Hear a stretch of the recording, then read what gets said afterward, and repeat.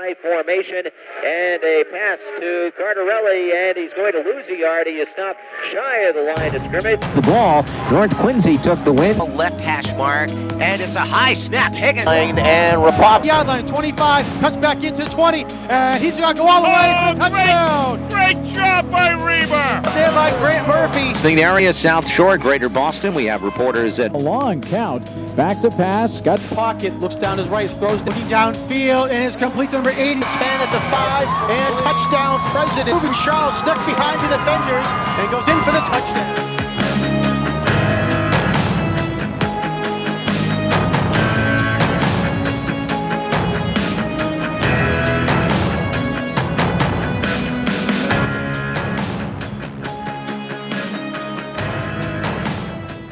It's a Thursday morning in November, a day where we join loved ones and break bread and give thanks. But today at Veterans Memorial Stadium, these two Quincy rivals are looking to break hearts and give headaches. It's the 91st edition of the best high school football game in the state and the best rivalry in the nation, held right here in the birthplace of the American dream, Quincy, Massachusetts. Frank, happy Thanksgiving. Good morning, buddy. Listen, we're here again. We did this last year. This is the second year of the Thanksgiving game day. Big game, means a lot to everybody in the city, yourself included. Tell us about what today means to you and why you come back every year. Yeah, it's the best tradition in the state, and there's no place I'd rather be in the world. You know, I was joking with Steve that we host Thanksgiving dinner. We have 25 people to our house, and but me and my son are right here at Veterans Memorial Stadium. You know, we're always belong on Thanksgiving, so it's a great tradition, and we're thrilled to be a part of it. And you know, again, this is something that we're gonna do over and over. We have a ton of guests today. We have the principals of both schools. We have some student representatives, cheerleaders. We have some interviews with the coaches. We have some Hall of Famers. And a lot to do today, but it all leads to the game. You know, we're an hour and 24 minutes away. You guys see the countdown on the screen. You know, this is huge. And what does a game like this do to a kid that went to Quincy High or went to North Quincy High moving forward? Well, you know, it's an incredible tradition, and it's, you know, 91 years of people coming out here and trying to win. And you're competing against the guys you grew up with, and everybody remembers it. So, you know, everybody wants to hold that trophy up over their head on their senior year on Thanksgiving Day and get the victory. And if you're able to do that, then this day is a lot more enjoyable for the rest of your life, and you can always go back in time a couple days a week and enjoy that. Turkey always tastes better when you win, right? That's exactly right. Exactly. That's what they always say. Turkey tastes better when you win. Tell us about, you know, you played 3 years at the varsity level. Yep. Tell us about your sophomore year, your junior year, your senior year. Emphasis on your senior year, obviously, because that's the game. But when you played as a junior and you played as a sophomore, you were playing for somebody else. Yep. And there's somebody that's playing today that's a sophomore or a junior for Quincy and North that's playing for a senior. And maybe today's not their day, yep, but their day is going to come soon. So tell us a little bit about that. Yeah, so I started two-way sophomore, junior, senior year. So I was a big part of those teams in 96 and 97, and obviously, unfortunately, we lost on Thanksgiving, both 96 and 97, and it was, you know, really came down to the last play both years, and I wanted to win those games. I was an underclassman, but I wanted to win those games just as bad as I wanted to win my senior year, and every now and again, I still think about those games, and it still bothers me, but I mean, fortunately for me and my friends, the guys that were seniors in 1998, you know, we won 21-6, and we snapped. At the time, it was Quincy High had won 4 years in a row, and they were going for their fifth, which would have been, you know, the record. This is before Coach Noble finished construction of the Death Star, and Quincy High, you know, won 10 in a row or whatever. I try to black that memory out, but at the time there was a lot on the line, you know, for North Quincy to get a victory, and we were able to do it. And now this is my favorite time of the year, and I love to connect with guys like you that I played against, and all the great people in the greatest city in the world, Quincy, Mass, and get together and reminisce and go back in time, and then someday, you know, a lot of these kids that are out here, you know, they'll be joining us and they'll be doing the same thing. And something else. You know, you come here with your son today, and we saw a ton of people. You know, the Hall of Fame banquet. People talk about the tradition of this game. It's not so much about us, but it's about who was before us, and then the guys that are playing today, and then the next generation. They have the Quincy United, which we're going to talk to Chooch Halpern later on today about the Quincy United. People have fathers that played in this game, uncles, brothers, wives, husbands, whatever the situation is. Talk to us about the tradition of the game and how long. I mean, this is the 91st edition of this game. This isn't something that was brought up just a couple years ago. There's 91 years of this game and the history and the tradition of this game. And that's what makes it so important to me. I'm here with my son, and you know, he's a good football player himself, and he loves to come to this game. I brought him to the first game, 2014. I think he was two years old. So it's the connections that really last a lifetime. And then, and as you mentioned, everybody remembers the first game they came to. And I remember I got a little bit of a late start because my brothers went to BC High, and originally I was planning on going to BC High, but then I came to this game, and I remember seeing Sam Brown and Dave Carney battle on Thanksgiving Day in '94, and it was a great game, and I'll never forget the feeling of the crowd, how electric it was, and how fired up everybody was, and the intensity level. And I just said, I have to be part of that game, and then that's why I wanted to go to North Quincy. You know, some other games, BC High plays CM, as you just alluded to. The difference between this game and other games is that the person that you play against today for, 44 minutes or however long it may be, you're going to see that person every day for the rest of your life. Whether you're at the pumping gas or you're at Dunkin' Donuts or you're at work, you go into State Street and you're at work, you're going to see these people for the rest of your life. And you're going to know, and he's going to know what happened on that day, your senior year. And that's the great part about it. And you were a junior when I was a senior, and I was gone when you were a senior, and it just makes the dynamic great. You had great players like Chris Bergoli as a senior with you, and I'm sure you still talk to Chris all the time, and you see guys that you played against, and it makes everything so much special.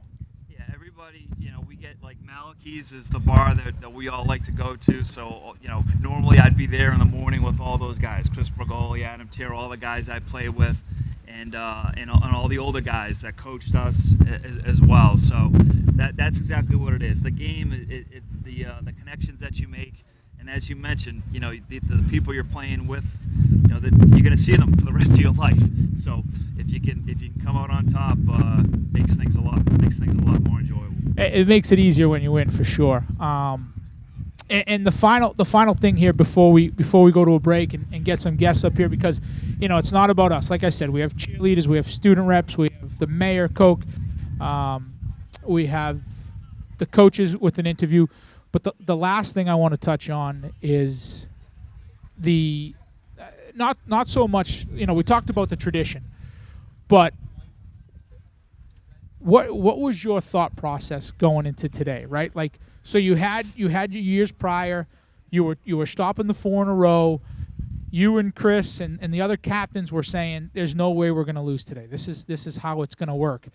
But what kind of, like, you play Barnstable week 4. You play Bridgewater week 7. But this is more than Barnstable on a Friday night. This is more than Falmouth on a Friday night. When we played in the Old Colony League. This is Quincy versus North. This is much bigger than that. Yeah, I mean, I remember, I remember vividly. It was 25 years ago, but I can remember it as if it was yesterday. And, to your point, we had, heartbreaking losses my sophomore and junior year, and we were just determined to win the game and to do anything necessary to deliver that win. And I remember, I played both ways, and I played special teams. I remember covering kicks, covering punts, because in '96 you guys got a couple of big special teams plays on us that hurt really bad. And I just remember my team and everybody, my coaches, everybody was dialed in. And that on this day, every single play matters. And a lot of times this game is decided by 10 or 15 plays, one way or the other. And so you can't take a single play off. You got to play hard until the whistle every second of the game. And if you do that, you know, you get a chance to raise the trophy over your head and remember it for the rest of your life. That is so true. It's all about the special teams and the turnover battle, right? And penalties and stuff like that. Every single play matters. That's a very true statement. You know, so again, we have a long day here. We have an hour and 16 minutes until kickoff. We have principals, we have student reps, we have cheerleaders, we have Hall of Famers, we have student coaches interviews. We have a lot to go here on QATV on Thanksgiving game day. The first segment is going to be the principals. We're going to get them up here. We're going to talk to the principals, and we're going to go from here. And Frank, we're going to have a great day, and we got a long way to go. So stay tuned, and we'll be back right after this.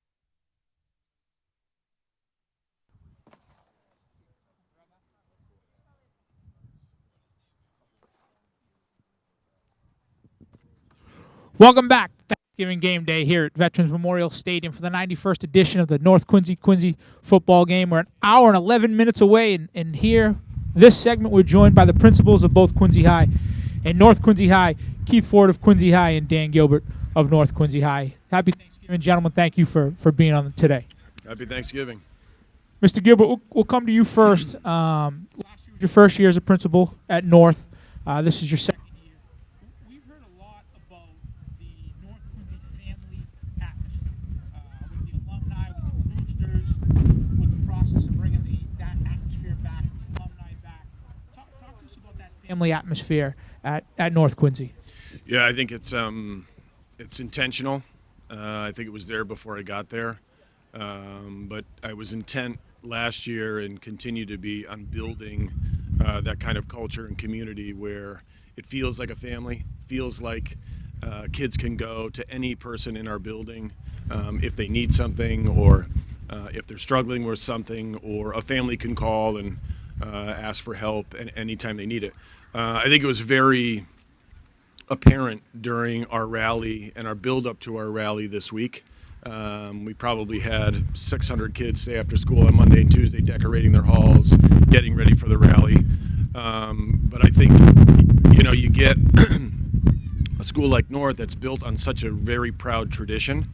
And we know that it doesn't come from the people that are currently working there. It comes from everybody before. And so it's intentional that we continue to try to build that culture and build that kind of family community. And leading off that, Coach Craig obviously played at North. What interactions do you have with Coach Craig and the football team on a daily basis? I mean, Coach Craig also works at North, so I see him every day. We talk about football every day. I see his football players every day. I try to know every kid at North. There's a lot of kids, but I try to know every one of them, all their stories. And so if I can't make a game, I'm watching it at home online with my boys, or I'm at the game. Coach Craig is a great guy, great coach, but always puts our kids before football, and talk about building on that family kind of atmosphere. I think they probably see more of me than they might want. Some of them, you know what I mean? But it's awesome. Principal Ford, this is your second year as the principal at Quincy, and you were across the street before. We don't have to talk about that. You have a new football coach this year. How's the transition been from somebody for years and years and years? It was an in-house coach. It was a guy that went to Quincy, played at Quincy, coached at Quincy, and this year you went a different direction. You went with Coach Crawford, which is a great selection. But how's the transition been for Quincy High and for you in general? Yeah, I mean, we were all kind of shocked by Coach Carey's departure right at the end of the year. So we were very intentional in the hiring process. We had great candidates that come in, and really Coach Crawford shined all the way through with the hiring committee and things like that. So our intention wasn't really to go outside of what has been traditionally a part of that, but through the folks that were part of the committee, through our student athletes, really having Coach Crawford at the helm, with his background, with his pedigree, what he was going to bring to the table, we were all excited about that coming in, and felt that we were very fortunate for him to even apply for the position, and been happy that he's here ever since. I think in a lot of ways, kind of going back to, we have a young group, right? So I think we had a total of really 3 returning starters from the previous year, and many of our students did not have varsity experience at all. So this year is really taking the time to kind of build a foundation, with this group, with a certain expectation, kind of moving forward. And obviously we had our growing pains throughout the year. But one thing I wanted to make sure through the students, through parents, is that they really feel like this is a family atmosphere. There's so much that they've learned throughout the course of the year, and excited to play in this rivalry game. And so usually you have a coach in the school, and with Coach Carey and Coach Craig and everything like that. you were kind of like the coach in the school this year because Coach Crawford wasn't in. So you had to check up on the guys every day. And does it give you more responsibility, or do you kind of just sit back and let it go through? Well, I'm a coach at heart always. You know, I'm honestly, that's something that, you know, I would dream to either get back in it in some way, you know, because I love the game and what it brings to the table. But really, if I'm being quite honest with the number, we had a couple of coaching changes throughout the year, and just really seeing our kids kind of have that sense of pride back of being a Quincy president. And I've seen that throughout a number of different sports, not just in football. And that was something that we heard loud and clear from the alumni, that they wanted that back again. We have a great tradition here at Quincy, and that was something that we're seeking after. So, you know, as far as one of the things I was looking for in the hiring, you know, process is those that are coming in, can we bring back some of that tradition and initiatives as well? So, you know, the guys sound like they riled up back there already for the game. But ultimately, you know, we're trying to get to the point where we're super excited what we have for a coaching staff. Listen, this is what it's all about. We got a little riled up in the back, and that's it. So I guess Principal Gilbert, we'll come back to you, and I think I know the answer to the question. What's the atmosphere in North Quincy leading up to today's game? I mean, it was a great week, awesome week. We had a great prep rally yesterday. I think you can hear it in the background, how excited the kids are to play. I can hear it in my ear. How's that? Yeah, and I'm sure you can hear it from both sides. Quincy's just as excited as North is, but we had a great week preparing. Our pep rally was awesome. Celebrated all of our fall sports, not just football, because it is about more than just football. Today is about football, but it's about every one of our kids and all of their opportunities. So it was awesome. And same question for you, Principal Ford. What's the atmosphere? Listen, we were there last night, right? We were there last night. We spoke to and figured it out, because let's be real. Quincy High's the underdog today. So what's the atmosphere going into the game today over Quincy High School? I was talking to some guys yesterday, so I was fortunate enough, and when I was in high school, I'm from Connecticut. I played in a rivalry game, Hill, Austin, Cross, similar dynamics to the Quincy and North. In Massachusetts, I've coached in the Needham-Wellesley rivalry Thanksgiving game. I coached in the Boston Latin English rivalry game, which both of them, talking to both schools, they would say that's the oldest rivalry in Massachusetts, or even in America at this point. And I've never seen anything like it when it comes to this Quincy North rivalry and where guys are at this point. Again, you put the records to the side, you put experience to the side, you know, all those different things. There's a sense of pride for both schools, and really this is the time for folks to recognize that they're playing more than just themselves. You know, you try to build on teams that it's about a team, it's about a family, but today I believe that both schools really feel as though the pressures of playing for those that played before them is something that's big now at this point. And I think you're going to get all that out today with the passion, with the emotion, and the execution. And I'll tell you, I said it at the top, and I'll say it again. It's the best high school football rivalry in the nation. And what's going on in the field right now just proves it to you. When we come back, the next segment is going to be a breakdown of the offense, the home team and the away team, myself and Frank McNamara, when we come back right here on High School Thanksgiving Game Day.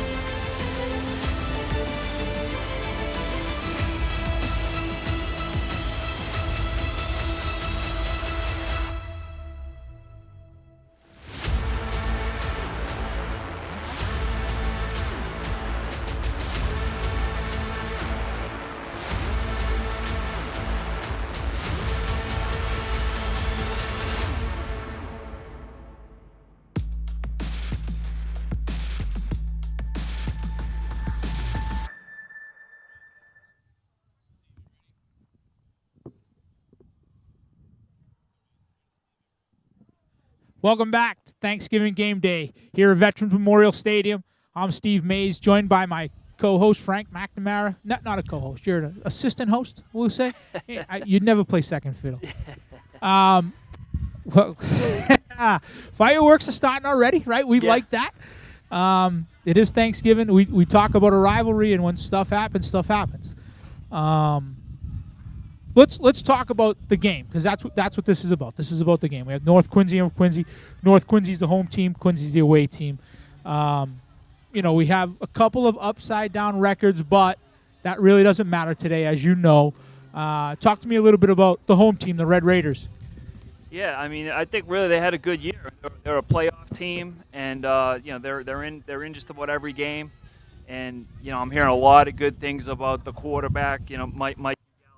I saw a couple of games this year myself, and I was here, and he can make every throw. He's thrown for 18 touchdowns. He's run for 7. He's athletic. He can beat you with his legs. He can beat you with his arm. Patriot Ledger about how he's from Howes Neck, but Quincy's open enrollment, and he decided to go to North Quincy. So any kid that at that young an age can make such a great decision. I have a lot of confidence. I think Mikey and NQ are going to have a good day. So it's a different dynamic now because it's an open enrollment, right? So you can live as far down in Squantum as you want, or far down in Wollaston as you want, and you can go to Quincy High, right? I mean that's just the way it is. They have Mikey Galligan, who's a junior, right, which is big. Yep. So he's gonna feel this game this year. He's gonna feel the experience of the game this year. He's gonna be able to come back his senior year and lead his guys. Yep. You have a senior running back in Ben Hudak, who gets a lot of touches, a senior wide receiver in Will Conley, and a senior wide receiver in Nate Sampson. And there's some players on that team. They're game breakers. Yeah. But Mikey Galligan definitely is the guy who makes it all work, right? He's going to roll out to his right. He's going to do what he has to do to put it together. What happens today for Mike, right? What happens for Mikey Galligan today? Yeah, well, I mean, I think always on Thanksgiving, Quincy High knows what North Quincy wants to do, and he knows what Quincy High wants to do. So, it comes down to execution. Usually you got to throw something different at the opposition, because otherwise it's going to be very predictable. But I think North Quincy is going to come out and try to be balanced, but I do think they'll try to throw the ball. I mean, they have the talent, they have the offensive line, the quarterback, and obviously the receivers. I've seen Nate Sampson break a lot of big plays in the last couple of years, and he's a threat, and obviously Will Conley. So I think they're going to throw the ball. It's a little windy, but it's a beautiful day. So if you are going to throw it, today's a great day to throw it. I know we've talked in the past about, my senior year, your junior year, the wind was crazy. If you kicked the ball in the air, forget it. It was coming back in your face. There was no throwing. It was a little bit crazy. But the sun's out today. They got a beautiful turf field. We didn't play on that. So there is an opportunity for them to throw the ball. On the other side, with Quincy High, they were only 3-7, but again, that really doesn't matter today. What does matter today is the injury bug that has bitten Quincy High. Gabe Rodriguez is out, Sam Swan is out, Martinez is out. Those are big guys for them. Yeah. But in the Bill Belichick era, as we are in, it's the next man up. And today, it's the guy that you don't know about today. It's the guy that you don't know about today that takes it over. And Mikey Galligan's good friend is Nate Goff, who's also a junior quarterback for Quincy High, and you have Jaden Francois, who's a junior, wide receiver, and you have Kevin Gray, who's a senior, who's a D-back, who's a tight end and linebacker. But the biggest story for Quincy is they have a freshman tailback. Wow. Jonas Alla is a freshman, and today he gets a chance. So if you're Jonas, 10, 12 weeks ago, you were behind maybe one of the best running backs in the state in Gabe Rodriguez. But today, you're the guy. You're the guy today. So the script is set for this kid to do what he has to do and to write the story of, I was a backup, I was supposed to be the guy next year and the year's coming, but today he has to grow up. He's got to go from 15 years old to 18 years old overnight.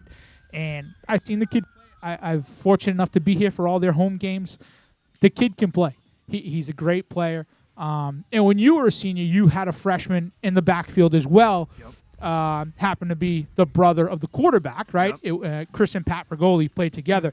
Tell us about how Bergoli was as a freshman when he was there on Thanksgiving. Yeah, he was a great player. He's a big reason why we won on Thanksgiving in 1998. He had an interception, broke up a pass, and really played well beyond his years. So obviously, if you're playing as a freshman, you're talented, and then it kind of reminds me of Hoosiers when they get to the big game and the coach goes around and measures the hoop and it's still 10 feet because we all know how important this game is and we all know the pressure and the legacy and what can happen if you have a great day. But at the end of the day, this is a football game, so you have to execute what your coach puts in. You have to make the plays and you have to play for every minute of the game. And if you do that, you can get great outcomes. Yeah. I think Jonas will have a great day today as he's a great player. But it's all about the offensive line too, right? These guys are going to have to show up and show out for the O-line for the interior of the game. That's the home and away analysis of this game. We're going to come back with some student reps from both Quincy and North Quincy right here on Thanksgiving game day.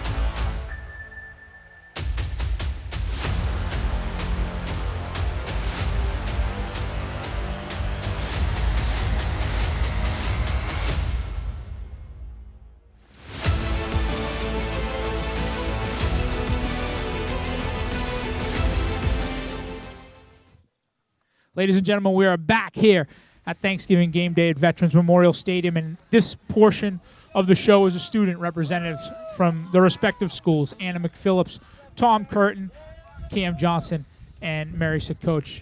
Happy Thanksgiving. Welcome to the show. Thank you for coming on. Happy Thanksgiving. Thank you for having us. Just make sure you pull the mics nice and close to you so everybody can hear you. Thank you for having us. Happy Thanksgiving. Anna and Tom, I'll start with you guys. You guys are the Madam and Mr. President of Roll Hats at Quincy High. Tell us about Roll Hats this year. It's not new, right? You guys did it last year. Tell us about Roll Hats this year and what leads into today with Roll Hats. Roll Hats this year, I think, was very successful. We had a lot of fun at school and here for Roll Hats weekend, and I think it just kind of got some spirit going and everyone kind of getting together to get ready to have some fun at the game today. Yeah, the games were really fun. The soccer teams won, but football lost. But it was a good weekend. And Cam and Mary, what else do you guys do at North Quincy? What sports do you play? What clubs are you a part of? What else happens at North Quincy? We know you just don't go and do math and English every day and then go home. What else do you guys do at North? Yeah, there's so much to do. I try and do everything I can, and so does everyone else at the school. Be as a part of it as you can. I do yoga club even. I play volleyball, I play basketball, and I play soccer as well. So there's something for everyone, which is really nice. Yeah, I play basketball and I play softball, but there's also a ton of clubs like SAD and just even every day in school, there's always something going on, so it's easy to be a part of the North Quincy community. This is a question for all four of you. And Anna, I'll start with you. What was your experience like at Quincy High, and what do you plan on doing next year? What are you moving forward? It was I like playing like sports at Quincy High, and it's fun. And next year I'm planning to do nursing and go to a college. Do you know what school you're going to yet? No, not yet. But Quincy High has helped you with Yeah. the nursing program to get you to wherever you have to go. I take the healthcare program at our school. And Mary, what are your plans for next year? I plan to go to college, and I want to become a speech therapist. So North has really helped me a lot with that because we have a speech therapist at our school, and I've been able to meet with them. So they're really great at helping everyone find what they want to do and accommodating to everyone's goals. Tom, what was your experience like at Quincy High, and what do we plan on doing moving forward? I've had so much fun at Quincy High. I just feel like there's always something to do. And after I graduate, I really would like to go to UMass Amherst and study nursing. UMass Amherst. Wow, that's far away. Dress warm. I will. And Cam, same question. Your experience at North, how has it been, and where do we go from here? Yeah, especially volleyball-wise, like we have a really good team at North, and we made it to a state final my sophomore year, and that's given me a lot of like scouting kind of. So I'm going to be able to play in college because of things like that, and I feel like that's really cool and something special about North. Cam, we'll stay with you. The North Quincy guy. Any friends playing today? Have you talked to any of your friends leading into this game, and how does today go for them? What are your feelings going into today? Yeah, I'm thinking Mikey Galligan's probably going to break the touchdown record for a Quincy game. Anaya Panariti, 2 touchdown catches minimum. Maybe Ben Hudak, 120 yards on the ground. You know, I feel like that's what they've said. So you're not looking for much. You're not looking for much. I feel like that's the minimum. That's bare minimum. Bare minimum, yeah. Mary, do you have any friends that play today? Yeah, I have a lot of friends that play. I think we're a really close-knit group, so just like all the seniors, we couldn't be happier for them, and we really want to get a win for North today. Anna, do we have any special people that we're playing out there and that we're thinking about and hoping that they break all kinds of records like these ladies and gentlemen are saying? No, not any kind of records, but I think that the team's really excited to play, and they're hoping for a win too. And same thing, Cam. Anna. I just asked Anna. I apologize. Tom, same question to you. Anybody that we know out there, anybody that we're playing for, anybody we're thinking about? I have a few friends out there. I just wish them the best of luck, and I'm excited to see them play, and you know what, hopefully and actually will win. Do we remember the first Thanksgiving game that we came to? Do we remember when it was? And it didn't have to be your freshman year, right? You could have been 5 years old. Do we remember the first game that we came to? Yeah, so I usually would always go away on Thanksgiving, so I wasn't able to come until my sophomore year. And that game was Nate Caldwell had an amazing game-winning touchdown. I still remember exactly where I was standing. You know, I'll never forget it. He pointed at me before he caught it too. He's a good buddy of mine, so yeah. Wow, that's a great experience. Great experience. Mary, do you remember the first time you came to a game? Yeah, I have 4 older siblings, so they've all been in high school long before me. So I've been coming to the games since I was in elementary school, like whether it was with my siblings or my moms, and it's always just a good memory every year. Anna, what's your first memory of this game? I think it was like in middle school, and I came to the game, and Yeah? Yeah. Tom, how about you? What was your first experience? I have older cousins, so like Mary, like I would come to their games in like elementary school. So I just remember coming as a kid and like loving like just the vibe here. It was always so fun and like upbeat. One final question as we're going to wrap it up here. What does this game mean to Quincy High? What does today mean to Quincy High School? I'll go right around the table. I think for this game today, it's like it kind of just sums up Quincy High. Like everyone's gonna come. Like it's actually really nice. So some years it's cold, but everyone like will brave the elements to come and cheer our friends on and just hope for the best and celebrate Thanksgiving while we're here too. Anna, how does this game set up the rest of the year over for the Presidents? It's gonna be like good if they win, and everybody's super excited for the game, and it brings a lot of school pride. Mary, how does things roll for the Raiders after today? I think if we win, it'll just help like our school pride a lot. And obviously we lost last year towards the end of the game, but I think all our seniors and everyone worked really hard, so I think it'll be great for them to go out on top. Cam, and I'll end it with you. How does today work for the Raiders? Building off what Mary said, like these seniors, you can tell they've been putting in the work. We have kids coming back from injuries early just to play in this game, so it's a sense of pride for the school, for the players, and like everyone who's here to watch, and definitely moves into the rest of the seasons, like basketball and things like that, and just great energy all around. So. Listen, I appreciate you all coming on. I know your friends are here, you scream and yell and go Raiders and go Presidents and all that stuff. I appreciate you coming on. Ladies and gentlemen, we are 44 minutes away from game time. It is the best high school game in the nation by far. And when we come back, something else that's a tradition around here is the Hall of Fame. We will have the Hall of Fame, 2 Hall of Fame inductees from last night when we come back right here on Thanksgiving Game Day.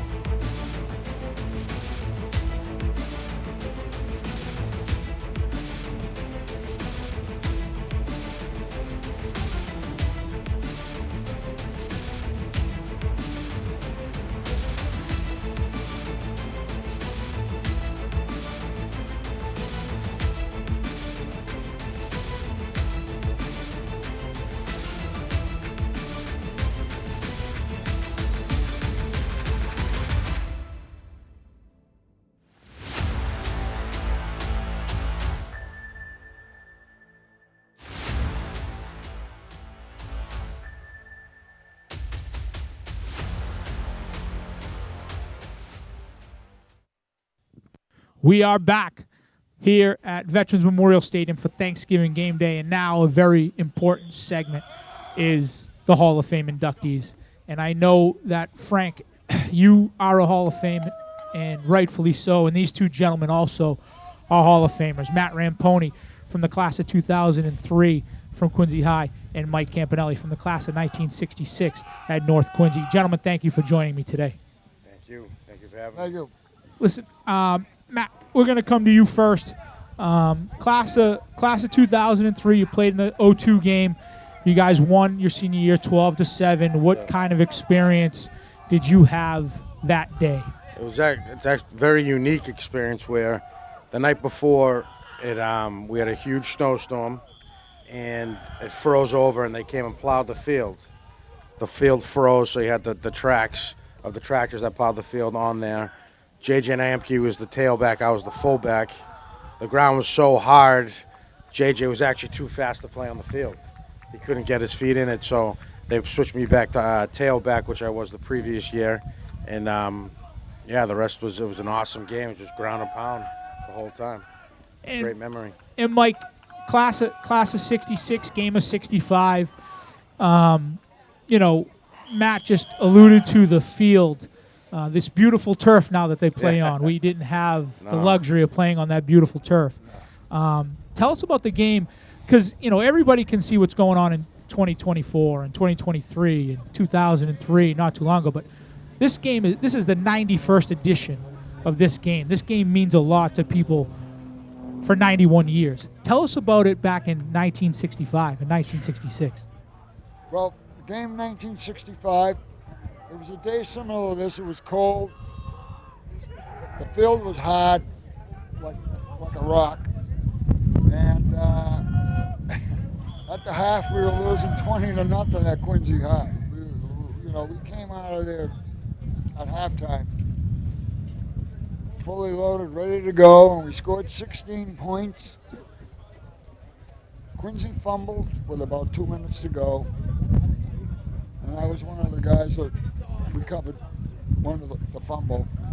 And we were driving, and but we didn't score. Time ran out, so we lost the game, and you know how that goes. And Mike, we've talked. Frank and I have talked about this since the opening segment of how much of a tradition this is. You have two young gentlemen with you. Who do you have with you today? Who's here with you? I have my grandson, Thomas Spring, whose father was a footballer, 2005 for North Quincy, and my grandson, Nico Gibson, and I have 8 other grandchildren, so I thought a few more of them were going to show up. Yeah. Thank you. Go North.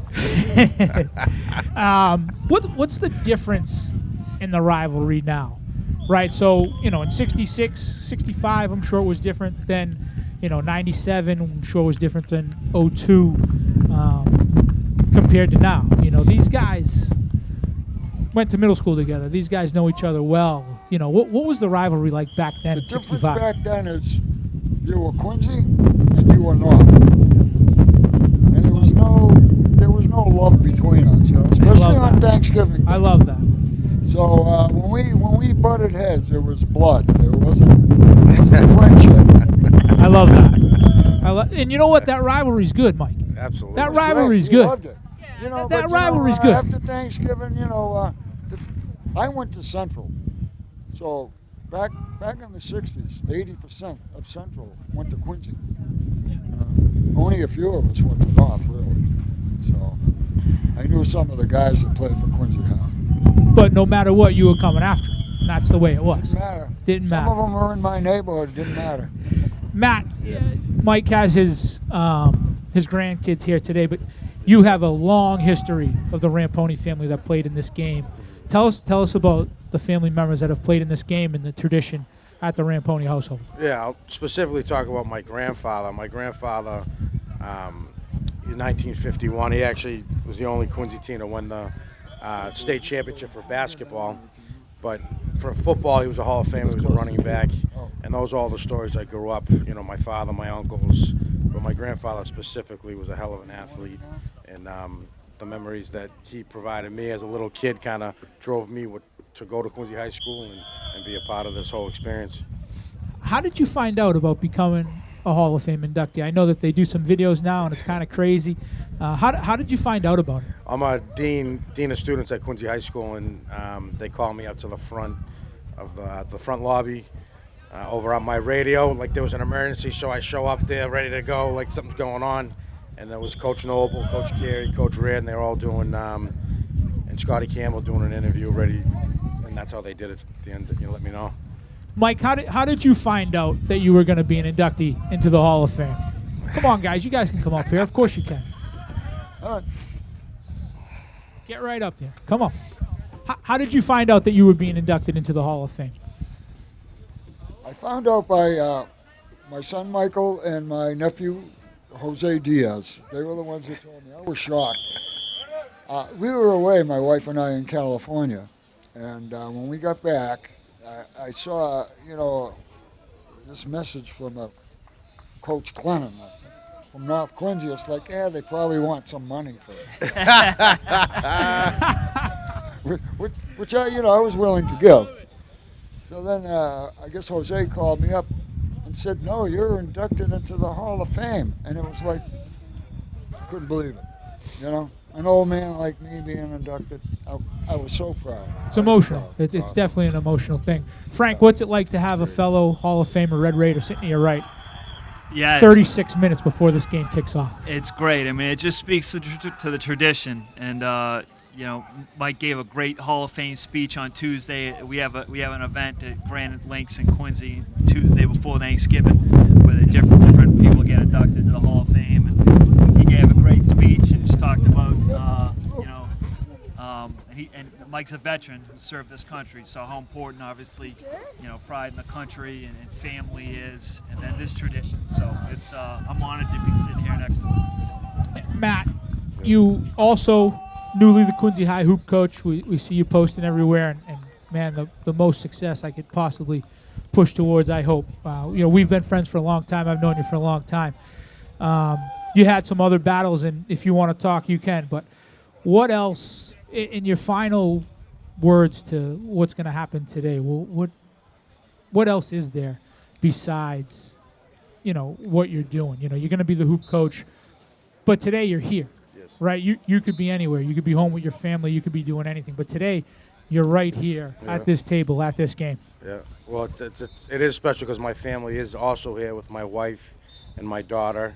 And as you touched upon too, it's been had a pretty rough experience last year with my wife, and for her to be here with my daughter, it's an absolute blessing. So when you ask me that question, there's a lot of meaning and weight to it. It's always more than just a football game, but it's a community. And during that experience with my wife, I had people from both sides, Quincy and North, that really went above and beyond for me and my family. And I'm so fortunate to be here. Well, we appreciate you being here and well-deserved inductee. Thank you. Mike, last question. What advice would you give a player now? What advice would you give a North Quincy Red Raider 34 minutes before he's about to run out onto this field and play in this game, from somebody from a 1965 game to a 2023 game? What advice do you have?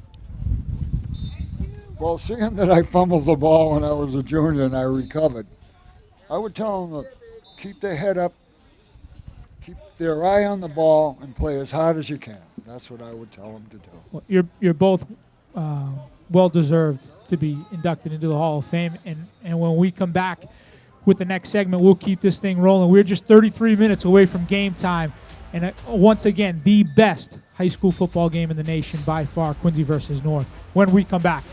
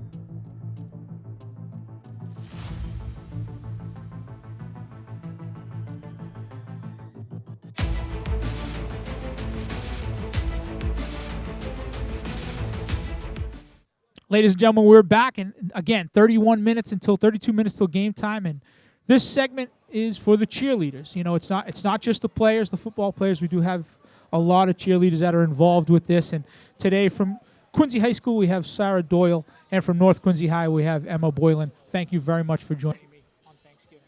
I know that you both have a lot to do in the next 30 minutes, so I will make this very brief. Emma, I will start with you. How long have you been a cheerleader at North Quincy? At North Quincy, I've been a cheerleader for all 4 years, and I have been cheering since I was in kindergarten.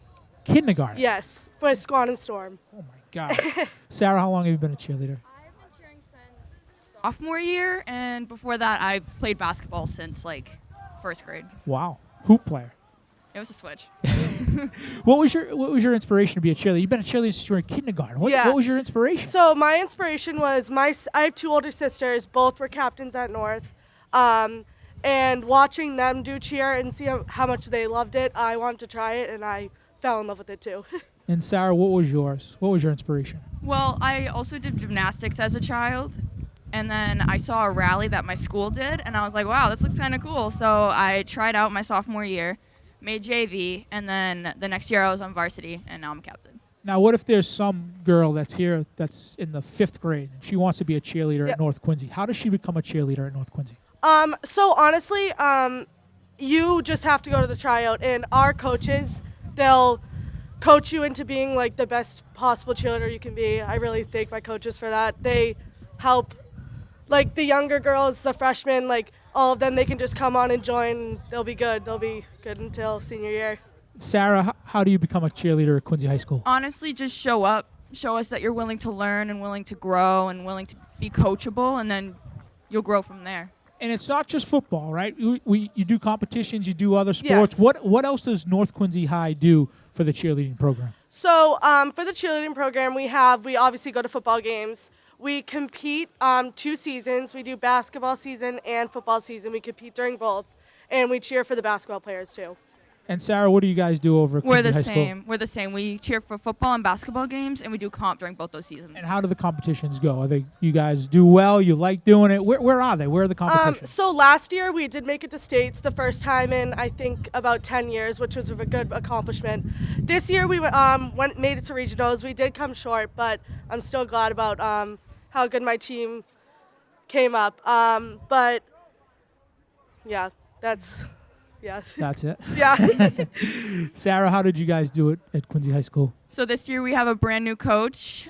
She just kind of showed up out of the blue and then wanted to coach us. So we didn't compete this year. We're competing for basketball.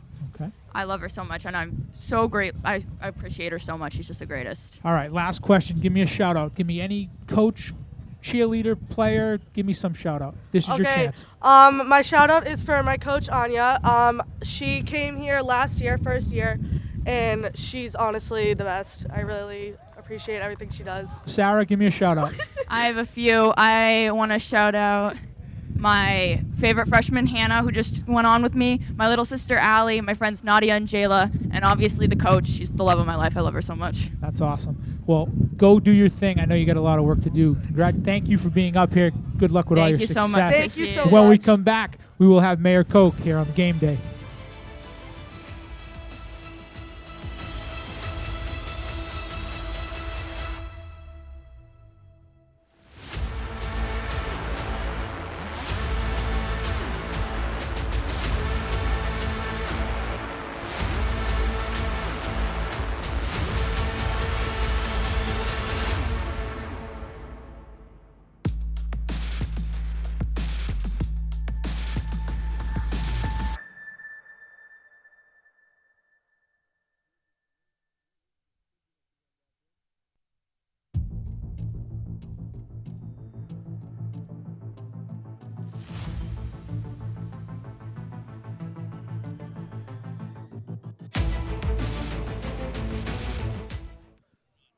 Welcome back to high school Thanksgiving game day here at Veterans Memorial Stadium.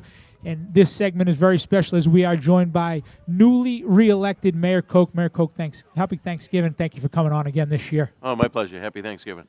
Congratulations on the re-election, and I hope that goes for as long as you want it to go, because this city is a better place with you, that's for sure. What does this game bring to the city? We're talking about the Thanksgiving Day rivalry. There'll be thousands of people in here today. What does this game bring to the city of Quincy? Well, it really is a tremendous tradition. In these crazy times we're living in, tradition's a bad word today, right? But tradition is strong in Quincy, and I'm proud of that. And this weekend is phenomenal for the city. So the Hall of Fame dinner kicks things off. Congratulations to all those guys that were inducted, and great night at Granite Links. But then we have the big game today. Obviously, it's a great matchup. 91 years, great tradition. It's also a reunion. People come together. They haven't seen each other since last year's game. Come and exchange pleasantries. Wish everybody well for the holidays. And then again, it kicks off the weekend. Tomorrow night we'll have 3,000 or 4,000 for the tree lighting in front of Old Town Hall, and we have the big parade on Sunday. And what? Your family, your household is heavily involved in this game, and now that they're gone, maybe you can, say things a little differently. But what was it like? How'd you get away with wearing the blue and white? Aren't you supposed to be neutral? No. All right. I wear blue and white. Frank wears red and black. He's got an alumni shirt on underneath. That's how we do. There's no predictions because we already know who everybody's going for. But what was it the night before Thanksgiving and Thanksgiving Day when you were carving the turkey and sitting down with your sons? And How were those conversations? That was always pretty cool. I have two boys both play. Tom was the one that was really into it. My other guy was more of a lacrosse guy, but it's part of that tradition. It brings back memories. I came to this game starting when I was 5 years old with my father. I remember going to the boiler room getting a hot chocolate, and I've been at every game since. But to see your sons play in it is extra special for sure. And of course, my son's senior year, Tom, they won, and they walked the trophy down Hancock Street, stopped at Hancock Tavern. I hope they didn't have anything to drink, but they did pop by on the way home to North Quincy. Water, hydration, of course. Yeah.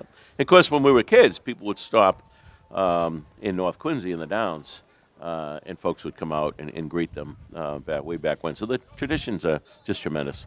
The tradition is what this game is all about, and I know you said that in the beginning, and it is. It definitely is. But the facilities now that we have in Quincy, I don't know how many, if any high school team or any high school has a professional team that also plays on their field because the facility is so good. And Dave Murphy and the park department and yourself have made this into beautiful turf and a place for the Free Jacks to play, a professional team. The baseball championship team. They won the championship. And the baseball fields are unbelievable and the soccer fields are unbelievable. And, what is it when you sit in the mayor's office, in your office, what do you think about when you're putting a new field together? You have Creedon Field down at North, you have this field here. What goes into that? Well, I know a lot of the old timers that I ran into say, boy, I wish we had those facilities when we were around. No, it's just the right thing to do. We've got the tools and resources today that weren't around back then. A hotel tax, for example, that money is used to do facilities. In the case of Veterans Memorial Stadium, Rob Hale from Fox Rock stepped up when the Cannons played here. By the way, they were a national championship team as well. Yes, they were. were. We got two national championship teams that played here at the stadium. Yes, they. And you can see the improvements. This stadium is as good as many Division III college facilities. So, for sure. And you can see the great pride the kids have in playing here. It's pretty special. And we appreciate it. And tell us about the weekend. You said the Hall of Fame banquet kicked it off, and then the game, and then you have the parade. How do people go to see that? And when does all that kick off? And how does that work? Well, tomorrow night we're up at the Hancock Adams Common, which is fairly new. Beautiful park that honors our tradition, our history. We'll be kicking things off with the Catholic Academy in North Quincy and the St. Paul's Choir at Cambridge. 5:30 start. The lights are going about 6:30. Santa will be making a stop by.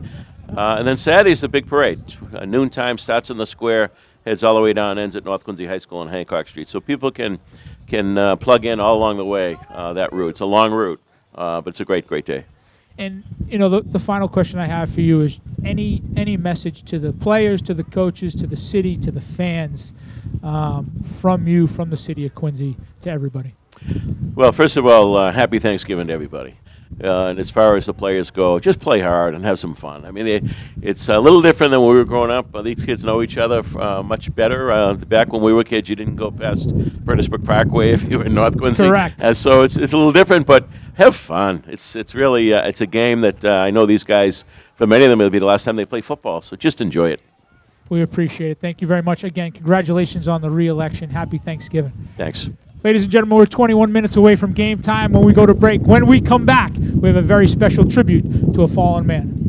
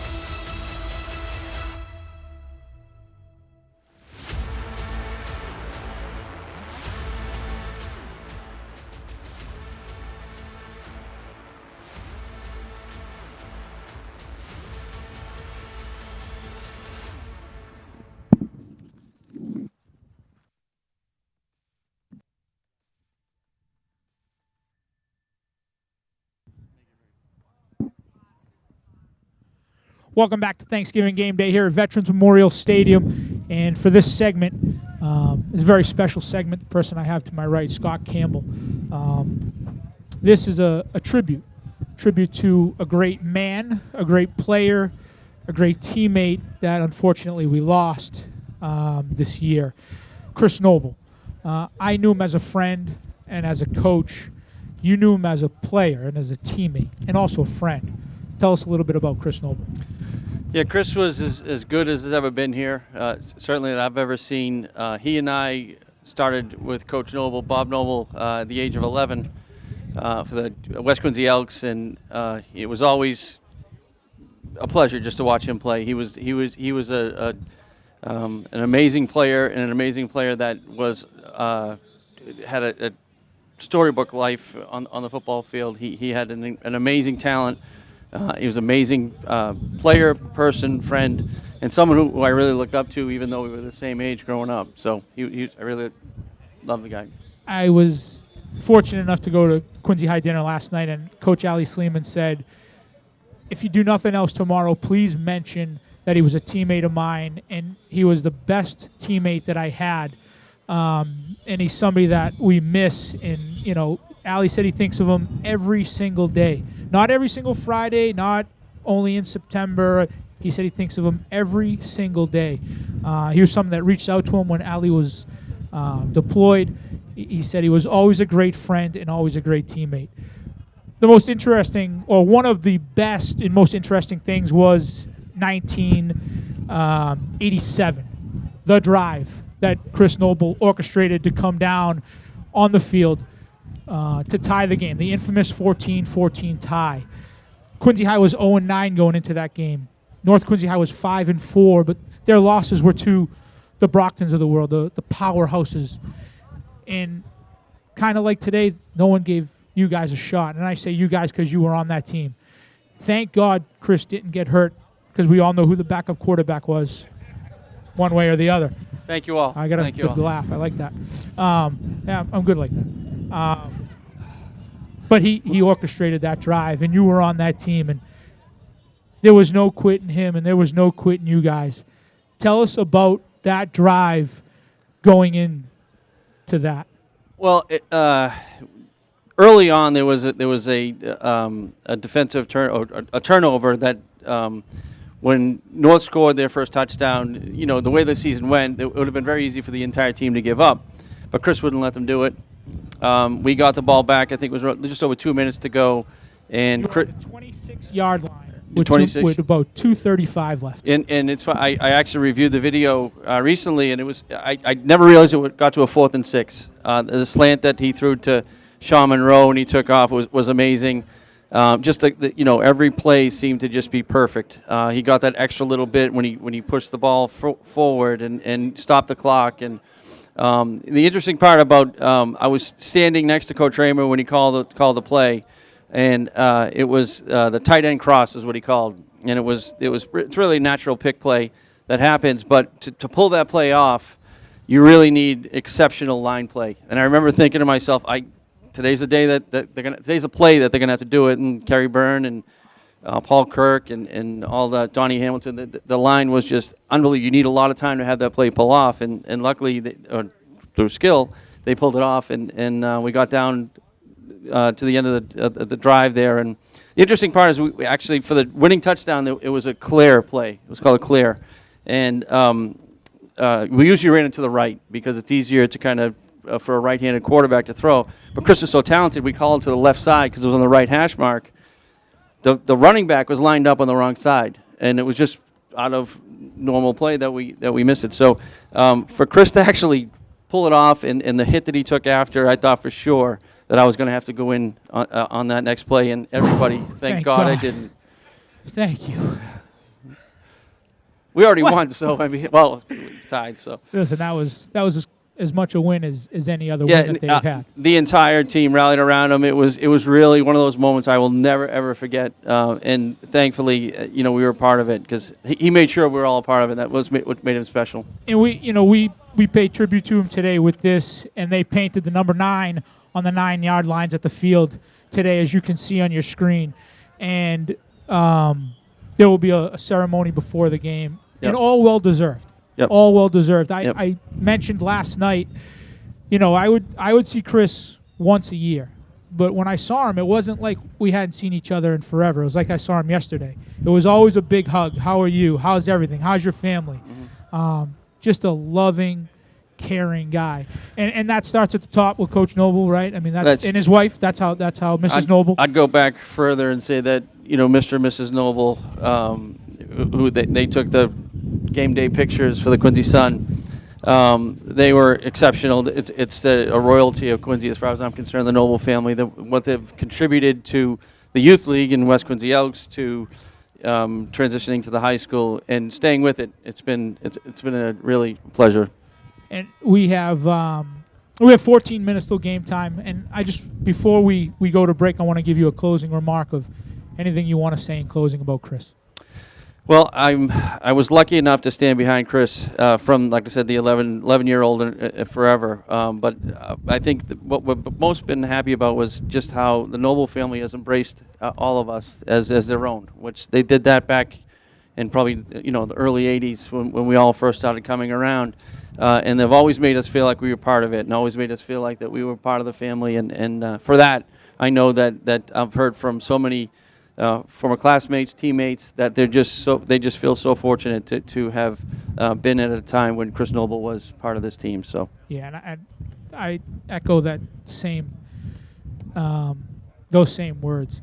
The fitting tribute at the end of this is the only way that we can even more pay tribute to him is with a 9-second moment of silence. As Chris wore number 9 on your screen, you will see the 9 posted, and we will give you a 9-second break in moment of silence in memory of Chris Noble.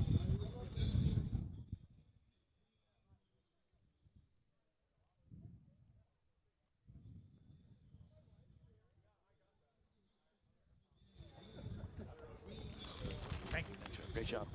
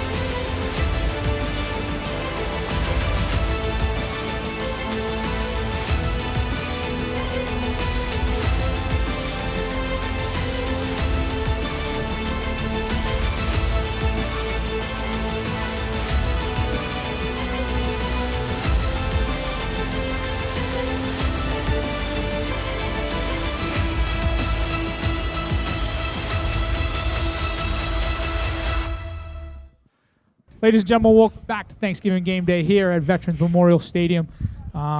This is a panel of legends. And they all have a unique aspect of the game. And I will go right around. To my right was a coach and someone that I watched play growing up, Terry Byrne. He has the Pigskin Gala. He has a pancake block in the alumni game, as I've heard about 10,000. That everybody talks about all the time. 10,654 times I've heard about it. Kerry, welcome, and thanks for coming back. Thank you, Stevie. Thanks. Pleasure to be here. As you mentioned, we have our contribution to Quincy North Quincy is we host the Pigskin Gala every year. We call it America's Greatest High School Football Tailgate Party. We love high school football so much. We get together tailgate, but it's turned into a fundraiser for the city of Quincy. We've now raised for local youth sports and activities close to $30,000 just in the last 6 years, and we give out awards. This year we honored Chris Noble as our Joe Burrow Memorial Football Man of the Year for his many contributions to football, not only as a player but afterward, Chris, coached and taught football for many years, which is important to us, and we just like to keep alive the tradition of football, and that's kind of our contribution, and we like to give back to the city. I think tradition has been the word today that everybody has used at least 5 times. It's what this game is all about, and it's what brings this city together. Coach McPhee, I'm gonna come over to you. Long-time coach at North Quincy, player at North Quincy, many accolades. Tell us about what's going on right now here as the stadium starts to fill up. We're just 10 minutes away from kickoff. Well, the players and the coaches are obviously focused to the point where it's a fine tune. We start early in the week, and it was great. I still hang around. They let me hang around the field a little bit and watch how they do it. Ryan Craig's doing a wonderful job with his program. But it's a very special time. No other school department has this. We are North Quincy and Quincy for this part of the year, and very, very much so. So it's a great time. People should embrace it, have fun with it, and just let this tradition continue forever. It's definitely a great tradition. It's definitely a great rivalry. The rivalry is good. The little bit of oomph that you have today is good. That stuff is good. And Coach Raymer, I'll come to you next. Again, another longtime coach at Quincy High School. Tell us about the tradition here and where you have gone, where this game has propelled you and moved you on to. Well, it's great to be back here. Always, there are so many great memories here back in when we all played years ago here. I was very fortunate during my coaching to coach both sides of the city. I got to work with Kenny for, I think it was 8 years, and then come over to the Quincy side. So I was very blessed to meet great kids, athletes on both sides, and the old thing goes, as the game ends and they move on, they're all friends, and it's just been great memories to me, and to work with Bob, during my time, and coach guys like Kerry and them. It was just a great thing for me, and to follow in, with some of the former Quincy coaches, the great, Bill Sullivan and those guys, and Hank Conroy and all them. I'm just blessed to have done that and have been a little part of it and helped a few kids out along the road, and got to go against this guy for a few years, and we had a lot of fun. And to watch Bobby do so well as he did, just a great experience, and I'll always remember it, and that's why we're always back here wherever we are. So it's a great day, Jimmy. Thanks. And Coach Noble, you were an assistant coach and then a head coach, and had a ton of success as a head coach. You're a historian of the game, of this game. Talk to me about what happens today in just under 7 minutes. Well, again, it's a special day for all of us here, and hopefully for the young men that are about to play this game. It is a unique rivalry that really does not take place anywhere else. People keep saying that, but having now been coached in other places, it is true. It's just not the same other places. It's a game they play and then they all go home. Here, where you win or lose that game, you may see that person for the rest of your life. So yeah, it's a truly unique thing to be a part of. And when you come out of that tunnel at 9:55 or whatever time they come out, it's a whole different world than it is in a lot of other places. And you talk about this compared to other places. You have a game today. You're helping out somewhere else. You guys are playing in a Super Bowl, I believe. Is that true? Yes. But you're here. Yes. You're not at that game. No. Because this game means more than anything else that's going on. Do you have a jersey on underneath your jacket, Coach? I do. You do. Is that number 9, Coach? Yes, it is. That's the number 9 right there. As is all those people over there. Hi, everybody. And they all have the number 9 on, too. A special day for Chris. Missed. Much missed. Frank, you are the youngest of the old guys up here, including myself. When you and Briga were in the locker room 6 minutes before the game, and Coach McPhee was grabbing your face mask and telling you how important this was, because, listen, Coach Noble was doing the same thing to us, and Coach Cruther was doing the same thing to us. What are you thinking? You're 6 minutes before running out in the biggest game of your career. What are you thinking? Now, we are on QATV, so let's keep it clean. Can I just jump in for one second? Of course you can, Coach. Okay. Frank, is a unique individual, to say the least. Okay, so we have a tradition that we have a dinner the night before, as Quincy High does. We were at a church, and Frank came to me and he said to me, Coach, I want to do the entertainment. Right there, I should have said, whoa, but I didn't. I said, Frank, yes, you can do that. So we sat down and ate, and then he put on Braveheart. And at the portion of Braveheart, when he actually dies, he goes, freedom! He yelled, freedom! And walked out of the church and went home. He didn't tell us he was going home. So that's Frank McNamara.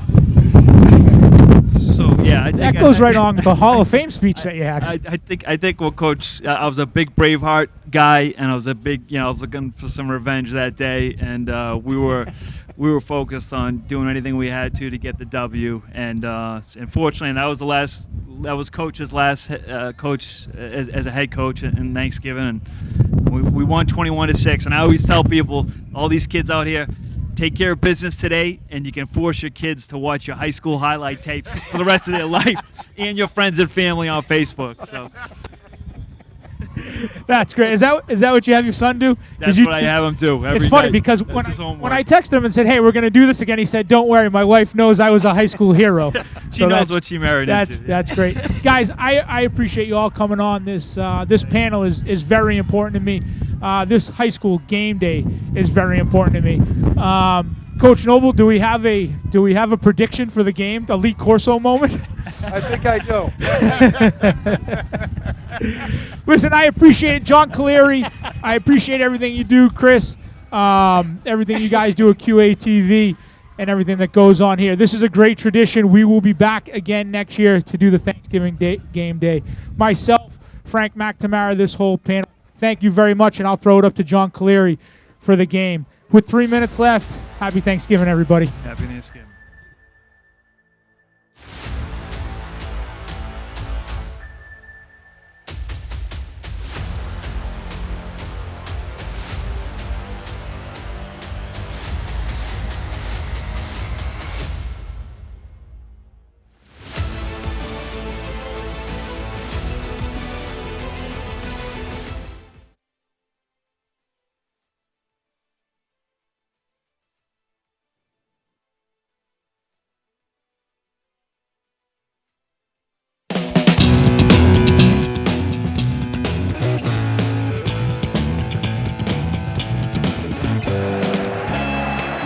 Throws it into the end zone. Touchdown!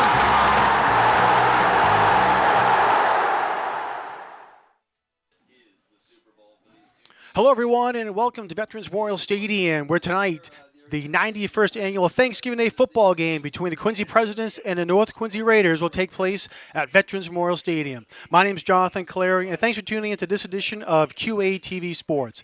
I'm being joined by Martin Dunham up here in the booth. And Martin, we've waited all season for the game, and it's finally here, and there's been excitement already this morning, and the teams are out in the field ready to get going. It's been a long season, but it's always a fast one. It feels like yesterday the season just kicked off at beginning of September, and feels like yesterday that the kids are out there at the middle of August kicking off the start of their season. No, I know. It is funny. You know, it's a long season, but it goes by so quick. And, you know, it seems like it was just the beginning of September, and we were getting ready here for the first game. And then all of a sudden, bang, it's Thanksgiving. And it's been quite a season. North Quincy comes into the game with a record of 4-6. The Presidents 3-7. But both teams won their last regular season games. Quincy with a thrilling 52-50 victory over Newton North in double overtime. And North Quincy had a big victory here at home against Plymouth North, 42-21. So both teams looking off victories and looking to get a second in a row here. Yeah, both teams, I'm sure, are extremely confident coming in. Both offense putting up a lot of points. So I'm sure the confidence coming in this game is at a high level for both teams. This game in particular as well is just such a long stretch. You know, it's a season within a season almost. It's like a mini preseason, mini camp in terms of you almost get 2 weeks to prepare for this, a week and a half. So you got, you know, the whole week, you got Little Turkey Day, and then you proceed into the last few days where it's just more fine-tuning, make sure everybody's good, walkthroughs, dinners, all the stuff you got to get through to get to today. All right, we're going to go down to the field for our coin toss. We'll take it away. All right. Someone's going to get it if the you-know-what hits the fan. Okay? All right. Quincy, you're the visitors. You'll call the toss. The referee is a head, the football is a tail. Tail and a head. What you call? Tails. Tails he is called, and it is a head. You guys won the toss. You want the football. Okay, which end do you guys want to defend? You want to kick this way? Kick this way or defend the scoreboard? Okay, turn your backs that way, please. Turn your backs that way. North. North Quincy has won the toss, elected to receive. Quincy will kick from the scoreboard. Fellas, shake hands at the All right, so as you heard there, North Quincy won the toss, and they're going to elect to receive and defend the north end zone. Quincy will be defending the south end zone, so apropos here to get things going with North on the north side and Quincy on the south side here on Veterans Memorial Stadium. You can see the band is out on the field as the teams come out on the field to get their captains out there and get things going. We should mention real quick, captains for the Presidents, Alex Martinez, Kevin Gray, Gabe Rodriguez, and Nate Goff. Also Sam Swan and Chris Shapiro. For North Quincy, Nate Sampson, Jordan Mahoney, Alan Guan, Michael Finney, and Ania Panariti. All right, as just mentioned, North Quincy and Quincy combined band out in the field, and they'll be performing our national anthem, so we'll move it down to them for our anthem.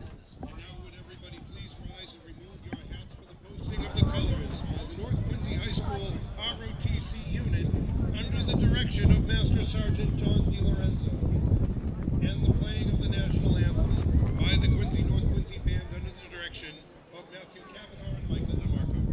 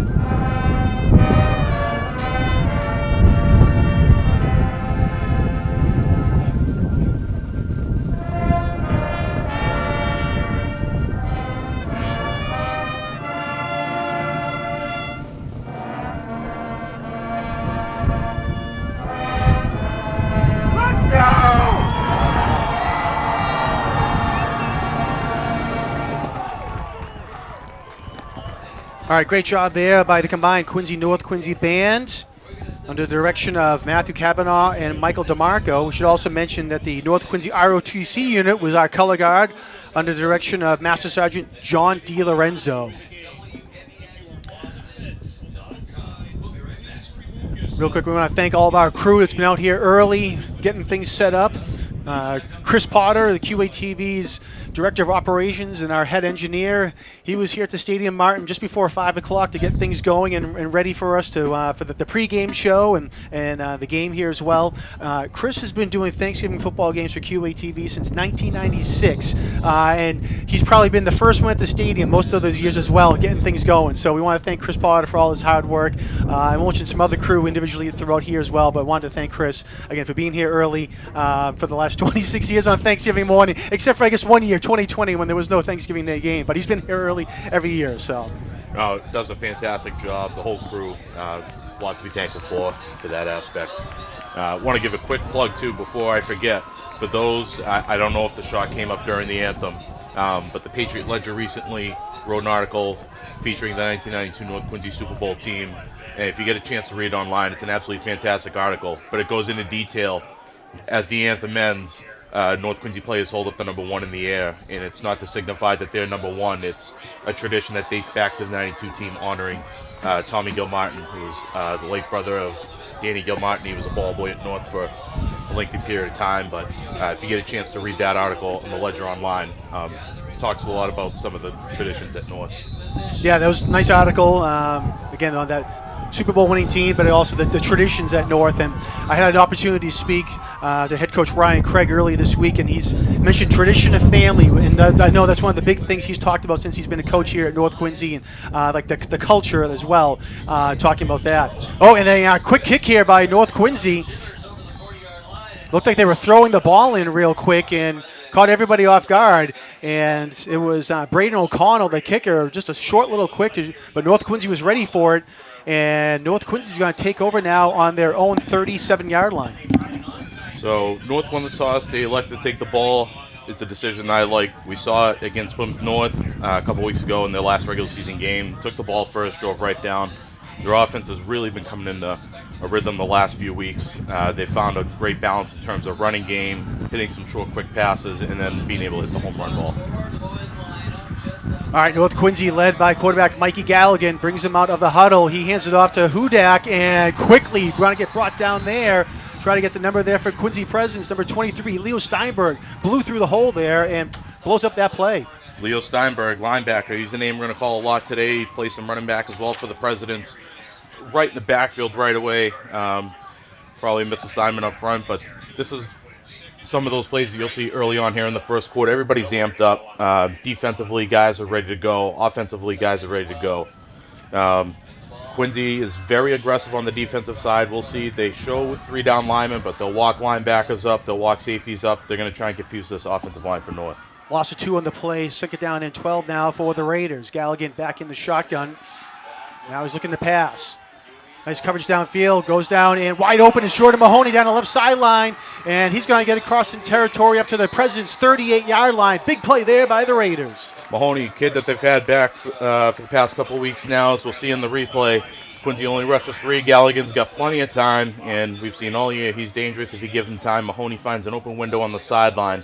Tackle there from Quincy made by Gavin Regan. Gavin, a 2-way player for the Presidents, has had a strong year as well. He's playing corner. All right, they mark him down at the 37-yard line. So North Quincy on their second play, a 29-yard gain, and it's 1st and 10 now for the Raiders in Quincy territory. Galligan goes on to center now, hands it off to Ben Hudak, again, number 21. Hudak, the junior for the Raiders, and looks like he's going to get up to the Quincy 29-yard line. Great run by Hudak. Looked like free safety number 32, Jonas Sala, was in to make that hit along with Steinberg again. North all year, the best they've been offensively is when they've been able to find that balance. They've been able to establish the running game and be able to open things up for Galligan. Great first down run there. Gains about 7. That's going to give him a second and short. That opens up the playbook. All right, 2nd down and call about 2 now, a long 2. Actually, moving back to the 30-yard line. Galligan, plenty of time. Pass is complete over to the left side, over to Hudak in the flat. Hudak gets across the 25-yard line, and he'll have enough for the first down up to the 24. Great job there by Hudak. Good decision by Galligan. Was looking deep initially. Everything was covered downfield. Took the check down to Hudak in the flat. Enough for the first down. That's something that's a nice, easy throw for Mike. Something that's going to help him settle into this game. Both quarterbacks today, as we'll talk about. First Thanksgiving Day starts, both juniors. Both have had excellent seasons so far. It'll be interesting to see how the coaching staffs get them into this ball game. All right, first down now for the Raiders. Galligan again looking to pass. Looking downfield, the middle of the field, and it is touchdown North Quincy. Jordan Mahoney, what a great catch in the back of the end zone. Stayed in bounds as well, and North Quincy strikes first. What a catch, but I think there's a flag down at the 15-yard line, so this one might be coming back. We'll see what the call is. On unfortunately, it's probably going to be a hold of some kind up front. I'll tell you, a fantastic individual effort, though, by Mahoney in the back of the end zone.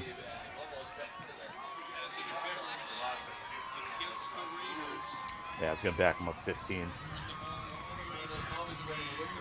So we had touchdowns to a snap. 14. I missed the signal there on what the call was. Yeah, but I missed it's as gonna, well. It's So going they to got- come back 15. The flag was pretty hidden with the sun. It was literally on the 15-yard stripe there. So something downfield, maybe it was some kind of pick or a hold of some kind. Those are the kind of plays that both teams are going to stay out of today offensively. All right, so it's going to be 1st and 25 now for North Quincy. As you said, it was a 15-yard penalty.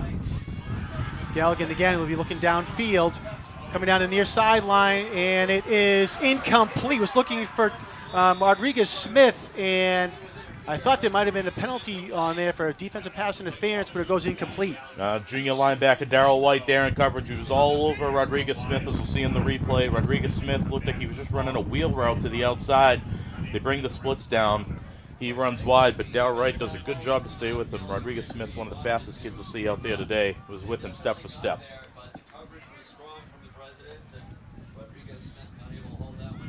See here with North Philosophy is interesting there for North. They're usually a shotgun team. They very rarely go under center unless it's goal line short yardage, so it was interesting to see them go under center for that 1st and long snap. They're going to go 3 receivers up to the top of the screen with Ben Wallenjump split up by himself down on the bottom. All right, play action fake. Galligan was trying to look for a screen, can't do it, has to run it himself instead, and he's going to get up to about the 35-yard line before he gets brought down there by the Presidents. Looked like Leo Steinberg was in there on that tackle, as well as number 8, Ashton Harris, linebacker, another player who's had a strong season that Vernon Crawford spoke very highly of this year. Good job there on the outside as well. Kevin Gray lining up at defensive end. Galligan was back there. He was looking to roll out to his left, and Gray did a good job of the box, being keep him inside the pocket and force Galligan to go in between the tackles with the ball. We've seen how dangerous Mikey can be if he gets outside of the pocket, so I'm sure that'll be a huge part of the President's game plan today is to be able to contain him and keep him within the pocket. All right, 3rd and 19 now for the Raiders. Ball spotted at the 33-yard line. And ball comes loose. Galligan lost it as he was going back, and it's going to be a loss of 4 or 5 yards there. Galligan was able to jump on it, though, and it'll bring up 4th down. Interesting decision here is 4th and long, and not only is it 4th and long, they're in that kind of no man's land in between kind of the 30s where do you punt or do you just try and get the chunk here? They're going to bring out the punt unit. I think it's a good call. You see if they can play field position and get the Presidents down inside their own end. President's going to send Jaden Francois back deep to receive the kick. Francois has had a tremendous season. One of the best athletes in the city. He's shown home run ability all year long.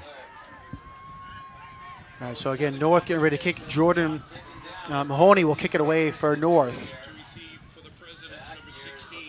All right, and it's a short kick, but it's high, and it is almost bounces off a Quincy player. We'll see if they touched him or not. And they're going to say no, it did not. A Quincy player just did get out of the way, and it's going to be down at the 6-yard line. Ooh, that was awfully close there. I know North was looking for the ball right away.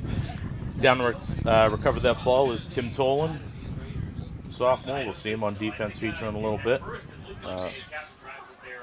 Quincy offense will be coming out, led by quarterback Nate Goff Jr. It's had a strong season. We'll see if who's back for the Presidents offensively. They've been down a couple weapons the past couple of weeks.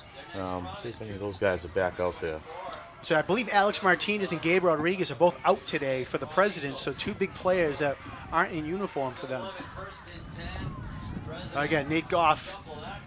And then North is all over that. They want the safety. I'll say we're going to see if they give him forward progress. I think it's going to be forward progress at the 1-yard line, and that's where it is.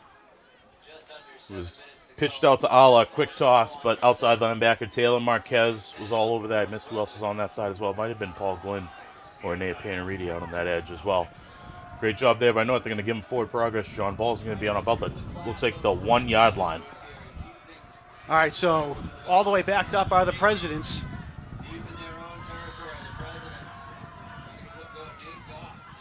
Goff play action fake. And he's going to run himself, pass it up the middle, ball gets tipped, and it goes incomplete. Was looking for Kevin Gray up the middle, and I didn't see who tipped it, but it was one of the North Quincy linebackers. And if not, Gray had a wide open field downfield. Gray almost had a shot at it. As we see in the replay, Quincy's done a great job. They pumped the screen outside, and then they slipped Gray right over the seam, and they had him wide open, just missed a connection there. Kevin Gray's really coming to his own this year. He was a solid contributor last year for the Presidents, really impressive, and he's put in a league all-star season going both ways. But he is a popular target for Goff in that seam area.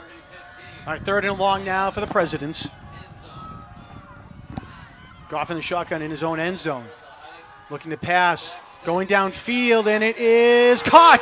Looks like coming up with a catch there was number 16, Jaden Francois. Yeah, Francois is an incredible wide receiver. We'll see in the replay, he's got one-on-one up top. Again, Goff pumps to the 3-receiver side. He's got it one-on-one, and it was a 50-50 ball, but I think the difference here is Francois was able to box out Sampson. I believe there's a flag on the play, and there's going to be a hold against the Presidents. This is coming back. Unfortunate for Quincy. Safety. Kick from the 20. I think they're saying the hold was in the end zone. So yeah, the hold was in the end zone. Wow, that is a huge swing of events early on here.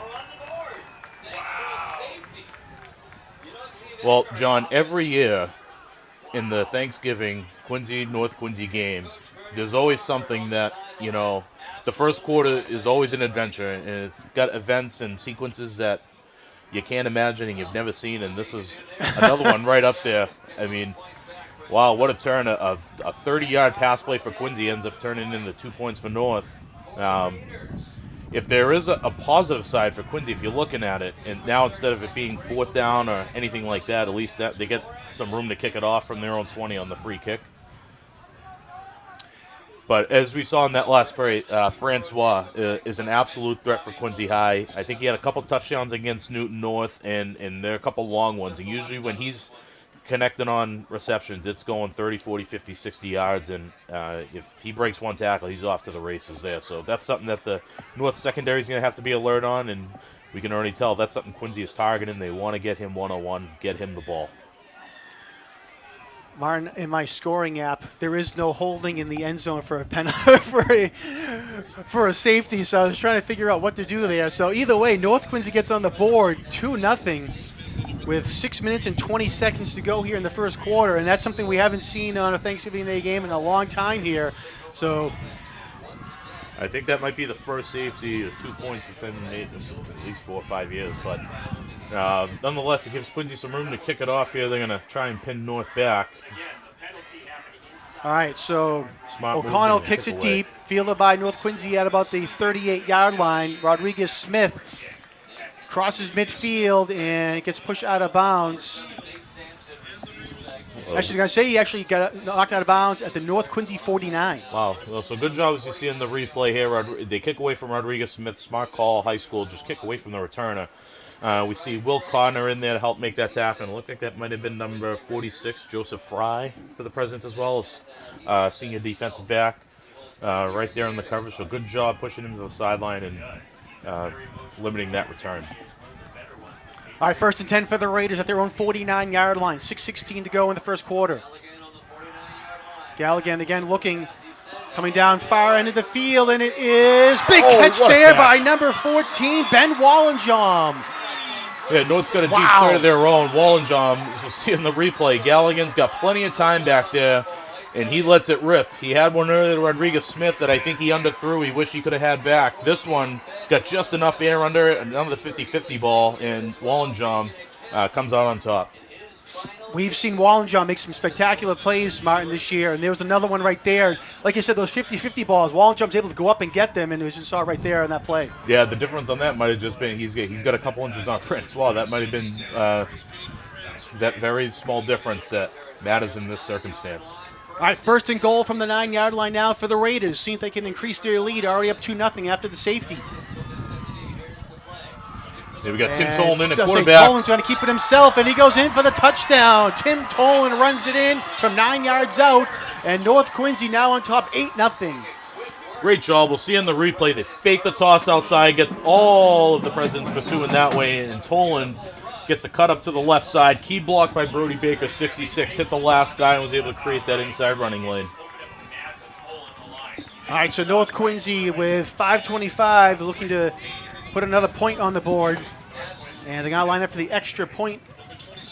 It was an interesting play. I didn't see. I wonder if they snuck him off in Galligan off, or if they just split him out wide there. But they tried that last week against Plymouth North too, and we got a whole bunch of. Yes, a whole bunch of movement. That's for sure. Yeah. And they're going to say offsides on the Presidents. Offside.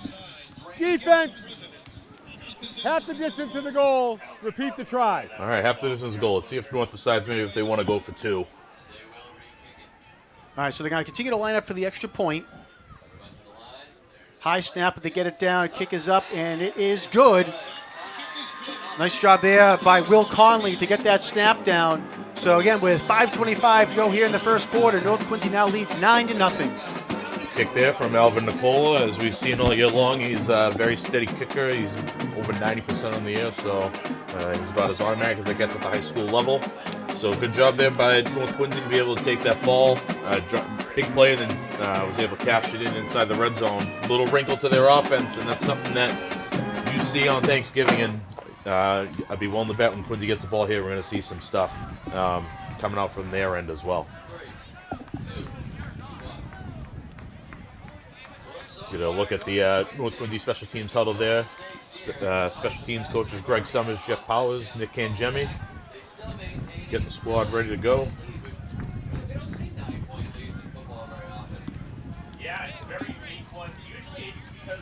The President's going to line up. They're going to go 2 deep returners. See, Jaden Francois is to the left. I think that might be Jonas Alla on the other side. Alla had a big kick return against Newton North as well. He's only a freshman, but he's one of the most dangerous players out there.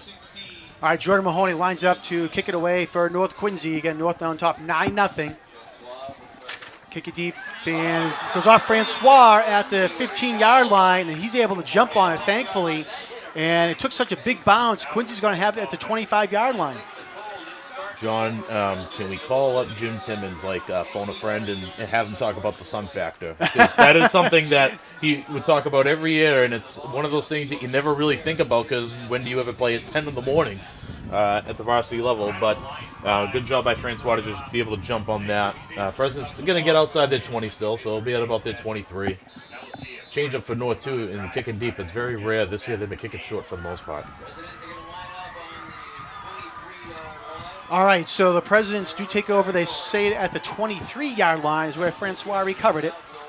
Here's another wrinkle, too. Goff's going to go on to center. That's something we've really seen from him this season. Oh, they're going to go end over jet for Francois. All right, and they do give it to Francois. North Quincy reads that play, though. Oh, nice job there by North Quincy coming up there. Number 5, Tim Tolan to make the tackle. North was alert to that right away. Francois checked off at the side judge, and North was making some adjustments, and we'll see they were all over it. There's 84, Paul Glenn. He bubbles it outside, and then number 5, Tim Tolan, makes a big tackle there on Francois. They're going to say he gets tackled at the 20-yard line, so it's a 3-yard loss there on first down for the Presidents. The big thing for Quincy here is just try and cut this down, see if they can make this a third and manageable. Goff looking to pass and being pressured out of the pocket, and he's going to throw it into the flat there to Alla. And they're going to lose yards Alla, on that too. Yeah, Alla's going to get tackled back at about the 18-yard line for a loss of 2. They had Owen Desmond right over the middle, so see in the replay, he kind of did a little slant and sit right in the window, but unfortunately, Goff wasn't able to see him with the pressure. Gets it off right away to Alla to see if something happens, but the Red Raider defense rallies. All right, so 3rd and long now, 3rd and 15 for the Presidents. They're going to go stack receiver up top on a 3-receiver side, but the stack is off. Goff fakes the pass, takes the handoff, and passes complete to number 5, William Lannergan. I think that's number 6, Gavin Regan. So little RPO action with Stern Long. You're not really going to sell the run, but North in a soft coverage there. They're going to hit Regan, cut the distance down a little bit, try and help back, get out of their own end on the kick. Yeah, give Braden O'Connell some room. see that a lot from Quincy as well. They like to use different formation variations. They like to split their receivers and bunch them up and put them out wide. They want to see how the coverage is going to align to it and see if they can't create any space that way. All right, North Quincy almost blocked that kick. It was a And- slow snap. Yeah, they ran into the kicker, so Quincy Oh. High is going to get some yards out of it. All right, so the kick goes all the way down to the 38-yard line. Like I said, there's a penalty on the play. So We'll see if it's roughing the kick or running into the kick. It might not matter anyway with the yardage distance here. No, it was by the defense. It was running. Okay, they're So they're going to say running into the kicker. So that'll be a 5-yard penalty, and it'll be close to the first down.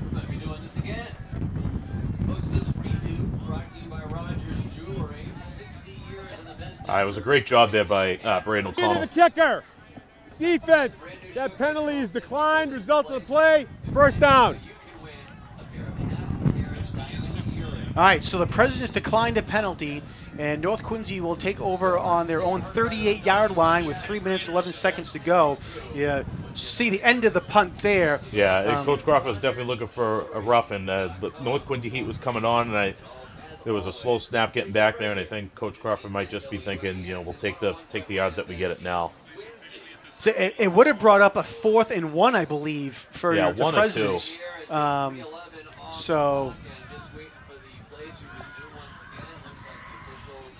Oh, actually, I think, Martin, I think they've actually going to accept the penalty now. All right, so Quincy's actually changed their mind. They're going to accept the penalty, and they'll bring up 4th and 1, as we were just talking about. There we go. I figured if they had declined the penalty, it might have just been they didn't want to go with the operation again. It was slow getting back there. North was kind of heavy, so they didn't want to take a second shot at it. But 4th and 1 might change their mindset here. They might try and go for it. They might try and hard count, see if they can't draw the free yard. Quincy High, similar to North this year, has really found their running game within the past couple of weeks, and we'll see if they show some trust in their linemen and their running backs up front. So we got to look at the referees talking to Coach Crawford. Oh, so yeah, you can see the officials are talking to Coach Vernon Crawford for the Presidents over there, and Coach Crawford wanted to confirm the spot of the ball. So they do say it's going to be 4th and 1. Here we go. They're going to go double tight, double wing, and they're going to go. It looks like it's tackle over to the right. All right, Quincy goes for it, trying to do the tush-push play here, and I don't think Wow. they're going to get it, Martin. And this is going to be close. One official on the north side is Yeah, got the it on official. the 32. All right, so we'll see where they spot the ball here. I don't think they got it from our vantage point up here in the booth. I don't think so, Joe. I think they had to get to the 33. If I'm basing it just on the yard marker looking across. All right, so it is first down for North Quincy. Wow, that's a huge stop there for North. Great job by the North Quincy front there to be able to minimize that push. I like the call from Coach Crawford, though. 4th and 1, got to get some momentum going offensively. Unfortunately, it just didn't work out in their favor there. But had it did work out in their favor, they still would have been driving. It would have been a good call. All right, so North takes over on the Quincy 32-yard line. They're Quarterback gonna go Mikey home run. Galligan looking to pass. He's going to run it instead.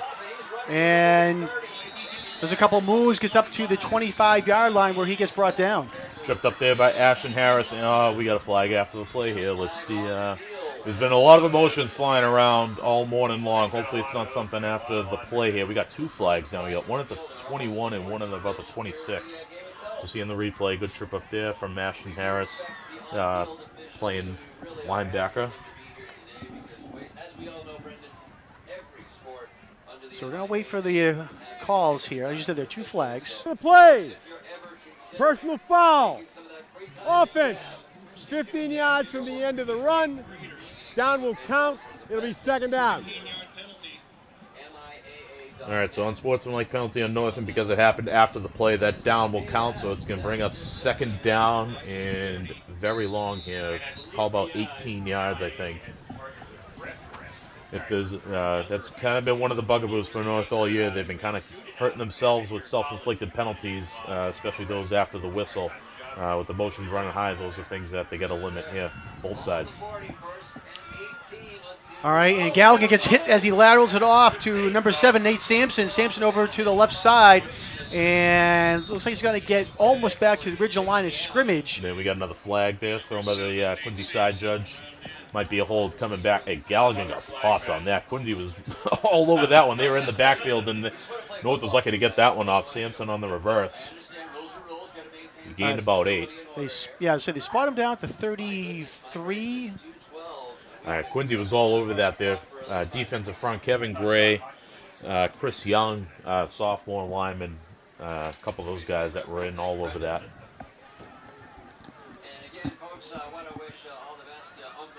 Great job there by Quincy High. Super aggressive, Holding. pays off. Offense. 10-yard spot of the foul remains second down. All right, so another holding call against North Quincy. It's going to go back to the 43-yard line, and they'll repeat second down. So it's second down and about 21 now for North Quincy. Yeah, it was about the only positive thing for them is that the hold was downfield and not at the line. Right. So it didn't back them up as much as it could have. All right, Galligan coming down the near sideline, complete to Will. Oh, no, Will Conley goes through his hands. He can't catch it. Conley was at about the 15-yard line, so a tough break there for North Quincy. So seeing the replay, Quincy High rushes 3, knowing that North is probably looking to pass. They play 2 safeties. They're playing pretty much pass coverage. Will Conley able to find the soft spot. Joe Nasala in pursuit. Conley, I don't know, maybe he lost that one in the sun there. That was a big drop there for North. Quincy High is going to be pinning the ears back, I think, here. They got 3rd and long. This is a big opportunity for them to make a play, push North back, and maybe get some field position of their own, maybe a turnover. All right, quick snap there by North. Galligan looking to pass, has Wallenjum down the near sideline, and complete to Wallenjum at about the 27-yard line, and that's where he gets pushed out of bounds as well. All right, so that'll bring up an interesting call here for North. They're going to be 4th and maybe 8. Tough to tell with they're spotted here. Nice catch on the sideline by Wallenjum. He felt he was open the whole way, had his hand up. Galligan was able to find him. They say North's going to have to go for it here. You're out of field goal range. You're out of punting range. So we'll see. It looks like they're going to bring out a passing package. Mahoney's come out. Rodriguez Smith has come in, so they're going to go quick with the skilled group here. All right, so it's 4th down and about 5 for the Raiders. Ball at the at the Quincy 27-yard line.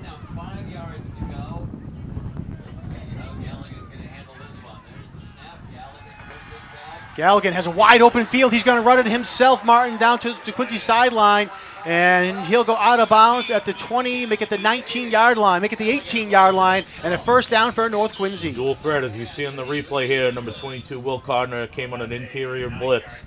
And Presidents went man and opened it up for Mikey. He was just rolled out to the green space, so good read by him to get the first, protect himself, get out of bounds. So you get North first down inside the 20 at the 18.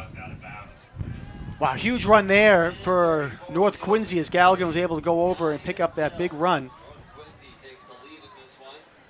North Quincy had a second down and 21, and they're able to convert the first down. So big turn of events there for the Raiders. And again, 1st and 10 now from the 18-yard line. Pitch over to the right side. Conley on the run. And he gets slowed down by Francois. Conley somehow breaks through all those tacklers, gets up to about the 15-yard line. And he's still falling forward. Yes, Wow. he's going to go up to about the 14. Wow, what a run there by Will Conley. Kept his feet moving, and a big run. The Presidents did a great job. They were all over that initially. When North's under center and it's not goal line, it's kind of a red flag, and Quincy was all over it. We see a couple guys there, Jaden Francois, Kevin Gray, in to make the initial hit, but Conley does a good job keeping his feet moving, and he keeps moving. Conley been a great dual threat all season for North, leading them reception-wise, receiving. He's got 32 catches, about 500 yards, 8 touchdowns, school record for receiving touchdowns. But he's good dual threat on the ground too. He's got almost 300 yards rushing. All right, second down and about 6 now, coming up on 39 seconds to go here in the quarter. Galligan looking into the corner of the end zone, and it is. Went to Sampson. Did he hold on to it? Yes, touchdown, North Quincy. Nate Sampson with another great catch in the back of the end zone for the touchdown. What a catch by Nate Sampson. As we'll see, is he tiptoeing the sideline there at the back of the end zone. Presidents with good pressure up front, forcing Galligan to have to roll out there, and he just threw it up there for Sampson, and Sampson was able to come down with an incredible catch. Big drive there for North Quincy. I mentioned they had a second down and long. They're able to convert and put 6 points on the board. And they line up now for the extra point. Alvin Nicola will kick it. Will Conley to hold. And we have movement on the line again. We got both sides. Let's see who finishes first. And they're going to say it looks like it's offsides against the Presidents. Offside, defense, half the distance to the goal. We play the try. North's going to roll out their offense here. They're going to try and get this to a 3-score game.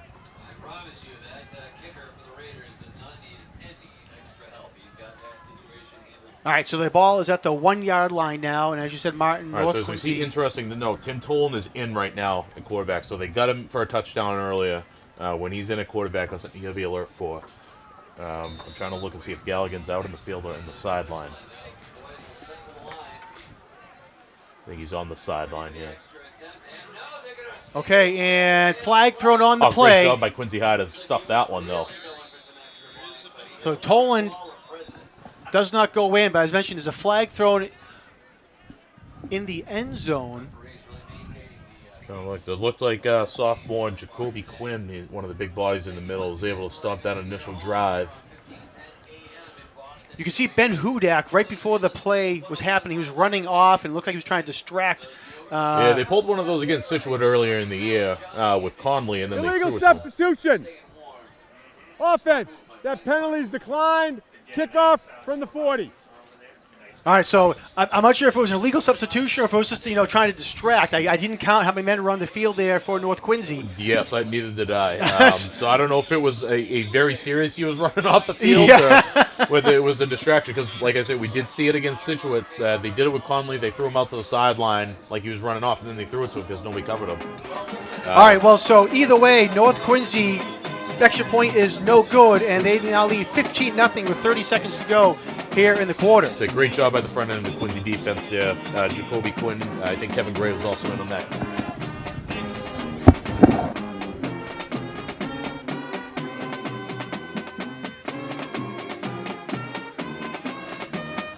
All right, we're going to be momentarily joined here in the booth by City Council President Noel LeBona. So we're just getting Noel situated with a microphone up here in the booth. All right, Noel DeBona, City Council President, thanks for coming in. A little chat with us as we get ready to end here the first quarter. How are you doing today? Well, good morning, Jonathan. Great day for football here for the 91st annual Quincy-North Quincy rivalry. And happy Thanksgiving to you, too. Happy Thanksgiving to everyone. Happy Thanksgiving, Jonathan and Martin. Thank you for doing this today. I know, Noel, this is one of your favorite days of the year as a Quincy alumni and captain of the Quincy High team. I know you love coming out here on Thanksgiving. You love coming out to all the football games, but I know especially here on Thanksgiving morning. Oh, it's been a great day, and North Quincy's got a fantastic team out there, and Quincy's just trying to stick with them here. 15-0 right now. Just leading up to today, we had the Thanksgiving, Hall of Fame dinner on Tuesday night. That they did a fantastic job at Granite Lakes with 300+ people. Congratulations to all the inductees. And, leading up to today, last night was also the pasta dinners that they had on both sides of the city. I know Norm Martin's involved with the North Quincy side and getting the kids ready for, these seniors, the last time some of them will ever play a football game again. All right, there was a kickoff there for the Presidents, and there was unsportsmanlike penalties on both teams that they'll offset. So the return was done there by number 22 for the Presidents, Will Codner. And they're going to put Codner up to the 29-yard line to start here for the Presidents. And Noel, like you were talking about, there's lots of traditions, and it's always a busy week leading up to Thanksgiving with the Hall of Fame, the pasta dinners that the teams have and whatnot. And I think the tradition is probably one of the most fun things about leading up to Thanksgiving is both teams have their own traditions and the different aspects that go along to get ready for Thanksgiving morning. Oh, it's been fantastic just leading up to it. And I know over here at Q8 TV, you guys put on the games out of all these different years. I know you had the 1993 game, which is the year after I graduated, which is, you always play a year before, and that was on last night and all week. And it's just good to look back and all the different eras of football, and and just seeing the different kids and eras and different players that you played with and played against, and the respect that you have for both sides of the ball. All right, handoff there for the Presidents, and it's going to get up to about the 33-yard line. And that's going to mark the end of the first that's quarter. That's going to end the first quarter there. Noel, real quick, I know, again, lots of different things going on here in the city of Quincy, and, of course, you're going to be busy this weekend with everything that's going on, and you have 2 more years coming up on the city council as well, so congratulations on that. Thank you. I'm sure you have a lot to look forward to. Oh, it's great. It's great. And, I've been in my 8th year, 2 years as the council president. I'm going to be ending that in the next month and a half here. And just looking forward to the 2024 and obviously the great festivities that we have here in Quincy. We're very, very fortunate. I mean, look at the stadium, the Jumbotron out there.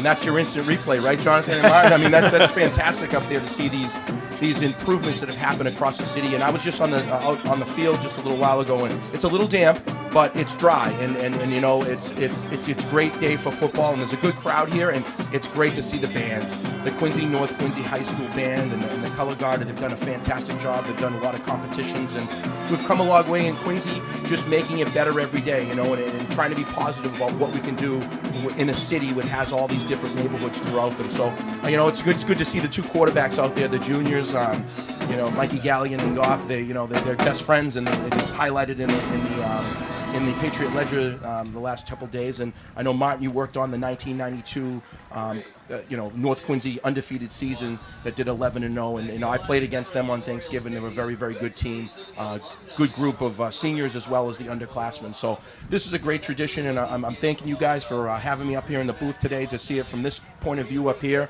And I'm looking forward to get back down on the field and just watch everything. All right, Noel, thanks very much for visiting us, and have a happy Thanksgiving. Happy Thanksgiving, everyone, and take care. All right, thanks. Thanks, Noel.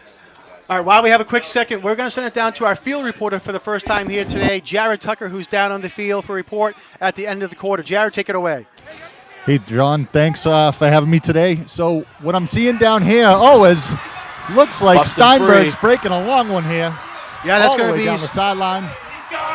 Leo Steinberg all the way down there for a touchdown for the Presidents. Wow, what a play there to come out here for the first play of the second quarter.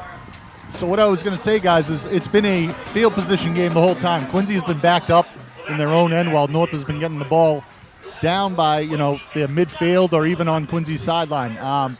Quincy seems to be taking away the box inside and letting Galligan just throw down the numbers all day. You should keep looking for that. I don't think North Quincy is going to deter from doing that. And hopefully Quincy can get on the right way of getting into the end zone after you just see that they can actually pound the ball on North. We'll see if that works out for them. Jared, I think they want to come down to you more often with that big play happening as you were talking. So perfect timing on that. All right, thanks, Jared. We'll come back to you later on here in the game as well. Quincy running the 2-point conversion attempt, and it's going to be no good, and there's a late flag thrown as well. I think this was after the play, but we'll see what the call is. Again, the 2-point conversion was no good, and we'll see what the flag is.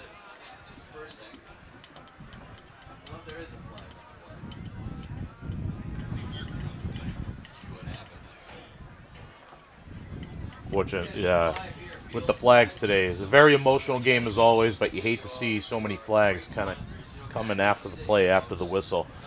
So that was a great touchdown run there by Quincy to be able to utilize a little bit of misdirection. And one of the positives of that formation that they use, that double wing type plays, if you break one tackle, there's nobody on the back end.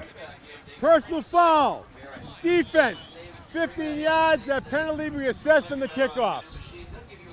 All right, so as you heard there was a personal foul called against North Quincy, and that will be assessed on the kick. So North kind of hurting themselves out there. What a response there by Quincy. First play of the second quarter, that's exactly what they needed. And what an unbelievable individual effort there by Leo Steinberg to be able to bust free on that first tackle and then outpace the entire North defense down their own sideline to get that score. Brings them kind of right back into this game. I think it kind of gives them life too. North really controlled traffic there in that first quarter, and Quincy's got some life back. I say all that momentum, Martin, had been North Quincy, and bang, as we've seen so often on Thanksgiving morning, a big play can turn the momentum real quick. And as you said, with Steinberg running down that big touchdown, a 67-yard touchdown run for the Presidents, and now Quincy's right back into this 15-6, then tack on another 15 yards in the kickoff, and we'll see if Quincy can pin North Quincy deep into their own territory here on the kick. 100%. And that's the ability that Quincy High has as well. At both schools, even though the record's not quite, I think, where each coach would like it to be or want it to be, both schools got excellent athletes and guys that are absolute game breakers. And Leo Steinberg has been a kid that's really come on, especially in the second half of the season for Quincy High. Running back with Gabe Rodriguez going down, he's had to carry a little bit of the load as well. And he's been a stud at linebacker all year for them. You can just see Quincy High, if you fall asleep or you miss one tackle, they got home run ability. All right, we'll see if Quincy does a quick kick here. No, I didn't know if they were going to try to catch North Quincy off guard. Braden O'Connell, sophomore kicker for the Presidents. North's kind of got like 2.5. And the ball fell off the tee just as they were getting ready to go there, so they'll set it up again. North setting up a sort of umbrella type return here. They got like 2.5 guys, 3 guys deep. They're trying to cover the corners, cover the middle as best they can. I'm sure Quincy's going to be trying to hit it into some grass and not give anyone a free return. All right, so they do kick it deep, and it goes into the end zone, so it'll be a touchback. Connolly just elects to let it bounce through, and North will take it up the 20-yard line.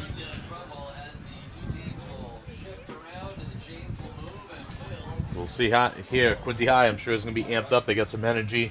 See if they can translate it on the defensive end. We'll see if they'll adjust as well. They've been only rushing 3 for the most part tonight, this morning, excuse me. And Galligan's had a lot of success being able to pick that apart. Here, as we see in the replay of Connell on the ball that fell over there.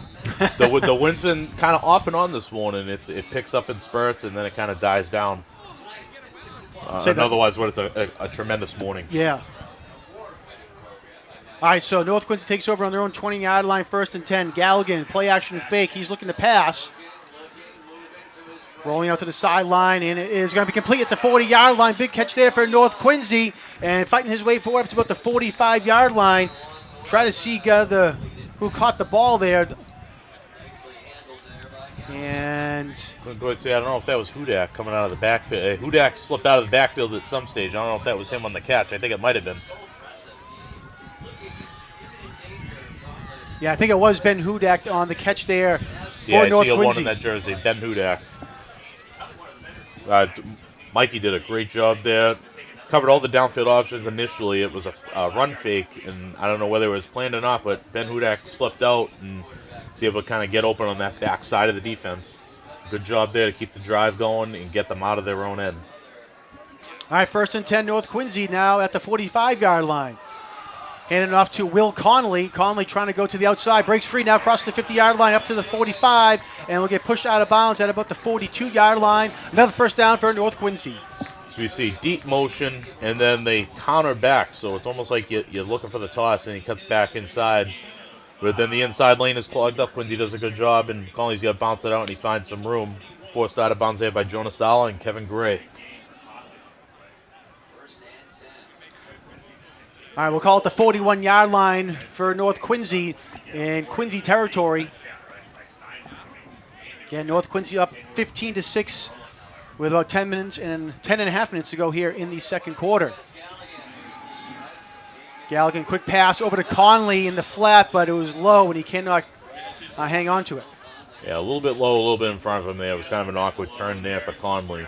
A little roll out to the left. That's one of the hardest skills to execute for a quarterback is to have to roll out and throw kind of away from where you're rolling to, away from your dominant hand, excuse me. So, but it was only a flat pass there. We see the kind of decision making there from Galligan as well. We've seen him take a lot of home run shots and doing a good job. If the flat is there, if the short pass is there, just take it. Hudak on the carry. And he's going to go up the middle and getting about 3 or 4 yards on the play. Nice tackle there by the Quincy Presidents, Will Codner. Yeah, Will Codner has been a stud in the middle all year for Quincy High. He's one of the guys that Vernon Crawford spoke very highly about is a tough kid. He's made tackles all year long. A little undersized in the middle, but he's got that mentality. He's not afraid to stick his nose in there and make plays. He's a pretty good lacrosse player as well, so a multi-sport athlete. You can see right there, nice wrapped up both the legs of Hudak. See Josh Cannon there to help finish it off as well. All right, we're going to have a flag thrown on the play. Look like Quincy jumped off sides, and that should be enough for the first down. It was 3rd and 5.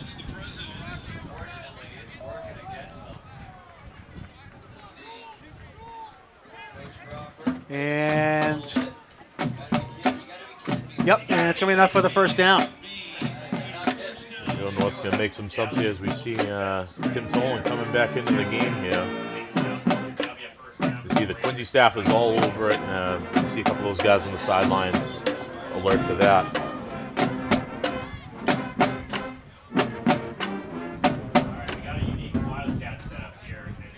All right, so again, Toland. Tolan is a very talented quarterback as well, Johnny. Quarterback the junior varsity team this year to a successful year, and he's a good running talent when he gets some space. And he kept it himself there, but he was going nowhere quick thanks to Leo Steinberg coming up to making the play from behind. Big loss there on the play, as you'll see here in the replay. Yeah, Leo Steinberg all over it, chasing it down from behind there. You see Kevin Gray's coming in as well with the host of presidents, number 18, Diego Tavares Jr. Like I was saying, Toland is a quarterback by trade. He's a tough runner. He runs like a running back, but he is an extremely talented quarterback. He's got a rocket arm as well, so Quincy can't sleep on that. Quincy almost caught off guard there. They just do get the player off the field as North Quincy came. Galligan looking down to the near sideline, and it's complete at the 10-yard line. And I believe that was Will Conley, and it was. Big first down for North Quincy. Great throw. Great catch there by Conley. You can see North's been picking on that deep sideline route for the past couple drives now. Conley does a great job being able to catch that, great concentration, and Ala cleans it up. But they've been finding that soft spot right underneath the two safeties, right along the sideline, and Galligan's been showing nice touch to be able to hit that.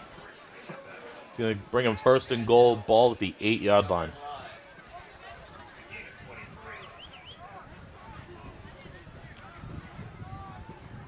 See what North comes out in here. They're going to go with the heavy package. They're going to go power I. All right, they're going to pitch it over to the sideline. Will Conley will get it, and he's going to get up to the 6-yard line.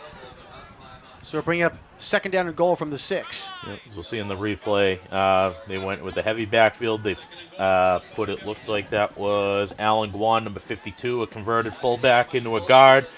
In the backfield, so really they had 6 O-line to help lead the way, but Quincy does a tremendous job to be able to slow that down for only a 3-yard gain.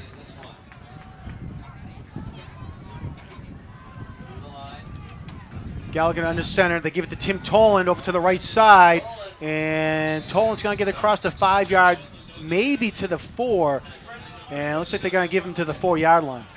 Here we go. We talked about him earlier in the drive. Will Cardner, as we'll see in the replay, and Kevin Gray, 2 studs on this defense. And somebody else, I couldn't tell who come in initially, right under offensive lineman to make that initial stop. But great job. I think that might have been Steinberg again, coming in from the backside to be able to help blow that up. All right, so they do spot it at the 4-yard line. So it's 3rd and goal now for North Quincy. You can see Galligan running onto the field after getting the play from the sideline. And North Quincy's going to call a timeout with 6:40 to go here in the quarter. We'll see. I'm sure that Alvin Nicola can kick a field goal. I've seen him in warm-ups. He definitely has a leg from where they're at right now, but I don't know whether that's an option on the table this side of the game, but depending on how this play shakes out, or whether they're just going to go 2 downs to get 4 yards. North's been very run-heavy out of that power set, and we'll see if they stick with that personnel or maybe they try and have a little wrinkle off of that. Quincy Hyde doing a good job kind of holding up here down on the goal line. Some of the big names on the defense all year have really stepped up. We talked about it. Kevin Gray, as mentioned before, league all-star. Great job there.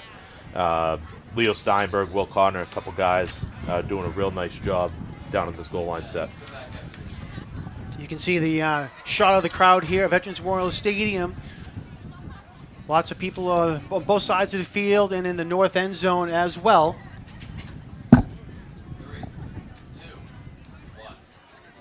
Good to see so many people out here, and the weather certainly helps. Slight breeze, but temperature-wise, it's pretty good. I think we're about upper 40s maybe right now, so not a cloud in the sky, sun's out. Couldn't ask for a better Thanksgiving morning. At halftime, the Quincy North Quincy Combined Band will be performing on the field, and we'll have that for you as well. And I mentioned that because they're getting ready down to head behind the stands to warm up and then get ready for their halftime performance. The color guard as well. The band had a successful performance in competition season in both the Micah and Nesbitt levels. All right, Galligan rolling to the near sideline. Nothing. Going to fire. It gets tipped, and it was caught by Hudak. Oh, my goodness. It's going to say touchdown, North Wow. Quincy. Wow, the ball got tipped. Ball got tipped. Galligan got absolutely hammered on this play. It's like Mikey keeps plays alive, and he keeps it as probably longer than the coaches want. I mean, he's just, look at him. There's like 4 guys closing in. Got tipped by, I couldn't tell whether it might have been Allah and Ben Hudak. I can't tell if his heel was out of bounds or not there on that was the first thing replay. I It just thought of there. it That was was so close. Oh, that was my initial fear, was that he was out of bounds and came back in. I don't know if there's deliberation here on that. The officials are down on the sideline, and that could be what the... looks like we got offsetting fouls, so touchdown. Touchdown. Wow, what a job there. North Quincy will put 6 points on the board. And yeah, his foot was out. if you spin it back a little bit more, yeah. So north of the break there, fortunately, but you can see fantastic his effort left there. foot right there is out of bounds. Wow. Well, North Quincy will catch a break there. Great job in the truck there by our production crew. It reminds me of a play. I don't want to go too far back into the archives, John, but at the Hall of Fame dinner a couple days ago, quarterback Mike Stanton went in, and in his induction video, one of the highlight plays was a random play against Malden, and I remember it clear as day from being on the sideline when Mike got hammered. It was the same play, and he flicked it out, and it ended up being a huge gain. But just an incredible play to keep things alive there. That's what Mikey's been given all year for this offense. All right, so North Quincy lines up for the extra point. Right now it's 21-6 to see if they can tack on an extra point. The official was just coming back from the Quincy sideline where he was talking to head coach Vernon Crawford. I'm sure Coach Crawford expressing displeasure on that play there. Unfortunately, for Quincy, that's a bad break. All right, it was a low snap. Conley's going to have to pick it up. Throws it into the end zone, and it was caught, but they were all over that. Paul Glenn on the catch. And I couldn't tell if that was the design play there or if it was just because it was a low snap or not, but either way. Yeah, I think that was just a call there. The snap wasn't good, and Conley made the executive decision there. All right, so the low snap there, and North Quincy can't convert. So, again, 6:28 to go here in the second quarter, and North Quincy leads 21-6. They've had some problems on extra points here, Martin, tonight, with either a point or the two-point conversion. Yeah, there's a lot of emotion with this game, and things are kind of amped up. You might be a little extra nervous. Quincy's done a good job too. They've been solid in the middle up front. That interior of their defense, and they've been super aggressive. Couple times Quincy's jumped, trying to time up the snap, so I'm sure that's kind of playing in their minds as well, trying to make sure that they get the snap back clean.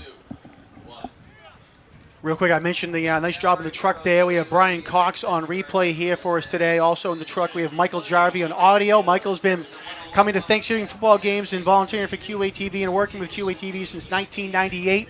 So we want to thank Brian on replay and Michael for his long-standing service to QATV. We'll get to some other people here in just 1 second as well before we get to the half. Oliver Francois Deet. All right, going to be fielded at the 21-yard line there by Jonas Ala going right up the middle and almost had a chance to break that as well, but coming up there to make the tackle was Tim Toland. Yeah, touchdown saving Here we go. We see in the replay. North has very rarely, very seldom wanted to kick deep this year. And Ala does a good job here. He gets a seam right up the left side, and that is some of the playmaking ability that he provides just as a freshman. He took one of the house against Newton North. Similar play.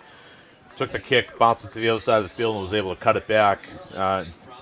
He's somebody that we'll see as this first half develops here, whether he starts seeing the ball a little bit on the offensive side as well. All right, 1st and 10 now for the Presidents at their own 38-yard line.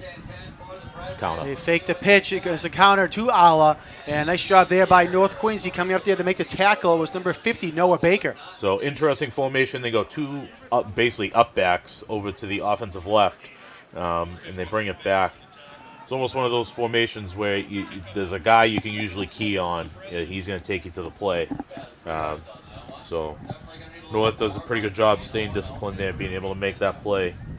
Quincy pulling out a lot of their stops here, trying to make something happen, trying to keep the ball, trying to bust another big play. Ball on the 41-yard line now for the Presidents. 2nd down and 7. Francois goes in motion, and they're going to give it to Ala. Instead, Ala gets hit in the backfield, and he's going to get stopped there, and it's going to be a loss of 1 on the play. It's Panariti, and I think Brody Baker is in on that stop right there. They got a good initial push up front. Oh, that was Noah Baker, number 50, coming through. I think he was that inside linebacker. Snuck right through the gap unblocked. Was able to make that first hit and stop progress. Allow the defense to come in. All right, they're going to say no gain on that play, so it remains 3rd down and 7 to go now for the Presidents at the 41-yard line. 5:10 to go here in the quarter. Goff looking to pass, trying to set up his screen, complete to Ala over to the right side. Breaks one tackle, breaks another as well. Crosses midfield and gets a 1st down for the Presidents. Great job out in front. As we'll see on the replay, a couple of the big linemen for Quincy High. Number 56, Cameron Lynch, and number 55, Elijah Charles leading the way. And Jaden Francois, the receiver on that side, added some support as well. Great job there by Quincy High. 3rd and long, able to slip Ala out on the screen in the open space and get the 1st down. Mark the ball down at the 47-yard line. 1st and 10 now in North Quincy territory. Goff, quick pass, and it is waiting for this. Looks like they're going to say it's complete. Yeah, so it's going to be complete at the 42-yard line. And I believe that was Gavin Regan on the catch. Yeah, Gavin Regan, just a quick little slant route. They get that run action, hoping to pull a linebacker up or out of the way into that open slant window. Goff does a great job being able to fit it in there to Regan. Oh, it was batted down. What a great job there. It looked like it was Panariti. Knocked down that screen play. We'll see in the replay. The Wallenjom, I think, might have been the one to get his hand on that as well, defensive end. All right, so that's going to bring up now a 3rd and about 5 to go. It's one of those formation tells we were talking about earlier in the drive. When you see a bunch of receivers kind of stacked out wide, you're kind of thinking either like a deep pass or some sort of screen where you got a bunch of guys out in front ready to go. All right, Nate Goff looking to pass, and it is incomplete. What a play there by North Quincy. And I believe it was Nate Sampson to deflect that pass. Would have been a big 1st down for the Presidents, but Sampson gets his hand in there to knock it away. Intended for Owen Desmond. He's been a big target all year, and great job by Sampson to just sneak his hand in from behind on that play. It would have been a 1st down had the Presidents been able to cash in. All right, so it brings up now 4th and 4, right? Yes, yeah. 4th down. Presidents are going to go for it.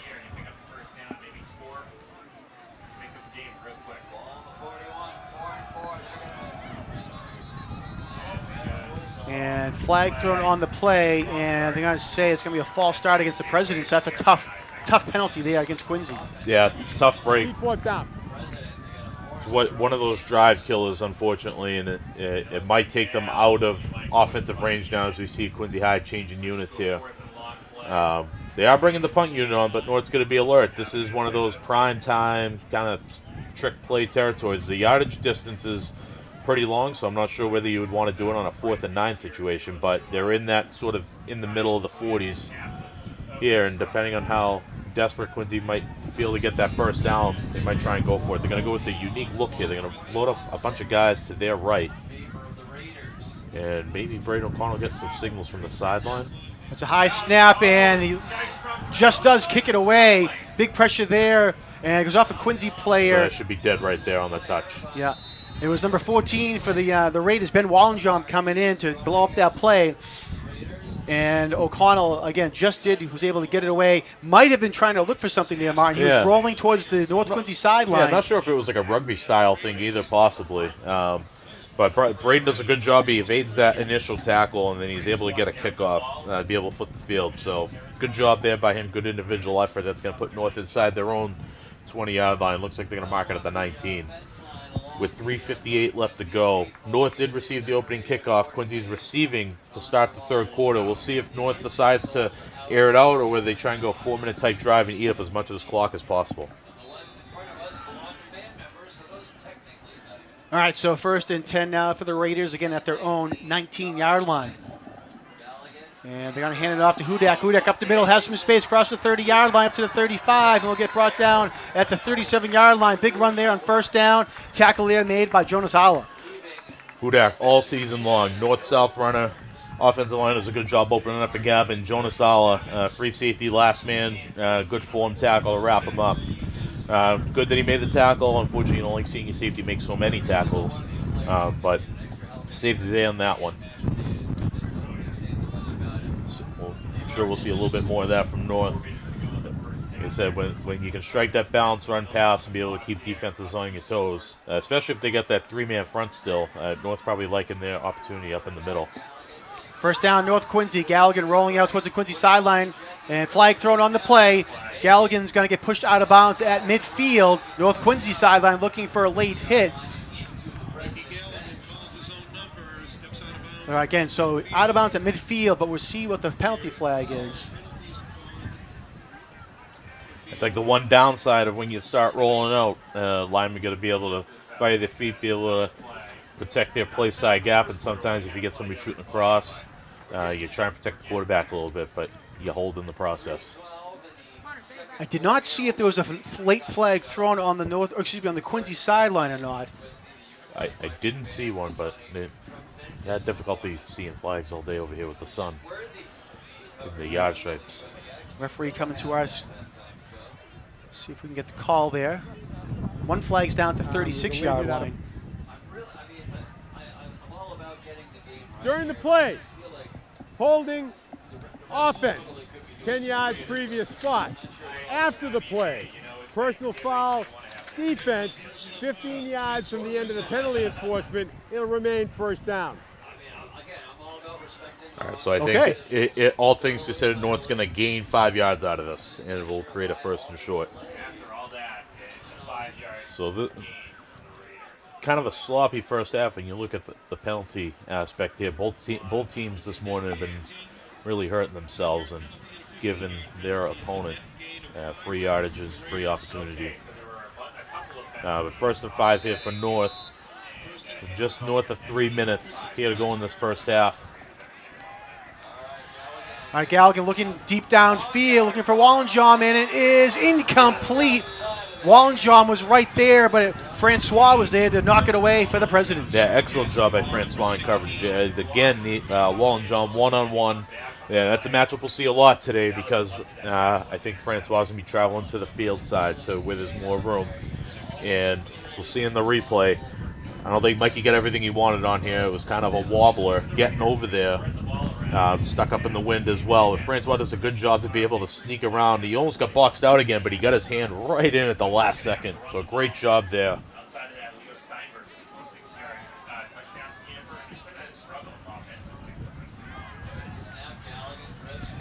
Galligan again rolling towards the sideline, and he's going to pull it down and keep it himself. Trying to pick up the 1st down, and he does, and he's going to get out of bounds at the 50-yard line, make it the 49. The key to that play might have been number 7, Nate Sampson. We'll see in the replay. The play starts to break down. We'll see Galligan, kind of unusual to see him under center. As he rolls back to his right, we're going to see number 7, Nate Sampson, right on the left of your screen. He's going to make a block on the outside right there. Ties up Gavin Regan just enough to be able to give Galligan that extra yardage needed for the 1st down.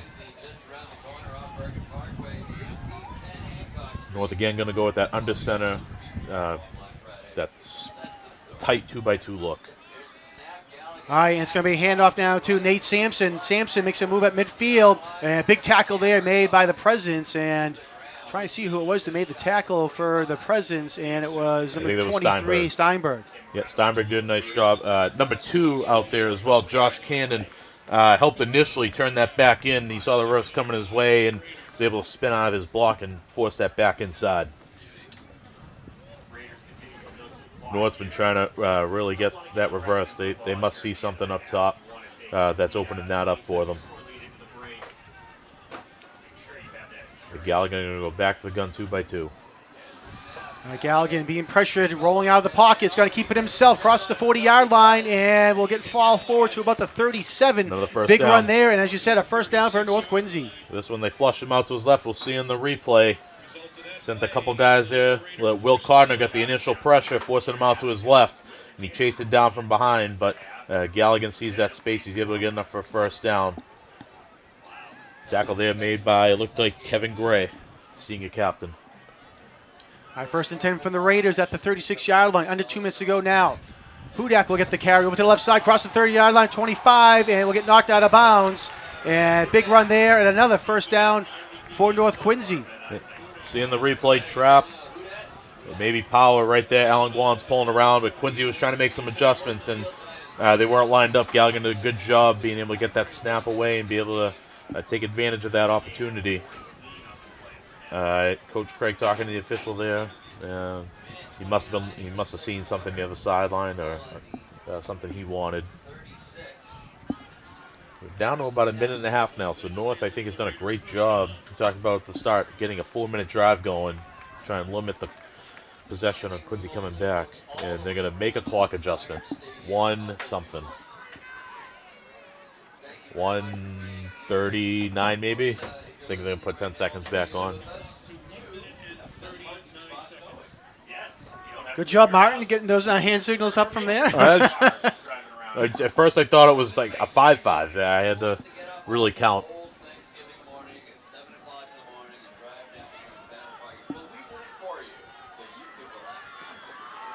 All right, 1st and 10 for North. Ball at the 21-yard line. Galligan gets out of harm's way, rolling towards the Quincy sideline. And, whoa, nice tackle there by number 23 for the Presidents. Leo Steinberg came over, was close to a horse collar, but he was just low enough to bring him down. Held onto his jersey. Otherwise, Galligan would have had a first down and a lot more. Yep, well, just escaped Kevin Gray there, and Steinberg shot out of a cannon. I saved the day, and Ryan Craig, coach for North, calling for a timeout. I think they're going to mark him down at the 18-yard line.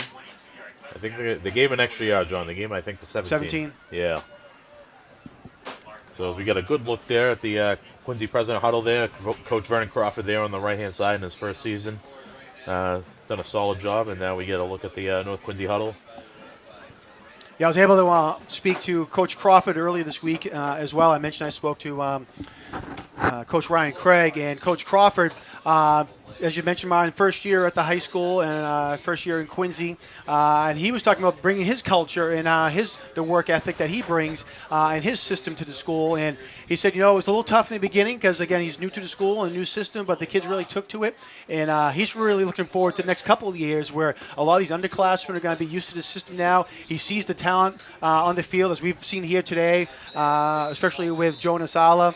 He'll be very encouraged. They got a very strong freshman group over there. Both schools have very strong freshman teams coming in this year. They might have only lost a couple of games between the both of them, and it was a great Little Turkey Day game. North came out on top 7-0, but Quincy High's got a lot of talent coming through the pipeline too, so I'm sure Vernon Crawford's going to be encouraged with that. I say Francois and Steinberg, both underclassmen as well, so 3 big names we've been calling a lot here today. Goff, the quarterback, very true.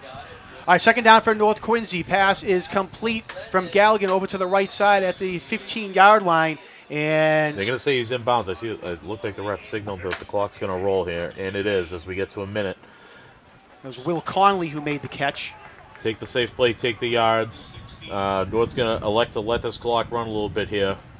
Good decision. All right, they're going to mark him down at the 16-yard line.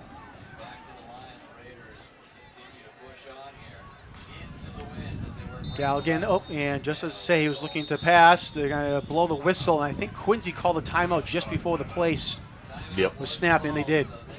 Yeah, Quincy looked like they might have been trying to check or adjust there, and they had a couple guys running around, so a good call. Big 3rd down play here for Quincy High. They need a stop. heading into the half, you really need to keep North out of the end zone. You get a good shot of the crowd there. Maybe when we have a second here, I don't know if down the sideline, Jared Tucker, maybe we can go to him and see what the feeling is down on the sideline there. Jared? How's it going, guys? Yes, I'm down here on the sideline, and North Quincy is definitely trying to get Wallenjom in a one-on-one on the outside. They're bringing over the safety now that they're finally taking away the numbers, but I wouldn't be surprised to see a jump ball coming up here, especially probably in 4-down territory. North trying to add to the score as we have 43 seconds left to go here in the half. Back to you guys. Thanks, Jared. We'll get you going into the half as well with one of the coaches as we get into the halftime as well. So we'll keep an eye out for you doing that as well. Been talking about some of the people in the QATV production truck. Our next person we want to talk about, our director, Peter Doherty, longtime volunteer and member of QATV. Been doing Thanksgiving football games since 2006. He was on camera, then made his way into the truck doing multiple things. He's been directing the past few years. So I want to thank Peter Doherty for all his hard work and efforts, especially with Thanksgiving morning and football. All right, playback underway here. Galligan rolled to his left, has a block over to the right side, and is going to pick up the first down just before he goes out of bounds at this. Well, let's see here. He might be just shy of the first down. Actually, no, they got to give him the first down. He looked shy initially. Donovan O'Connell, junior linebacker, had him boxed in, I think, short. And I think he was just anticipating Mike running out of bounds, and Mike kind of took him for a surprise there. He kept going upfield. He threw a little stiff arm out. Gets a first down. They'll stop the clock momentarily while they reset the chains. I think they might have called him out of bounds. I think they used to say out of bounds, yes. That will stop the clock. It is not yet goal to go. They got the ball in the 11, so North has an opportunity to get a first down still. Galligan tiptoed right around there to pick up the first down. So it's going to be first down and 10 from the 11-yard line, as you said, for North Quincy. 33 seconds to go here in the half. Galligan fires a bullet over the middle, and it is picked off by the Presidents. Flag thrown on the play as well. Ball was picked off by, I believe it was by Francois. Actually, no, it wasn't Francois. See who gets up at the bottom of the pile. It might have been Diego Tavares, the number 18. Yep, you're right, John Tavares. So Tavares picks it off and runs it back out to about the 8-yard line, but we'll see what the penalty flag is. I imagine it's a hold that came from the back, Judge. You must have seen something. Great play there by Tavares. Great job by the Quincy High defense. That's a key stop. Offense. That penalty is, holding offense. That penalty is declined. Result of the play is first down. All right, so the holding penalty is declined by the Presidents, and they're going to have a first down at their own 8-yard line with 24 seconds to go in the half. Huge play there by Diego Tavares. Yeah, great job by Tavares. Quincy High dropped a lot of guys in the coverage there, so it made for extremely tight windows, and Galligan was a little off balance. Tried to make a throw into a tight window, but Tavares was able to make that play. Big one there for Quincy High to go in the first half here. It looks like they're going to go. We'll see if they nail it or whether they're actually going to run something here. I think they're going to actually run a play to get it out. And Goff's going to keep it himself after the fake. And late flag thrown here as well, coming from the back judge. Someone's helmet came off. I'm not sure if that was part of the penalty or what happened there. Actually, I think it was Goff's. As he got tackled, his helmet came off. That was a pretty high tackle there. We see North coming in right there. Yeah, that's going to be I don't know if that was an arm or a shoulder pad. There were a couple guys kind of in the area there. But player safety, it's a pretty good call. That's a dangerous play from North. Personal foul. Defense. Contact to the head. 15 yards from the end. Doesn't matter. He contacted the head with the shoulder, coach. Result, first down. All right, so you heard a great explanation there by the official that it was the shoulder to the head. And so it's going to be a 15-yard penalty on top of the run. And we'll see where they mark him down the 28-yard line with 18 seconds to go. What do we got timeout situation for Quincy have? They got 2? Quincy has 2 timeouts remaining, If they decide, I don't know if they're going to decide. Well, so timeout, the clock was running here as well. So that brought it down to 10 seconds. So they lost some time out of that. That was a a quick run of the clock there. There was 18 seconds to go, and then Yes. Very quick. I was saying that was very. The teams had just gotten up to the line of scrimmage and they ran the clock. So I'm kind of surprised that I don't know whether the officials spotted that or not, or whether any of the Quincy coaches saw that. That kind of changes things. 18 seconds a little bit, especially in this situation. 8 seconds makes all the difference. That's another play. So get a look at the replay. They run a counter. I don't know if it was supposed to be handoff or if Goff just kept it on his own there. But it was a good initial run, some good action, some good blocking up front. We see number 76, Oliver Levine, junior lineman, come across making a block.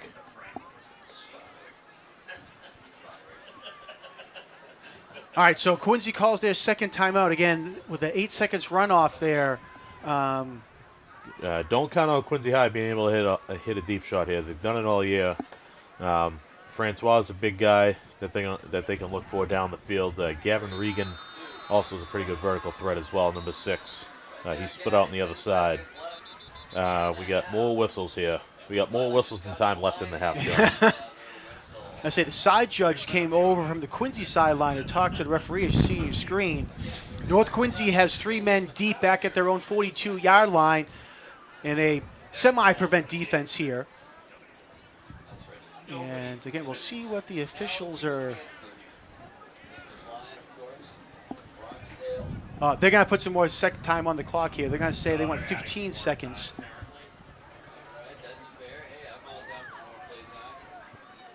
I think it's a good call there by the officiating staff. Be able to correct that. All right, so yeah, they put 5 seconds more back on the clock.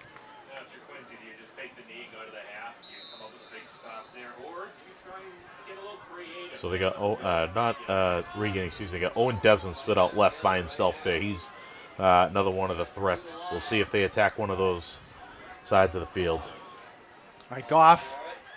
Quick slant pass is incomplete. Was looking for Owen Desmond. Ben Wallenjohn came up from defensive end. I don't know how he got there. He might be in an outside linebacker spot in a prevent style defense. So he was in there to break up that play. Very rare you see him in coverage. All right, so 12 seconds remain now here in the first half. Second down as well. What does North got for timeouts? 2? 1 remaining. 1, okay. 1. So they can stop the clock once if something happens here. Maybe they try and block a punt or something. Try and make another play. Goff lining up, looking downfield, is going to keep it himself. He slides, and he'll get up to the 28-yard line. And we'll see if Quincy lets the clock run out, and it looks like they have, and they do. So Quincy can't make anything happen at the end of the half there. And we are at the half at Veterans Memorial Stadium, where the North Quincy Raiders lead 21-6 over the Quincy Presidents in the 91st annual Thanksgiving Day matchup. We're going to, I believe Jared Tucker has Coach Craig down the field, so we'll take it down to Jared. Jared? Thanks, guys. I'm down here with Coach Craig. Coach, other than the few penalties and not punching in there, you got to be pretty happy with the first half. Well, I think we're playing decent football. We can always play better. I think we got to cut down on some of the mistakes and definitely have to cut down on those penalties. Yep. You were hitting the outside receivers outside of the numbers. You're going to continue to probably do that in the second half? We got a number of things that we're going to try here. We had a game plan and we're sticking to it. And Mike Galligan is throwing the ball well, and we're going to use him. Awesome, Coach. Good luck in the second half. Thank you. All right, thanks, Jared. As you can see there, Coach Craig keeping his plays close to the vest there, Martin, as he always does. So, but did say, Galligan was throwing the ball well, so that's something to look forward to, and I'm sure he's going to be throwing the ball more in the second half as well. Yeah, it's not a secret. Galligan's one of the keys to their offensive success all year long, throwing the ball and with his feet. So Quincy High is very much aware of that as well. So we'll see how the second half develops. All right, we're going to go down to the half to get the cheerleaders for the teams and the band as well. So here at the half, again, North Quincy 21, Quincy 6. We'll be back in just one moment with second half coverage.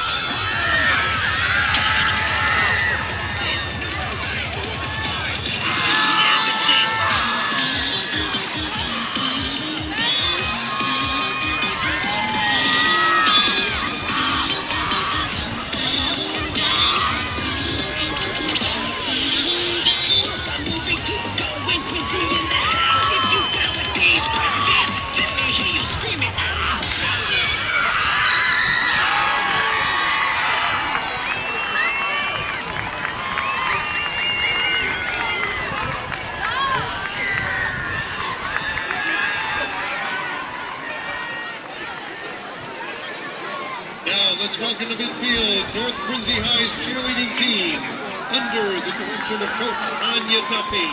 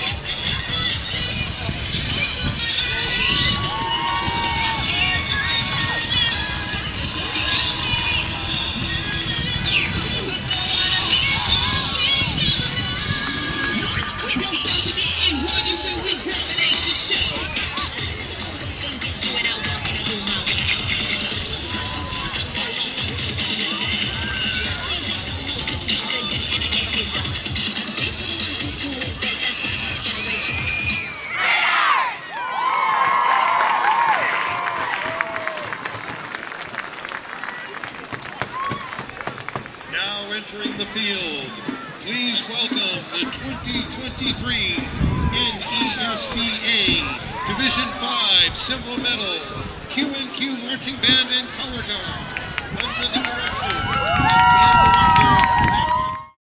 First year at Quincy High School. Talk about the first year and how it's been. I mean, it's been a good but trying year also. So it had some ups and downs with it. We started out great, 2-0, then we had a little slump of games, but just learning the system and they'll be better next year once they get a part of this system. And but I love the energy from the kids. They never quit the whole year. So I mean, those are things that we can build on right now. That was going to be my question. Is talk about the system you're bringing in, new to this school. You're new to the school as well. So talk about how that was getting the kids used to you and to the system and how they adapted to that. So when I first got in, I came and tried to adjust there with the weight room and change that culture of just starting out with the weight room. And then, as far as the season getting started, got a chance to finally get the kids in a camp, pre-camp before. That kind of helped us out a little bit, but but it takes so much time and just the terminology and just verbiage, and trying to get them to understand the everyday drills, what it takes to win. So you're changing the whole culture. So those are the different things that you're trying to do. And were the kids receptive to the Coach Crawford culture? Oh, well, everybody's going to have a little pushback on a little bit of everything because, like I said, it's a little more disciplined. My coaches, Coach Belichick and my other coaches in college and high school has inbred in me of just doing things a certain way. So how you do anything is how you do everything. So I try to, make sure those kids understand that's how you're going to be. It's not a dual mentality. You're going to do the whole thing the whole way throughout your life, So those are things that we're trying to build character traits that carry you through life. Talk about how you're a professional, playing in the NFL, and then just, the knowledge of the game. How does the kids react to that, knowing that, you're obviously new to the school, but you know what you're talking about. You've been there, you've done that on all levels. Yes, I think they're really receptive to that at first, but at the same time, it's still repetitive because now you're like the parent, so they know what you've been through, but at the same time, it's just reiterated and you get the same coaches and the administrators. I mean, as long as you're doing those those things, we'll be fine throughout. So, I mean, like I said, they understand what I've been through. I just recently brought a couple of players here to talk to them this week. Actually, it was Tuesday. We didn't have practice, so we had a couple of players, Patriot players, come over. We appreciate the Patriots and Mass General to, for helping us out with that also. Now onto the players on the field and the team on the field. As you said, you started off 2-0, and then you kind of hit a tough part of your schedule, some out-of-league teams and then the tough Patriot League teams. Talk about that and how you adapted for, the non-league to the league, and it's been tough. Yes. Well, like I said, coming in, I felt already knew. I've coached in the Patriot League before when this side was the downside. Now this side has evolved, and it's like the tougher side, I believe. It's still like 4 teams left, possibly going to be in the Super Bowl. We had our league meeting also. Like I said, we started off, actually Concord Carlisle was a very good team that was, that we beat like the second game. They went on into the playoffs also. So those are things, and then you got your Hanovers, then you got your Scituates, and you got. Well, it's not an easy game in your division, so it's I can appreciate those things.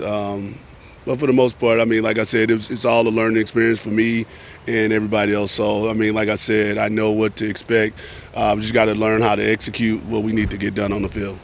Now, if teams or someone just looked at the scores, they'd say, "Oh, Quincy wasn't in any of these games." But really, you could look at 2-3 plays and it really turned it there. Talk about how that kind of affected the team and knowing those plays. Yeah, so a lot of inexperience out there. So if you look at our team throughout, most of those kids haven't started on varsity. So you probably had 2 to 3 kids that may have played meaningful snaps. That's Gabe, and you're possibly thinking of maybe Sam Swan. But for the rest of them, kind of played in spots. So every kid was new to varsity. It's no returners. The quarterback's not returning. The receiver's not returning. So those are things we were dealing with. Just a lot of inexperience on the field and understanding how to win. You talked about the big victory against Newton North. You guys were up. Newton North came back, and we won it in overtime, double overtime. Talk about how that leads to momentum into North Quincy, given the positive attitude for the team. Because all we were talking about is just, basically sending these seniors out in the right way. At the end of the day, like I said, regardless of what's going on, if you don't want to do it for yourself, do it for your teammates. And a lot of these seniors just put in 4 years of hard work, blood, sweat, and tears.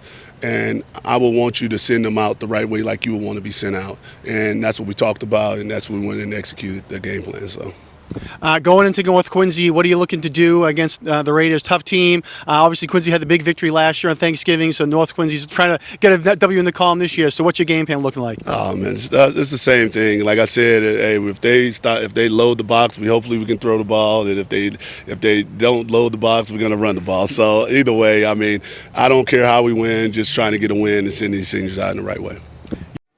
What do you think of the season so far for North Quincy? Started off strong, kind of got into the Patriot League schedule, which is always tough, and then had a good game at the end of the season to finish things off in the regular season. I think like you said, we started off strong. We played very good football in spots.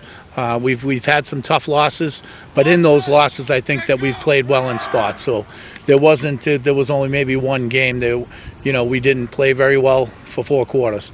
I think the season's gone pretty well, and I'm happy with where we are.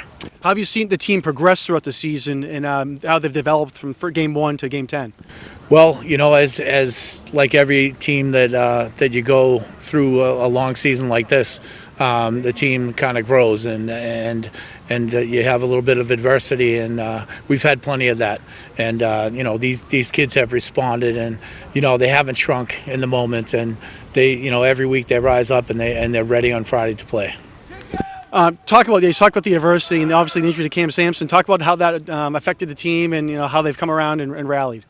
Well, that was in the Scituate game, and anytime you have a big injury like that to one of your players, it affects the team. It affects everybody. It affects the staff, the players, the family, the whole North Quincy family. But I think that with Cam getting hurt, the team rallied around each other and everybody pulled in together, and I think it made us stronger as a unit. Talk about your seniors and how they've helped the team, and then talk about the captains as well. To gather everyone around and talk about that, how they helped with that, and then just the team in general. Well, I think over the course of the year, we've added a couple captains, and we've got some continuing leadership on the team. You elect captains before the season, and then sometimes you realize that you have other leaders on the team that come in and do a tremendous job for us, and then you have to make them captains because they've been such strong leaders, and we did that, and with Anea Panariti and Michael Finney. And tremendous leaders, and we're happy with our leadership. Talk about some of the underclassmen. We have some freshmen playing for you this year, and a lot of juniors as well. Talk about how they've helped the team and how they've developed. Well, this team is much like the team we had 2 years ago. When they first came in, they played as sophomores and then juniors, and they had a big role on our team. And right now we've got a freshman that's playing sometime, and a couple of sophomores, and we're going to be a young team next year, okay? And some of those guys are going to be ready to play right from the jump next year. They've gotten some great experience, and I think they've done very well with what we've asked them to do. Have they, you talked about the seniors. You have a big senior group this year. Yeah. Have they really taught the juniors and sophomores and some of the freshmen, what they need to do for next year, and even in the games, to help them develop? Yeah, this senior group is a special group. They've played together since basically 6th, 7th grade. They've come along all the way through. They've been very successful through the freshman level, JV level, onto the varsity level. And these guys, they're a special group. They're fun to coach. They're a tough, scrappy group, and they've really risen up to a lot of the things that we've asked them to do this year. Coming off a victory against Plymouth North in your last game and coming into the Quincy game, how does that help the team, getting ready for Thanksgiving? Well, you always want to win that last game before Thanksgiving because it gives you kind of like a catapult into the game. Our kids, we had a tremendous game, and we had a pregame with the veteran salute, and we as a North Quincy family were very proud of that, and it was a tremendous night altogether. And the kids come out and they played a very good Plymouth North team, and they beat them soundly. That Plymouth North team was a playoff team. They were in the playoffs the week before, as we were, so they matched us up, and we knew that we were in for a battle, and our kids rose up, and they played very good football. You talked about the family, the North Quincy family, and that's one of your culture points for you coming coach at North Quincy. How is the team, seniors, alumni, parents really develop that culture that you've tried to install here with the team? Well, it all starts with the kids. It all starts with the kids that you have in the program. And you try to teach them from 9th grade into 10th to 11th to 12th to grow with the program. And, we really preach family togetherness. We have to believe in each other. We have a lot of pride in North Quincy itself, and we love the Red Raiders. All right, coming into Thanksgiving against Quincy, obviously last year it was a heartbreaking loss. It was one of the best games in the series history, but obviously you want to change that this year and get a victory. What are you looking to do against the Presidents? Well, this is always a battle every year. You throw out the records and all the cliches and all that. It's red and black, blue and white. You come to battle. It's always going to be a dogfight to the end. And, it's exciting. It's great to be a part of this game. You never know what you're going to get, okay? We're going to be prepared. We're going to show up. We're going to fight. And hopefully we play a great game and we march the trophy back down to North Quincy where it belongs. So that's one of the interesting traditions North Quincy has, walking down Hancock Street. I'm sure you'd like to be leading that charge this year. Absolutely. That's one of our goals at the beginning of the year. We want the trophy back and we want to march it down the street.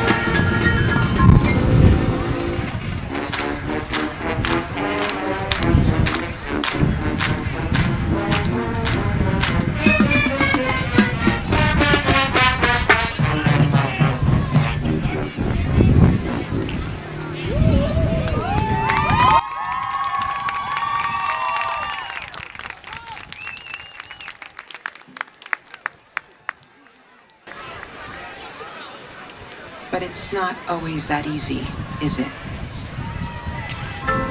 Sometimes something comes along when we least expect it and brings us down.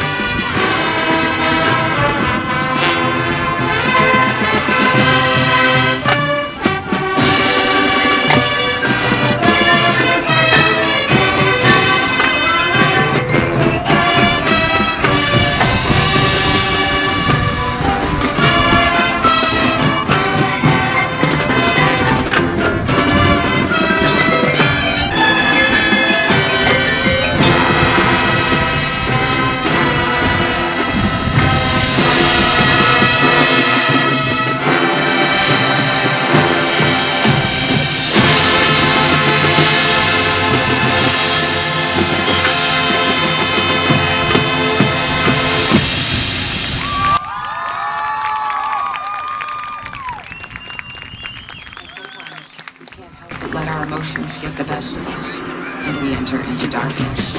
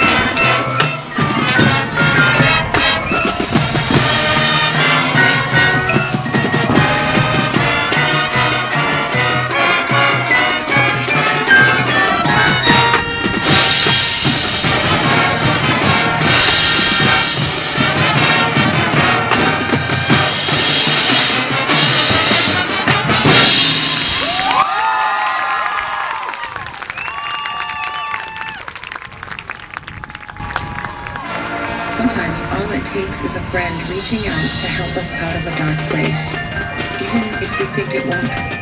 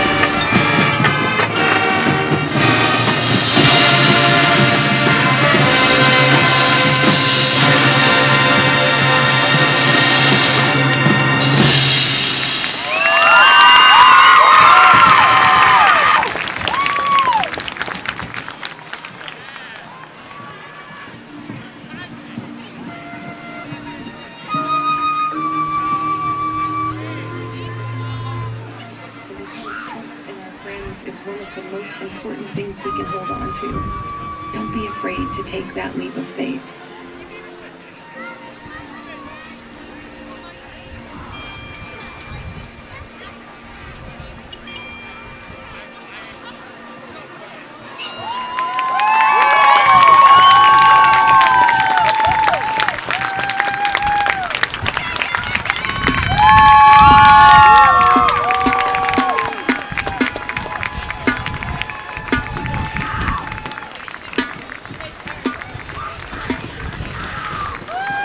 Let's hear it for the Quincy North Quincy Combined Band.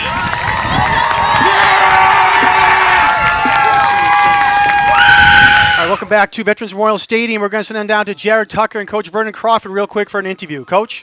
Coach, I'm down here with Vernon Crawford. Any adjustments that you said to your team at half? Oh, yeah, just, basically, just trying to get the ball and get some decent field position and try to just get the offense going. Basically, defense is holding their own a little bit, so we just got to try to just maintain and see what happens.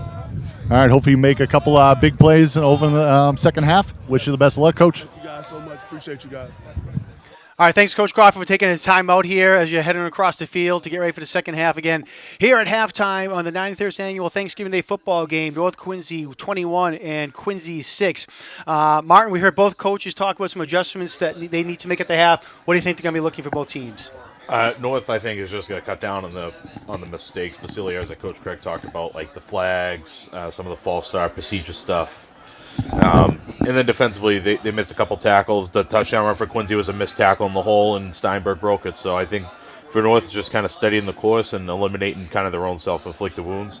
I think if you're looking at Quincy High, Coach Crawford talked about getting the offense going. They only had 3 first downs on 5 drives, 0.6 per drive. They need to be able to have some continuity offensively. All year, they've been able to hit the home run. Big plays. We saw that with Steinberg. It was a 2-play drive, and he ripped off a 67-yard run. But other than that, they haven't really gotten much going offensively. So I think for them, they're going to need to be able to receive the second half kickoff, but be able to possess it a little bit, keep the North offense off the field while getting some yardage of their own. Get down to the north end of the field and be able to get some points and apply pressure that way. Real quick, we're down some stats first for North Quincy. Mikey Galligan, 9 of 14 passing for 160 yards and 2 touchdown passes. Tim Toland has 3 rushes for 11 yards and a touchdown as well. Galligan has 9 rushes for 44 yards. Nate Sampson, 12 yards. Ben Hudak, 5 rushes for 43. And Will Conley has 20 yards on the ground as well. Going to the air, Nate Sampson, 1 catch for 14 yards and a touchdown. Jordan Mahoney, 1 catch for 29 yards. Ben Wallenjom, 2 catches, 58. Will Conley, 2 for 24 yards. And Ben Hudak, 3 catches, 35 yards, and 1 touchdown. For the Presidents, Nate Goff, 4 of 8 passing for 24 yards. Leo Steinberg, you mentioned, with that 1 rush for 67 yards and a touchdown as well. Goff also has 6 yards rushing. On through the air, Gavin Regan, 2 catches for 14 yards. And Jonas Ala, 2 catches for 10 yards for the Presidents. Yeah, North with the key turnover there at the end of the first half, too. So that's something to look forward to. North Quincy, I'm sure, is going to have to go to the ground a little bit. They're going to want to kind of slow it down and take the air out of it and keep the ball away from Quincy High. We've seen they've been able to rip off some big ones. Ben Hudak, averaging 8 yards a carry. We'll see if they get him more involved in the second half. What a tackle. Oh, no, he broke free. Jonas Ala breaks through that tackle. It was a ground ball. He picked it up and fighting his way forward. He fielded it about the 34-yard line, and he's going to get up to about the 44. Steinberg. Wow, what a play there. Noah Baker had him for dead there, as we'll see in the replay. He had him wrapped up, and Steinberg wasn't moving, and all of a sudden, we talk about leg drive. Coach talked about leg drive. Look at that right there. Kept his balance, arm down. That's an incredible effort there by him. Ryan Wirtz in on the tackle for North, along with the host of guys, but great return there by Steinberg. Maybe they'll get some energy going for the President offense coming out on the field. So, as you mentioned, Martin, Quincy had that interception in the end zone towards the end of the first half, so we'll see if Quincy can keep that momentum going. Our handoff for the Presidents on first down, and coming up there for North Quincy to make the tackle is Michael Finney, one of the captains, and I think it's going to be no gain on the play there for the Presidents, and that was Aller on the run. Great job there by Finney. League All-Star this year, been going both ways. Second on the team in tackles for loss. Been a steady presence all year. All right, Quincy coming up to the line of scrimmage. No huddle, second down and 10. And they give it to Ala. Ala trying to make his way forward. Does a nice job of getting back just to the line of scrimmage. Maybe a gain of 1. And they are going to give him a gain of 1 to the 45. Yeah, host of Raiders in there again, led by 52, Captain Alan Guan. They're all over the running game. Quincy's trying to establish a running presence, but North's doing a good job being able to slow that down and forcing Quincy into the air. To create 3rd and 9 from their own 45-yard line.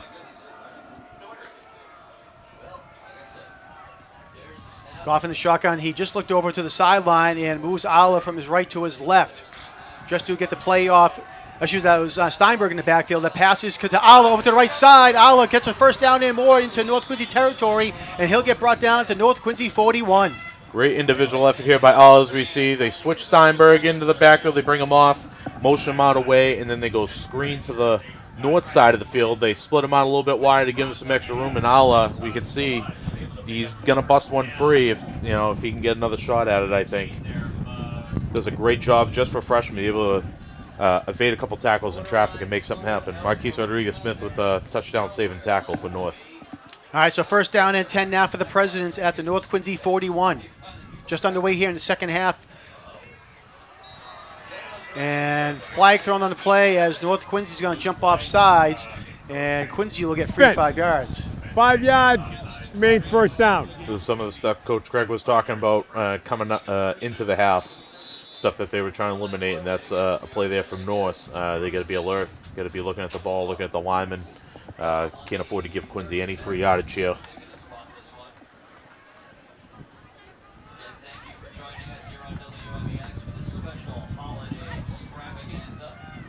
All right, Goff in the shotgun, 1st and 5. Goff down the middle of the field, and it is almost intercepted by Will Conley. Went through his hands. Would have been a spectacular catch. Pass was intended for Jaden Francois. That was like an almost catch for. That was like an almost catch for Francois and an almost pick for Conley. It was like right there. Change of formation there for the Presidents. They went with a run-heavy look. They went with a tight end in Regan. Down to 3-point stance. They went Kevin Gray as the wing, H-back style. So a run-heavy formation. Looking to see if they get Francois one-on-one, and they did. They just couldn't connect there. All right, 2nd down and 5. Goff pass over to the left side, incomplete. Was looking for Regan, it looks like. It should be Owen Desmond. Great job by Rodriguez-Smith. As you see, right on the break, he pedals forward right onto it, able to help disrupt that pass and break it up.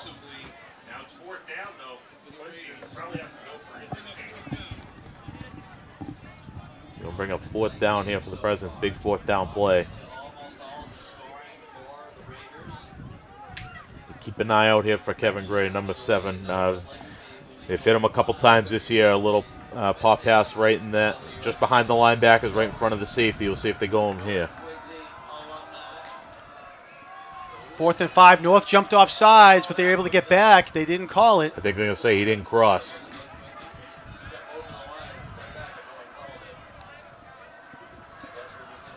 Goff calling. Less than 10 seconds to go on the play clock. And there it is. It's going to be a delay of game against the Presidents. Are they going to get the delay game or Coach 5 Crawford yards. call timeout? Nope. Made 4th down. I saw him looking at the side judge shoot Coach Crawford. I didn't know if he was going to try and get a timeout at the last second if he saw that. I think if anything, the 5 yards will back him up a little bit and give him some room to punt. A little bit more of an area to kick into, not get in the end zone. Interesting there. North did jump. That side judge must have deemed that he didn't cross into the neutral zone because no flags were thrown. I think Quincy High was banking on that.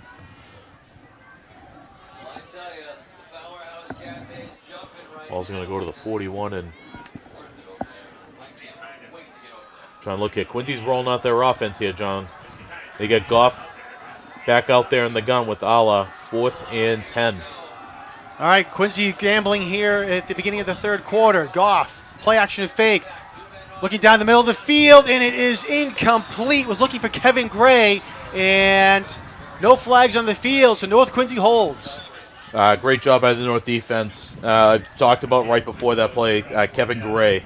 Looked for him up the seam, and they tried to get him there. He was double covered, good coverage. Tim Toland and Taylor Marquez was coming underneath there, but Tim Toland with the good coverage, alert to the play. It's going to be a turnover on down, so big stop there for the North Quincy High defense. After Quincy High hit a couple big plays, they hit all in space for a big first down, but not able to keep it moving. Look for North here to keep the ball on the ground and see if they can grind it out in the second half. A handoff to Hudak up the middle, across the 45, and he'll get brought down at the 47. As we see in the replay here, he's just going to go straight dive right up the middle, one-on-one blocking. Good tackle there by Quincy High President's number 22, Will Codner, making that tackle in space to knock Hudak off his feet. Hudak, a senior running back here. This is kind of one of those textbook Thanksgiving Day games when now you're getting into winning time and you're going to lean on a senior.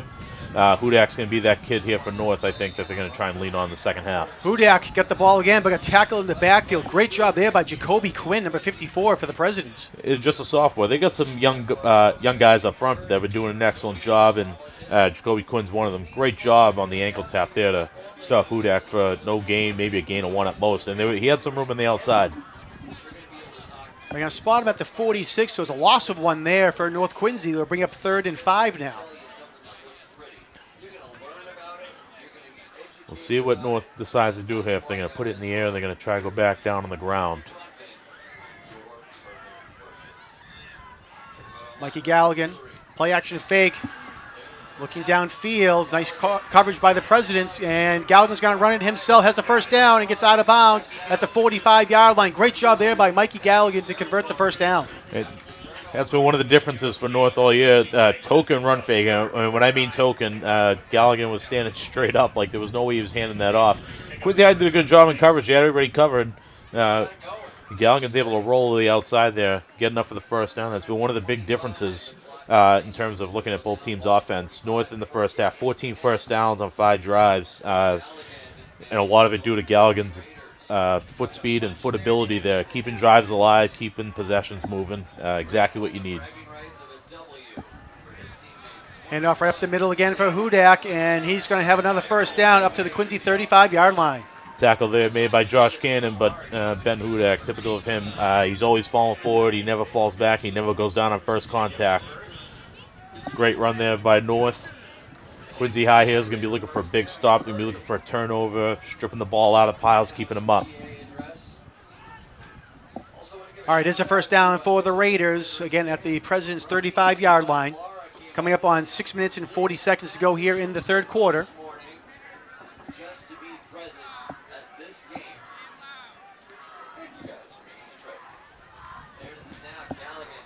Galligan.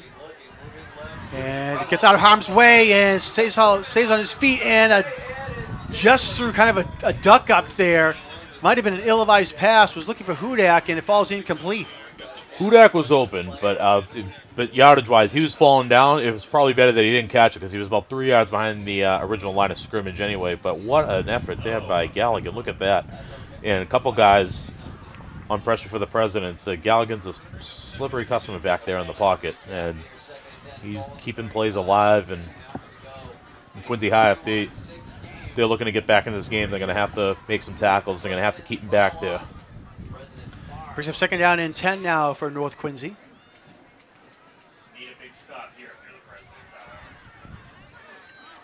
That could be a play we look back on as something that could have kept things good for North. Instead of like a 5 or 6, 7 yard loss here, it's 2nd and 10. Keeps it manageable for them. Yeah, almost a sack there for the Presidents, but they're able to get out of it. And North Quincy's going to take I was going to say, Ben Hudak was getting ready to go, and a whistle blew, I believe.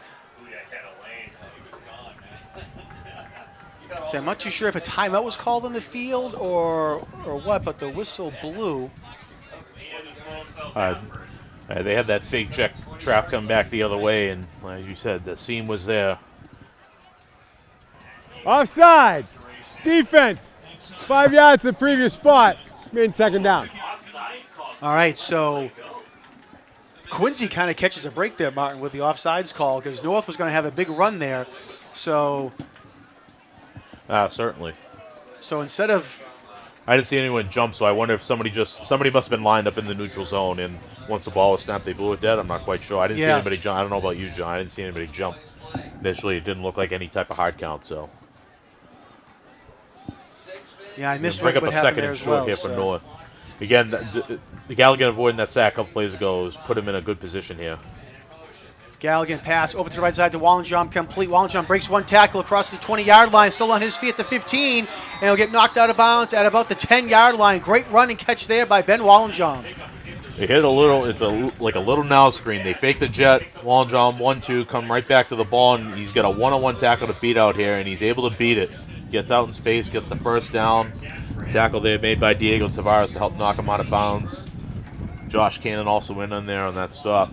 North continuing to drive down here. This is exactly what they did in the first half to create points. They, touchdown drives. They had the big pass play was 2 plays, but it was 5 plays and 9 plays. They really drove the ball, really wore down the present defense, and they're sticking with that plan here in the second half. All right, first and goal from the 8. Hudak on the carry over to the left side at the 5, and we'll get down to about the 2-yard line. Just did get brought down. Mark him down at the 3. Jacoby Quinn had him by the feet, as we'll see in the replay. Saved the touchdown here. Leading through the hole was Taylor Marquez, and he was 1 block away from getting in the end zone. Good job there by Quinn to help save that one.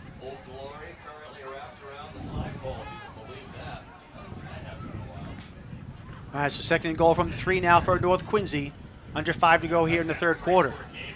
I expect North to keep it on the ground here, especially at the first half. At the end of the first half, to try to put it in the air to get another score here, but they're going to play it safe. Hudak over to the left side, and he'll walk into the end zone untouched for the 6 points. Touchdown, North Quincy.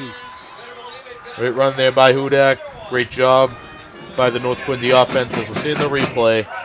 And it's just Taylor Marquez leading the way. Quincy stuffed the inside lanes, and he bounced it out, and there was nobody out there to help stop him. Textbook drive there by North. They got the ball. They were able to get a bunch of first downs, be able to keep the ball, put pressure on Quincy by getting down on the goal line, and then they scored the 6 points. So absolute textbook first drive here for the North Quincy offense to open up the second half. All right, North's going to line up for the extra point attempt.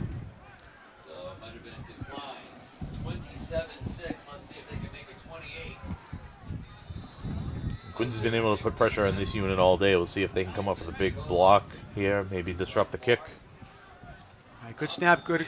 And it's going to hit the left upright there by Alvin Nicola, so it is no good. So 4:35 left to go here in the third quarter, and North will take their lead now 27-6, as you see on the replay as it bounces off the upright. So break there for Quincy High, keeps it 27-6. Quincy offense here, I think they're going to have to air it out a little bit. They're going to have, unfortunately for them, I think they wanted to have a little bit of balance to their game plan like they've had the past couple weeks, but now being behind, you got to get it. As we see on the replay, it looks like Nicola might have got the laces. Conley might not have been able to spin that, so that might have been an effect there on that kick. But nonetheless, North get the 6, and that's the big important key for them. We've been mentioning the crew here today at Veterans Memorial Stadium for QATV, and we want to mention now Anna El Tori, another longtime member and volunteer of Quincy Access TV, who's on graphics here today for us. Done a many number of jobs. She used to be down on the field, lugging camera and cable, for our cameraman down the field, and Anna's done a great job in the truck on graphics for a number of years for us, and especially here today. So we want to thank Anna. 2007, her first Thanksgiving Day football game. All right, turn here by Leo Steinberg. Flag thrown on the play. We're going to have a penalty against North Quincy, it looks like.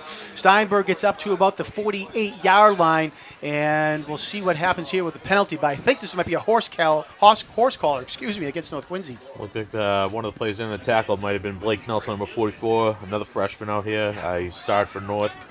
Rotated in a little bit. He doesn't have the same role as Ali. He's not going both ways. He's not getting significant minutes. He's got a lot of special teams. Playing middle of the season, he saw some snaps on the defense. During the return, first and fall, horse collar. For the kicking team, 15 yards from the end of the run, it'll be a first down. Yeah, Quincy's done a good job on the kick return unit all day. When North's kicked it deep, Quincy's got great returns off it. Al's had a good return. They kicked it short this time. Bounced back to Steinberg, and he got a big run. And then they get 15 added onto it. So Quincy High in positive field territory here. All right, Quincy quickly comes up to line of scrimmage. They're going to hand it off, and I believe that's Jonas Ala on the run. And he's going to get across the 40 to about the 37-yard line. I think that was Steinberg, John. That was Steinberg. Oh, yes, it carry. was. Tough run there. Paul Glynn, defensive end, helped able to keep that boxed in. Quincy High going back to their double wing formation that they scored on in the first half. This is where you got a bunch of bodies in the tackle box, and all it takes is one broken tackle and you're gone. You can see the safety for North, Tim Tolan, he's only 7 yards deep. And it looked like they were trying a counter play there, but they couldn't execute, and it's going to be a huge loss there for the Presidents as Goff's going to get tackled back at the 45-yard line. They had the counter, too, as we'll see in the replay. They were looking for Desmond. They had a lineman pulling across him at 56, Cameron Lynch Jr., looking to get him out in the space. The timing just wasn't there, and Goff was forced to hang on to it. It was probably good that he hung on to it. The ball was loose initially, so gives them another shot here. They're going to stay in the same look. We'll see if they maybe try and pass out of it. So it's a 9-yard loss, looking to pass downfield, and incomplete. And a late hit's going to be called against North Quincy as well. They handed it off to Jonas Alla on the halfback pass. He had Gavin Regan downfield. They couldn't connect, but he got hit late, as we'll see here in the replay. Right there, you can see it just at the tail end. Yeah, again, North Quincy's done a solid job defensively, and they keep killing themselves Foul. with these penalties. Roughing the passer on the defense. 15 yards previous spot by rule. Automatic first down. Yeah, it keeps Quincy's drive alive there. That was a great job there by Quincy High. You know, you look at the down and distance context, you're thinking pass, they come out in the run-heavy formation, and North Quincy fell asleep. It was a great call by Coach Vernon Crawford. They got Regan deep. They weren't able to connect on that, but North with the personal foul gives Quincy the first down. All right, so Quincy will have it now at the North Quincy 31-yard line. And we'll see if Quincy can convert here and put some points on the board with some of these penalties North Quincy has been giving them. Again, 1st and 10 from the 31 now.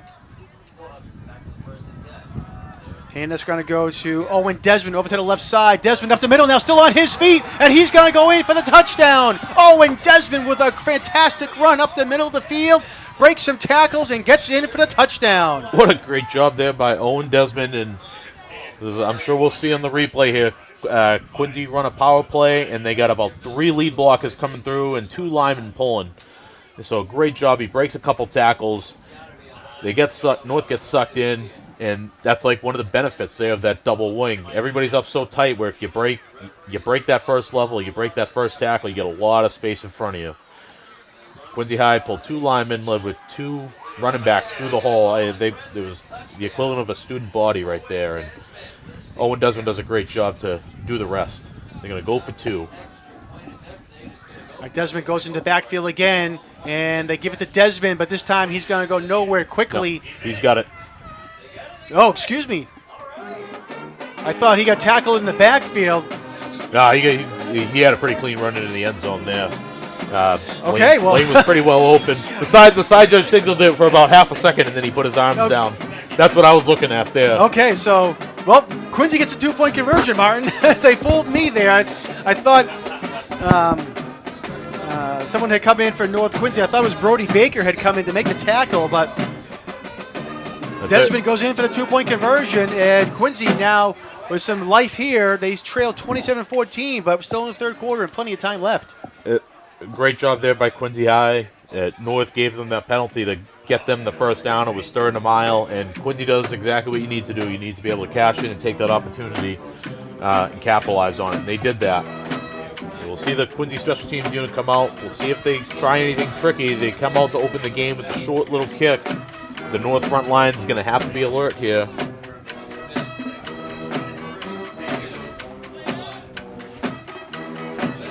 See, North is lined up ready to go. We get a look at Braden O'Connell. Handles all the special teams kicking duties for the Presidents. So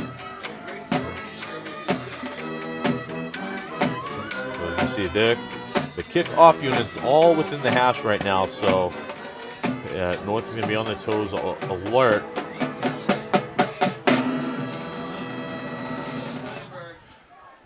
All right, O'Connell gets ready.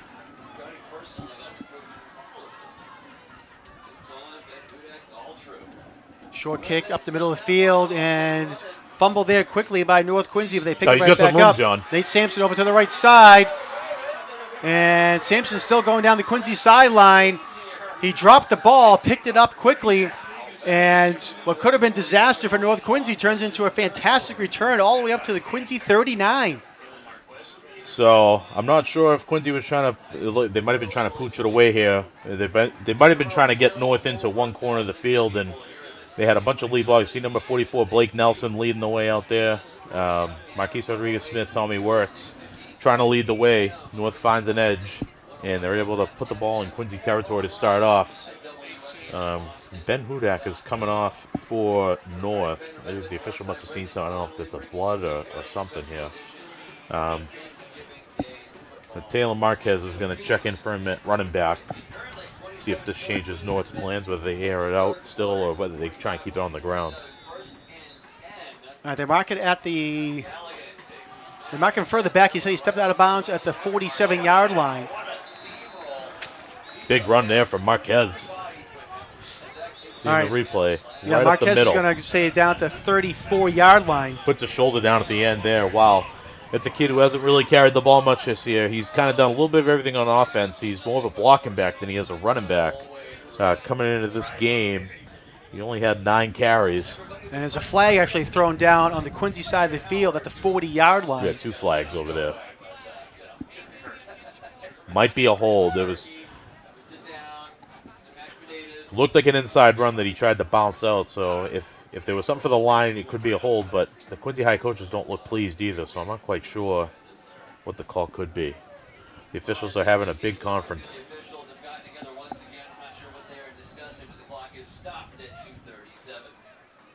You got a good look at the Quincy High defense there, led by number 7, Kevin Gray, league all-star. At number 79, Justin Silva, junior lineman. Number 54, Jacoby Quinn, a sophomore. Quincy has going to return a lot of guys next year. After the play, personal foul. Defense, after the play, unsportsmanlike conduct. Offense, those penalties wash. Be first down. All right, so a couple penalties, one on each team, but they're going to negate each other. So ends up being a big run there by Taylor Marquez, and it'll be first down for North Quincy at the 34-yard line. Yeah, that might explain some of the displeasure there from Coach Crawford. You know, another penalty for them, and I can see Coach Craig on the north sideline not pleased either. There was a point of emphasis for him going into the locker room. Cut down the penalties, cut down the extracurriculars. North's got to tighten up here a little bit. All right, they start to wind the clock as we come up on 2:15 to go. Galligan looking to pass as he goes back. Still trying to find something, and he's going to throw it in. Very dangerous pass there by Galligan. It was almost intercepted by Steinberg, but it dove for it and just came up a little short, as we'll see here in the replay. Steinberg was inches there. North, I think, tried to catch Quincy sleeping. Quincy was alert to it. Kevin Gray with the initial pressure here. Keeps Galligan in front, doesn't let him get outside, and as you said, Steinberg was inches away, diving for that loose ball. All right, so bring up second down for North Quincy. Quick snap there. Galligan hands it off to Hudak. Hudak trying to go over to the left side of the field and stretch it out. And nice pursuit here by Quincy. They got and he's him. going to get brought down. Great job there by Quincy's number 80, Darryl Wright, to stretch out that play and hold up Hudak and wait for the rivalry to come down and bring him. Yeah, great job there by Wright. I think he's been playing a little bit of outside backer, some defensive back. We've seen him in pass coverage a couple times. He does a great job to just string that out, and Hudak had nowhere to go on the outside. Did he lose a play on that, or did he get a couple based on the original line? They're going to have him down at the 32, so it looks like he actually ends up getting a couple yards on that play still. They must have given forward progress on that. That was a good job by Quincy High to string that out. All right, so it's 3rd and 8 now for the Raiders. Conley goes in motion. Mikey Galligan has a man open down the field. Open. Jordan Mahoney, touchdown, North Quincy. Mahoney stuck behind the defense and pushes it in for the 6 points. There's a little miscommunication, I think, on the back end. North motion Conley across, and it looked like just a couple slants and a flat. And credit to Jordan Mahoney. He kept running, as we'll see in the replay. He was in the slot, and they all flew to Will Conley. And Mahoney just sneaks behind, and one of the toughest catches you can make is when you're like all alone there. You might get a little nervous, but Jordan does a great job. Hey, the past couple weeks, he's really shown his skill set as a wide receiver type, and he's normally a bulldozing running back, fullback type. Come up really big. one of those seniors, you always find a couple seniors on Thanksgiving that kind of have a great game when you need them, and he's having one of those right now. All right, North's going to go to 2 to try to make it 35-14 and push it up to 3 touchdowns. Galligan rolling out. He's going to have some space, and he goes in for the 2 points. Had a nice block down there in the corner of the end zone there by Ben Hudak as well to free him. And with that, North Quincy now takes a 35-14 lead. It was a great job there by Hudak. North runs crossing routes. Galligan just sees space and he takes off, and Galligan was able to hold his block just long enough. So it's going to make it 35-14. North answers right back offensively to the Quincy score. Big drive for them. Real quick, want to mention all of our camera people that are out here today. They have been doing a great job. Some fairly new, some have been around for a while, and they're doing a great job. Luckily, it's a nice day for them out there today, not too cold. This, as you mentioned a little bit earlier, Martin, it's a little bit of a windy time out there, but either way, I want to thank Ryan McWade, Nadan Nair, Scott Daniels, and Matt Coughlin as well for all their hard work they've been doing here down on the field and out up in the stands on camera as well. Want to welcome Scott back. Scott's been on the injured list for a little bit, so we're glad to have him back here. His first outing in a little bit with QATV, so glad to have Scott back. He contacted me and said, I'm ready to come out. I want to get back on Thanksgiving, so we're glad to have him here on Thanksgiving morning joining us yet again. It's awesome, and we've gotten a lot of great shots, and it's, huge thanks to the camera people out there today. All right, ground ball kick there by North Quincy, fielded at about the 35-yard line. Owen Desmond on the run, and he's actually going to lose a yard or 2 on the play as he was trying to go towards the Quincy side of the field, but nice pursuit there by North Quincy as we'll see on the replay. Yeah, Ariel White initially had the first shot, kind of brushed right by, but then Taylor Marquez, it looked like that, that was Marquez right there to be able to make that stop. North Quincy going back to the squib kicking that we've seen for the most part throughout the year to try and eliminate big returns. And then, like we saw in the first half with Ala, like he can bust one free if you give him time and space. So North playing conservative on that end. Quincy going to go back to the double wing that they've had success with all day. And ball comes loose, and I'm not sure who has it. Ball's on the ground. I think North Quincy has the ball, and they do. Fumble recovered by North Quincy. Tim Tolan got it, and they were all over that. That was a 50-50 pilot right there. It looked like he never really got his hands on the ball in that handoff with that pass fake as well after it. There were a few Quincy guys, a few North guys, and I think Tolan just the bounce happened to go his way there. I believe that was Leo Steinberg who was trying to get the ball and couldn't hang on to it. And as you see there on the screen, Tolan with the recover at the 36-yard line. 52 seconds left here in the third. We've seen North keep it on the ground. I think North's going to be looking for a statement here. Galligan looking downfield again for Conley. Conley comes back and makes the catch at the 11-yard line. What a catch there by Will Conley. Saw it was going to be short, comes back to make the grab. Again, I don't think Galligan got his hands on the ball quite the way he wanted to. The ball flooded, but Will was one-on-one down the field. And you can see he comes back to the ball, does a great job. Francois not able to react in time there. North's going, with Quincy, they've shown the ability to score, and I think North's trying to put the stake in here and really put an exclamation point on this and try and put it out of reach. All right, coming up on 20 seconds to go here in the quarter. North can get one more play off.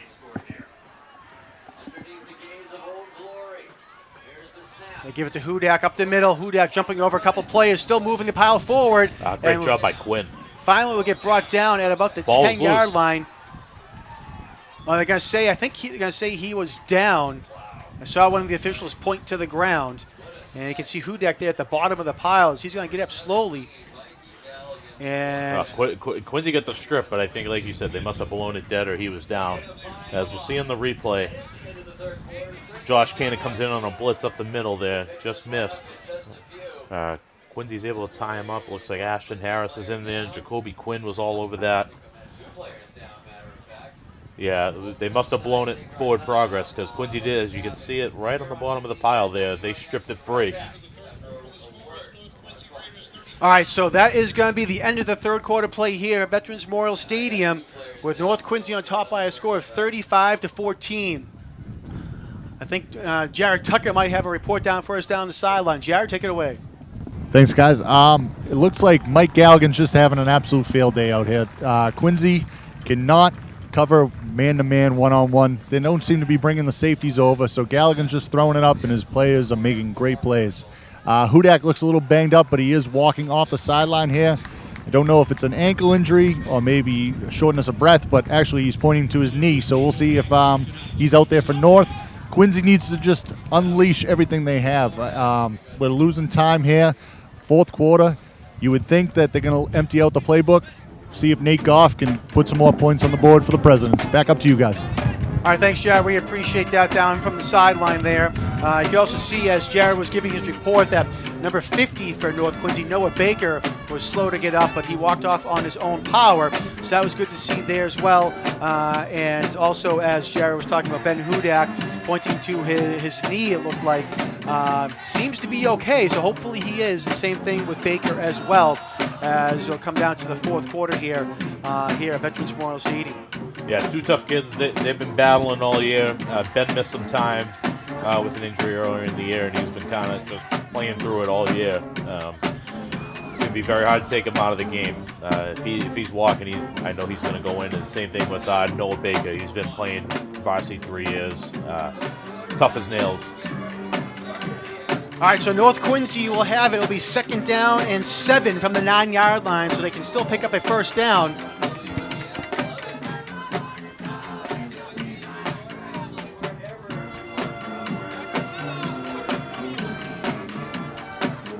I want to remind you can log on to Quincy Access TV's website at qatv.org for replays, program schedules, membership information, video on demand, live streaming, and more. Again, qatv.org. All right, Galligan in the shotgun, he being pressured out over to the right side, throws it into the end zone, and incomplete. Went through the hands of Nate Sampson, just couldn't hold on to it. Oh, right through the hands of Nate Sampson. I'll tell you, Leo Steinberg chasing the backside. I thought he was going to get Galligan on that, too. He was right there. He's had himself a tremendous two-way game for Quincy High. Not quite sure what's going on in the end zone here. The officials talking to a few individuals there. But it's going to bring up 3rd down. Canada State for Quincy. We talked about in the open. They're missing a couple guys today. Gabe Rodriguez, Alex Martinez, 2 guys that go both ways for the Presidents. They're missing them on the defensive end. Gabe's defensive end. Alex, a defensive back. Certainly have missed those guys, and I think Quincy's been shuffling around, and they've played very well in spots today despite that, so give those guys a shout out to Quincy High D. Playing tough, playing hard. North's just making some plays when they need them. All right, Galligan again looking to pass, and he's going to run himself at the 5-yard line, keep him forward, and he's going to get brought down. Let's see where they spot him down. It might be at the 2-yard line. If so, that would be 1st and goal. We'll see where they spot the ball. Took a pop there, as we'll see on the replay. Galligan backpedals. North still going to the air here. Galligan all day has been finding some open space because they're playing man coverage. And he's finding an open lane. Looks like that was number 44, Donald O'Connell, junior linebacker, in to make that initial pop for Quincy High. They're going to come in and measure this one to be awfully close.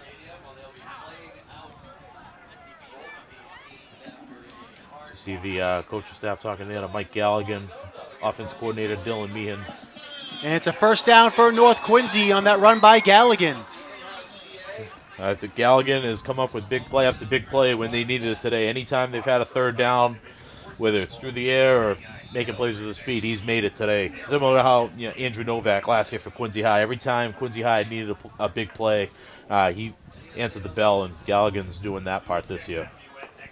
It would have been 4th and 1, Martin, if they had it converted, but they do. So now they have 1st and goal from the 2-yard line.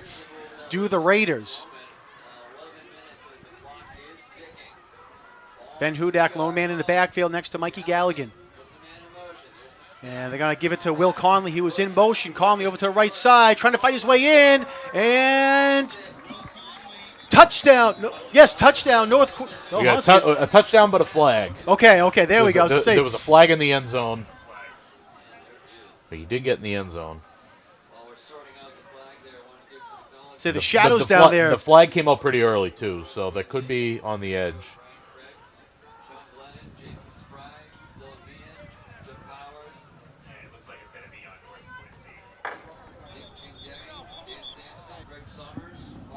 a man down. During the run, holding, offense, 10 yards from the spot of the foul, repeat first down. Yeah, right in the slot there. Red is currently good outside the tackle box that was thrown. So unfortunate there for North, but for Quincy, gives him a little bit of breathing room. It's going to back him up, takes the score off the board. So Quincy still got a shot here to make something happen in terms of maybe force a turnover. I would never doubt anything in this game. That is for sure. Even with a 21-point cushion, you can tell North wants to put the stake in. We saw last year the points are going up left and right in the second half.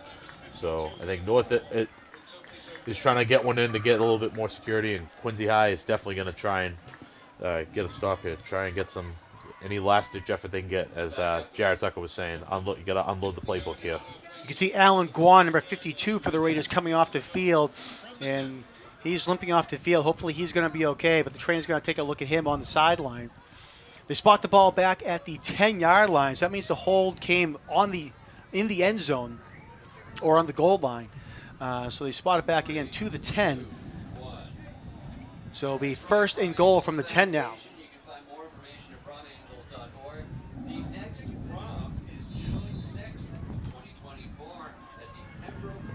Hopefully he's all right. We saw Noah Baker, at the end of the third quarter. He's back in there, left guard, so good to see his injury wasn't serious. Low snap, Gallagher picks it up. Rolling out to his left, trying to make something happen, being pursued by Steinberg. Gets away from Steinberg, gets up to the line of scrimmage, and gets brought down there by Jonas Ala. Nice tackle by Ala, and they say it's going to be all of that for a gain of 1 by Mikey Galligan. Yeah, great job. As we see in the replay, Steinberg had him, and I don't know how Galligan does it. Spin move, gets outside, just out of the outstretched reach of Steinberg. But Jonas Ala, great job, great hit, gets the wrap up and brings him right down. A lot of work for 1 yard. It certainly was a lot. He was back almost to about the 25-yard line when he started to go from there. See if North doesn't decide maybe to try and put the ball on the ground a couple times here to keep it moving. It's interesting that they're still electing to go to the air this close down to the goal line with the success that they've had.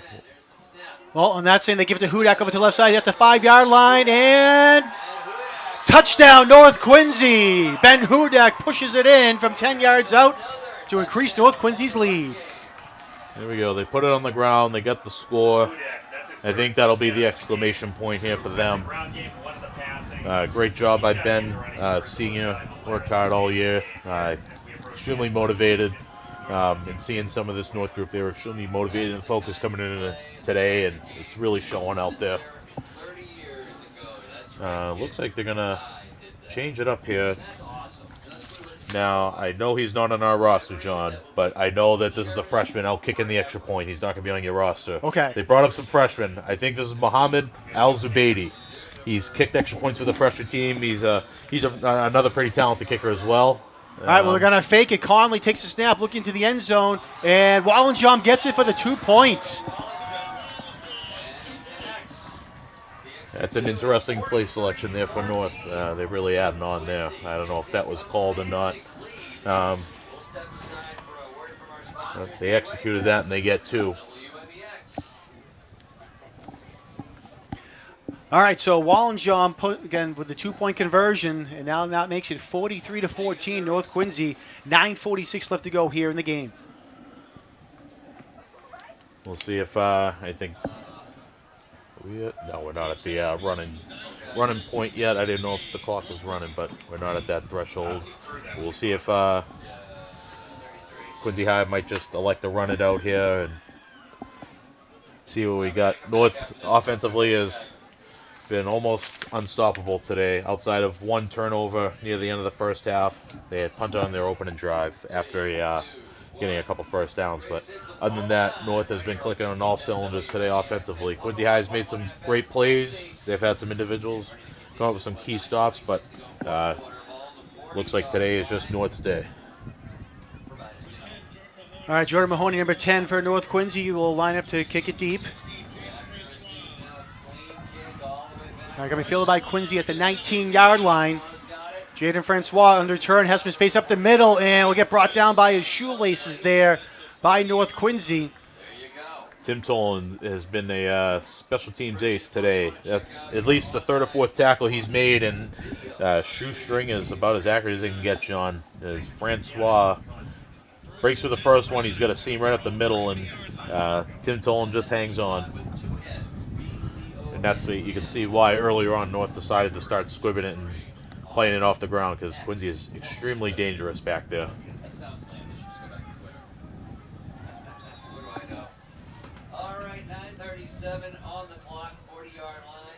All right, Quincy from their own 40-yard line. Goff looking down the middle of the field, and it is incomplete. There he is again, Tim Tolan, to knock that ball away for the Raiders.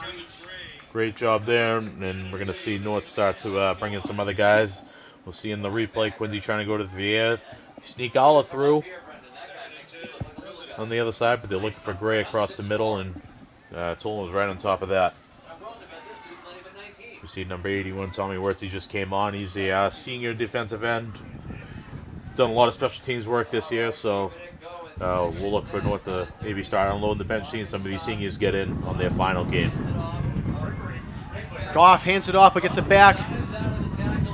Looking downfield, and it's going to go incomplete. I think the wind might have caught that a little bit, Martin, there. It's picked up, as you can hear on our microphone out on the field, as the wind is picked up and the ball kind of got caught up in the air, as we'll see in the replay. If you had a couple 20-mile-an-hour gusts, it makes it tough, and I think Galligan's going to call with that in the game as well. Brody Baker almost got the tackle there, and Goff just throwing it up there. I think you're just trying to give your best player, Francois, a shot at the ball, try and make something happen.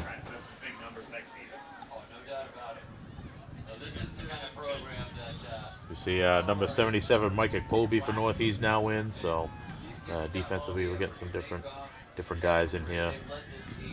Great shot at Goff. He's had a tremendous season. I know today hasn't gone his way, but tremendous season, 13 touchdown passes. Nothing to hold his head down about. Goff rolling out and heads over to the Quincy sideline, and they're going to spot him out at about the 43.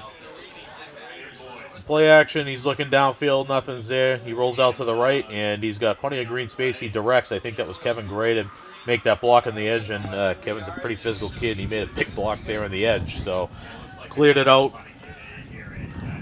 But it's going to bring up fourth down, and Quincy's going to elect to punt it away.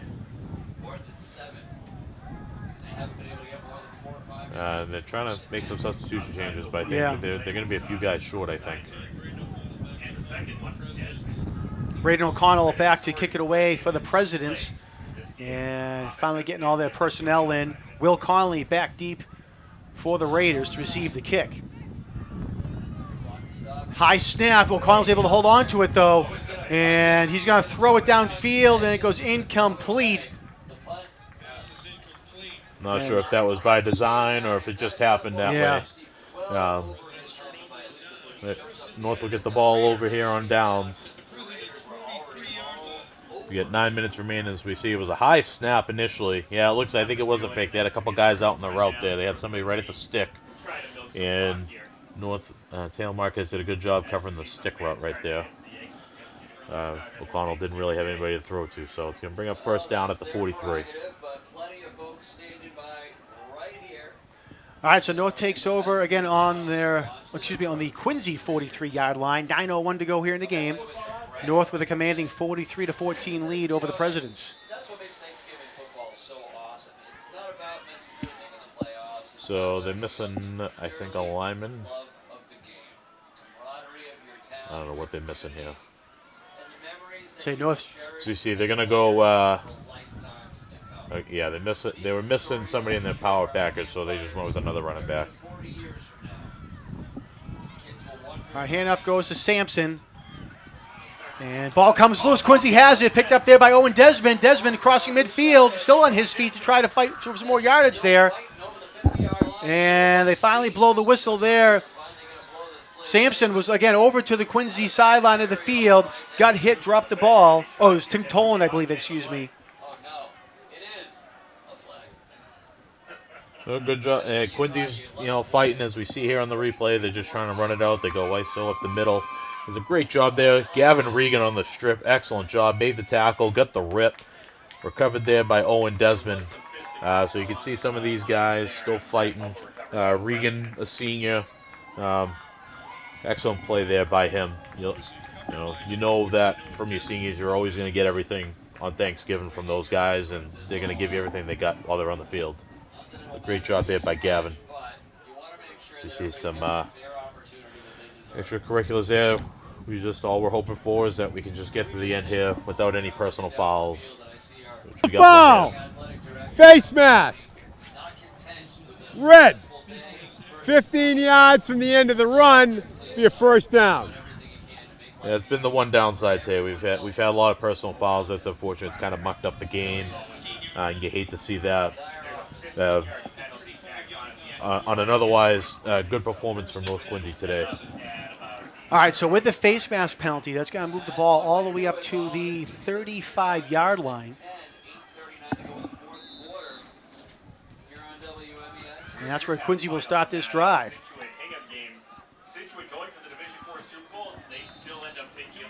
Handoff goes to Ala. To the right side, no gain. Looked like Michael Finney in there on that tackle, along with Alan Guan. A couple senior captains here.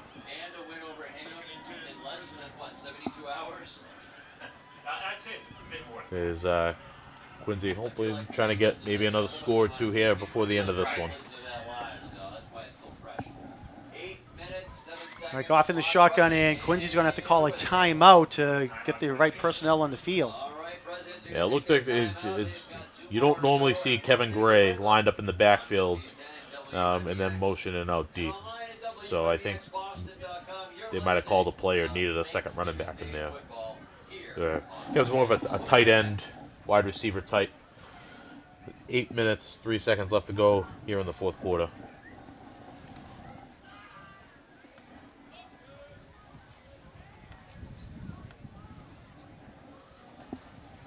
You get a good look there at some of the crowd, the North Quincy cheerleaders. A lot for them to cheer about today. And Quincy High played hard all day. You got to look at their offense here. Want to thank for all their efforts Steve Mays and Scott Campbell, who helped put together the pregame show. Steve is one of the most enthusiastic people I know about Thanksgiving football here in the city of Quincy. Has been talking about it for a few months now, and did a lot of work to get the game day, everything going with all the organization and producing of it. And Scott Campbell, a big help as well. So I want to thank them for all their efforts with the pregame show here this morning before our game. Our handoff there goes to Jonas Ala, and Ala's going to get tackled about the 23-yard line. And that's just going to be enough for a first down for the Presidents. Power play, we saw sophomore Jacoby Quinn pulling across, and we saw Kevin Gray leading the way through the hole. A lot of these names we're calling for Quincy High. Ala, Steinberg, Goff, Quinn, these are guys that we'll be calling for the next couple of years. All right, they hand it off to Ala again. Ala gets across the 20-yard line. And with forward progress, I think he's going to be down to about the 17. We've talked about some of the league all-stars today on both schools out on the field, but want to make sure we also recognize Gabe Rodriguez, who was a Patriot League all-star. He's not playing today due to injury, but Patriot League all-star for, I believe, the second year in a row. He's an all-scholastic last year. Fantastic football player as well, and hopefully his injury isn't too serious, and if he's looking to play football next year, hope him continued success in his football career. All right, again, Ala on the carry for the Presidents right up the middle, and they're going to mark him down at the 15-yard line. Bring up third down. North continuing to make some subs as you see Brady Craig, number 63, coming in, sophomore linebacker, going to take Noah Baker out, number 50. Noah's had a great career at North. Goff looking to pass down the left side, and it's complete to Desmond at the 5-yard line. He spins off a couple tackles, and he's going to lose a couple yards, but he'll have enough for the first down. Ball came loose well after the play. Right, Quincy had to jump on that. Looked like William Lanigan, senior. We'll see in the replay, they do a little run action. They fake the power, and they throw that little slant pass behind it. Good job there from Quincy High's Owen Desmond. All right, officials talking down on the field. What are they talking about now? Plenty to talk about over the campfire from this game, I'll tell you that. Mentioned the Patriot League All-Stars for Quincy was Gabe Rodriguez and Kevin Gray. For North Quincy, Mikey Galligan, Will Conley, and Michael Finney were the All-Stars. And there'll be a number of those guys, I'm sure, within coming weeks that'll earn some All-Scholastic honors as well. Well-deserved. They mark him down at the 8-yard line. Clock is rolling. First and goal for the Presidents. As you said, clock's rolling, coming up on 6:10 to go now here in the game. Nate Goff, junior quarterback, in the shotgun for the Presidents, trying to get his receivers into position to his left. Possible screen here. Hand off to Aller in the backfield, and so he might get back to the line of scrimmage. We'll see where they spot him. They're going to say no. He loses yard back to the See a couple to the seniors 9. help making that play. We see Taylor Marquez, there's Ariel White, and Mike Kobe. And in the bottom of that pile, Brady Craig as well. As North has been taking off some of these senior starters one by one to give them a round of applause here. As we see some of the other seniors for North coming in. Kevin O'Shea just checking in. Goff over to the left, complete to Kevin Gray, and nice. touchdown, Presidents. Nice job there by Kevin Gray to avoid that tackle and get in for the score. Great job there by Kevin Gray. You like to see a senior get in. So he does a great job. Takes the flat route here. Breaks that first tackle. Powers into the end zone. That's going to be his team high 4th receiving touchdown of the year.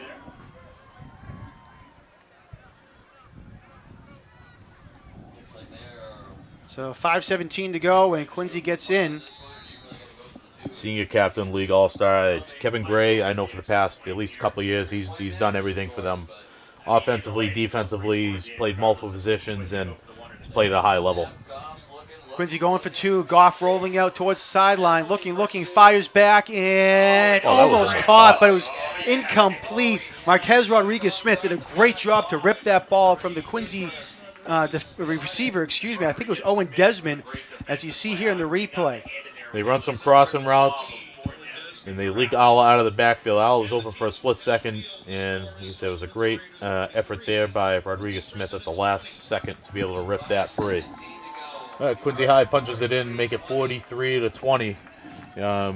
43, looking at the notes here, would be the most points North has scored in Thanksgiving. So a record-breaking output for the offense here today for North Quincy High.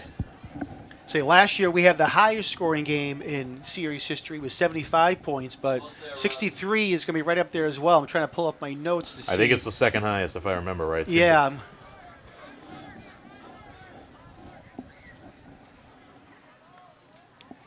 64 right now is the second highest, and that was back in 1955. Quincy won that game 44-20. So. What do we get for the series as it stands right now, John, entering today? Entering today, Quincy 49 wins, North Quincy 36, and 5 ties. So.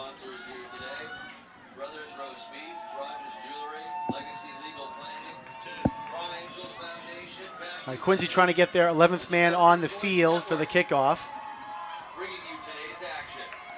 You see, sometimes you're making some subs, sometimes you're getting some seniors on the field out there. We saw Ashton Harris running on, so might be making an adjustment, trying to get some guys, some upperclassmen, some run here in their final game. All right, O'Connell, onside kick. It's a great bounce, and it goes right into the hands, though, number 84, Paul Glynn for the Raiders. Paul, one of the unsung heroes of the North Quincy football team this year. He's been a steadying presence over at defensive end. He's seen some time in offense as well as like a second tight end / H-back type look. He's got great hands, and we see why he's on the hands team right there. Does a great job being able to take that one cleanly and go right down. All right, they spot him down at the 47-yard line. So a little more than 5 minutes left to go in the game. Martin, do we think North Quincy is going to be running the ball here to try to take some time down off the clock? I think everybody here hopes so, John. As we say that, the whistle blows from the official. Oh, I thought he was willing to play dead. He letting it go here. Our handoff up the middle here for North Quincy. And I believe that was Hudak on the run. And they're going to say a loss of 1 on the play.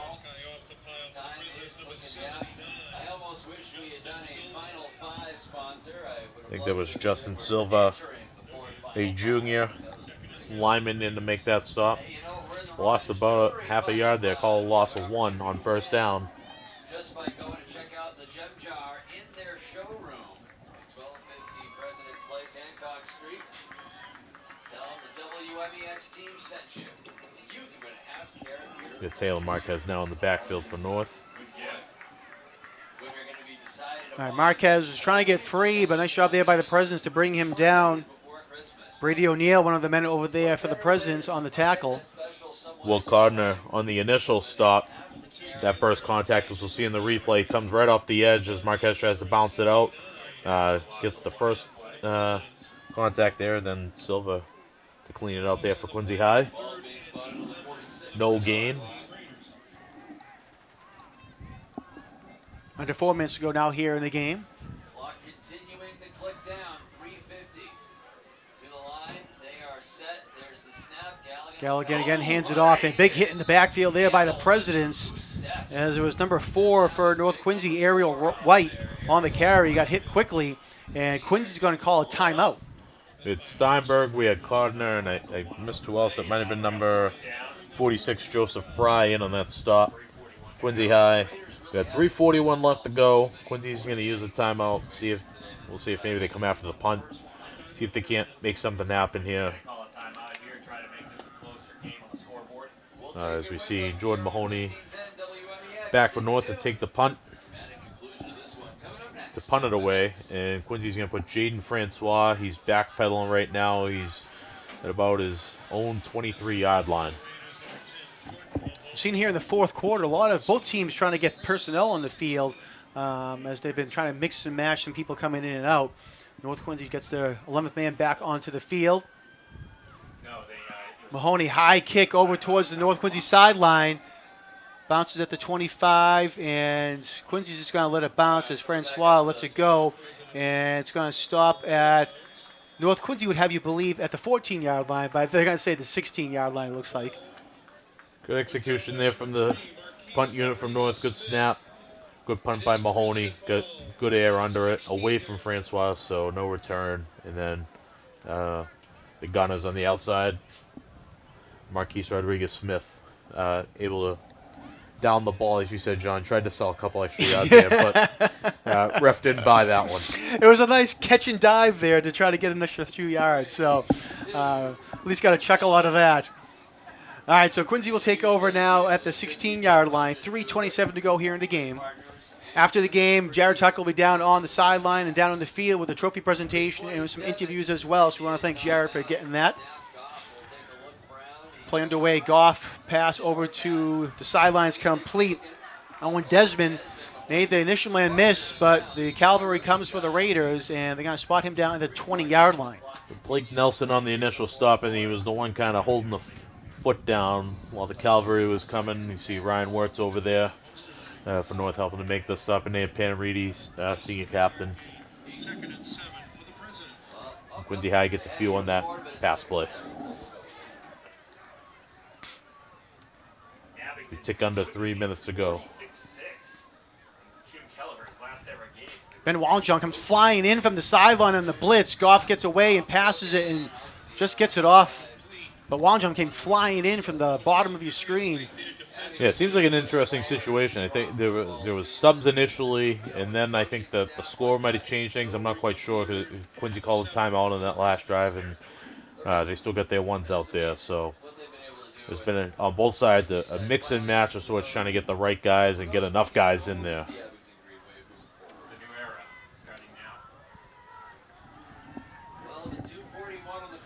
We had 3rd and 7, ball in the 20. About 3rd and 6. Goff looking way downfield for Francois, and it gets tipped and it goes incomplete. So Ryan Wirtz, number 24, we've called him a lot on special teams this year. He does a good job in coverage. Just a sophomore.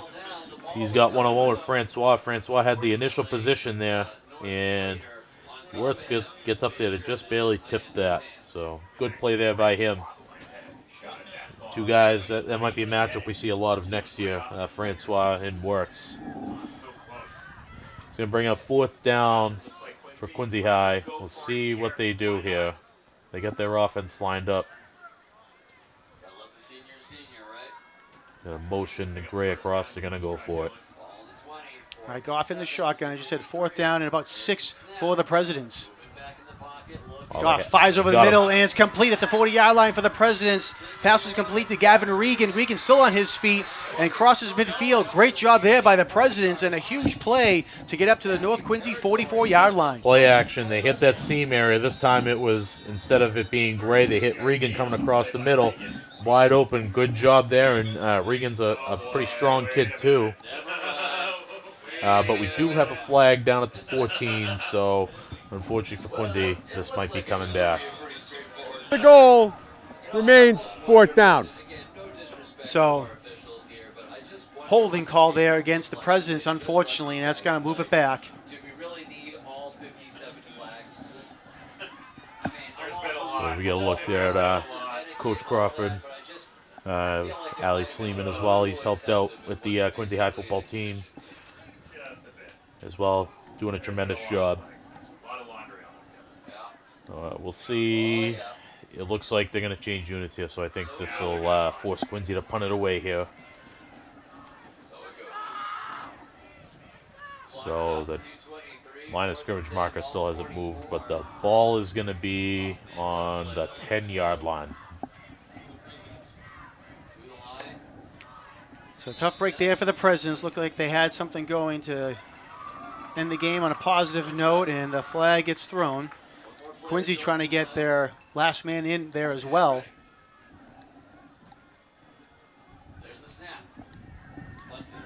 Connell gets the kick away.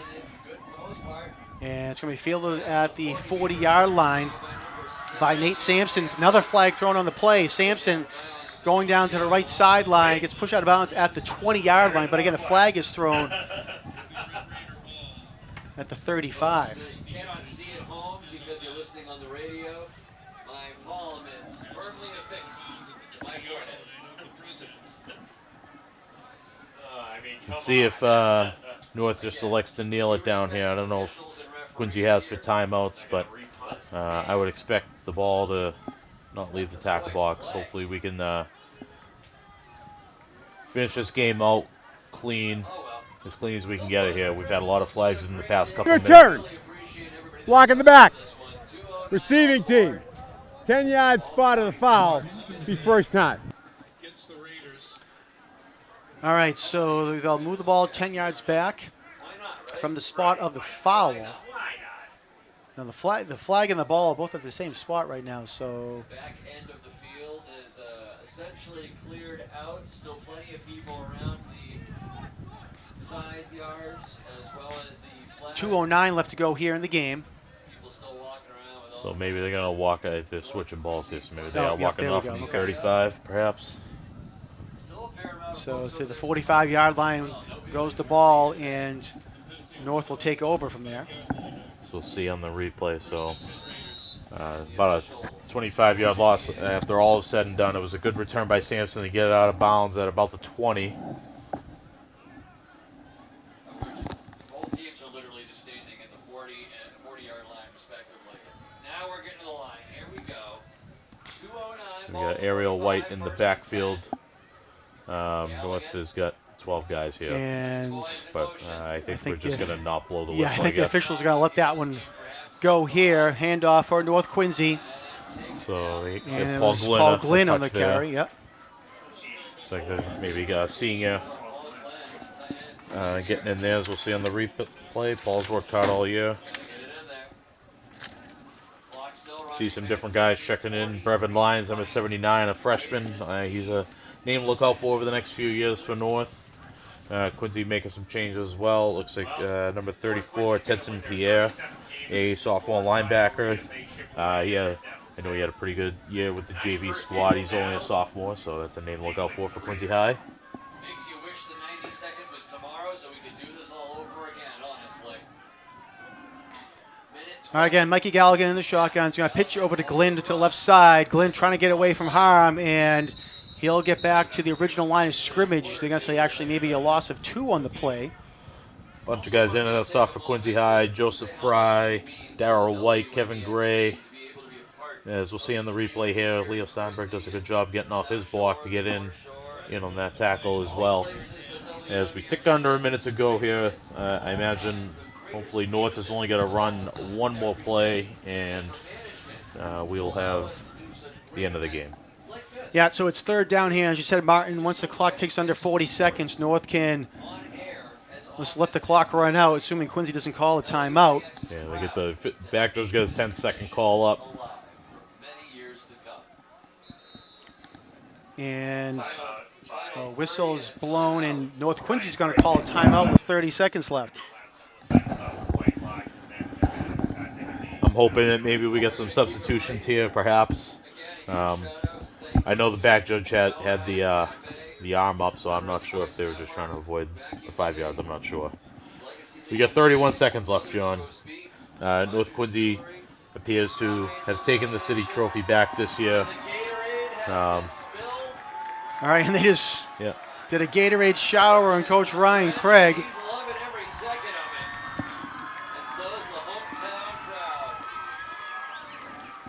I'm going to assume that definitely caught him off guard with the timeout and 30 seconds remaining. Yeah, just throwing his play sheet there. He definitely got caught by surprise. He's usually, he's one of the most alert people I know, and if he got caught off guard, that's pretty impressive. Even when you know it's coming, you don't know when. All right, North Quincy just sent out 40 men on the field for the last play here. They're going to have to figure out I who's on the field. I don't know what is going on here, John. There's zero idea, to be honest with you. There literally is like probably 15 guys from North out on offense. I think maybe they just got all the seniors out there. I'm thinking that's what they're doing. Maybe that's what they're doing. I think they're just going to take the penalty, I guess, and have all the seniors out on the field. That's what for the last snap.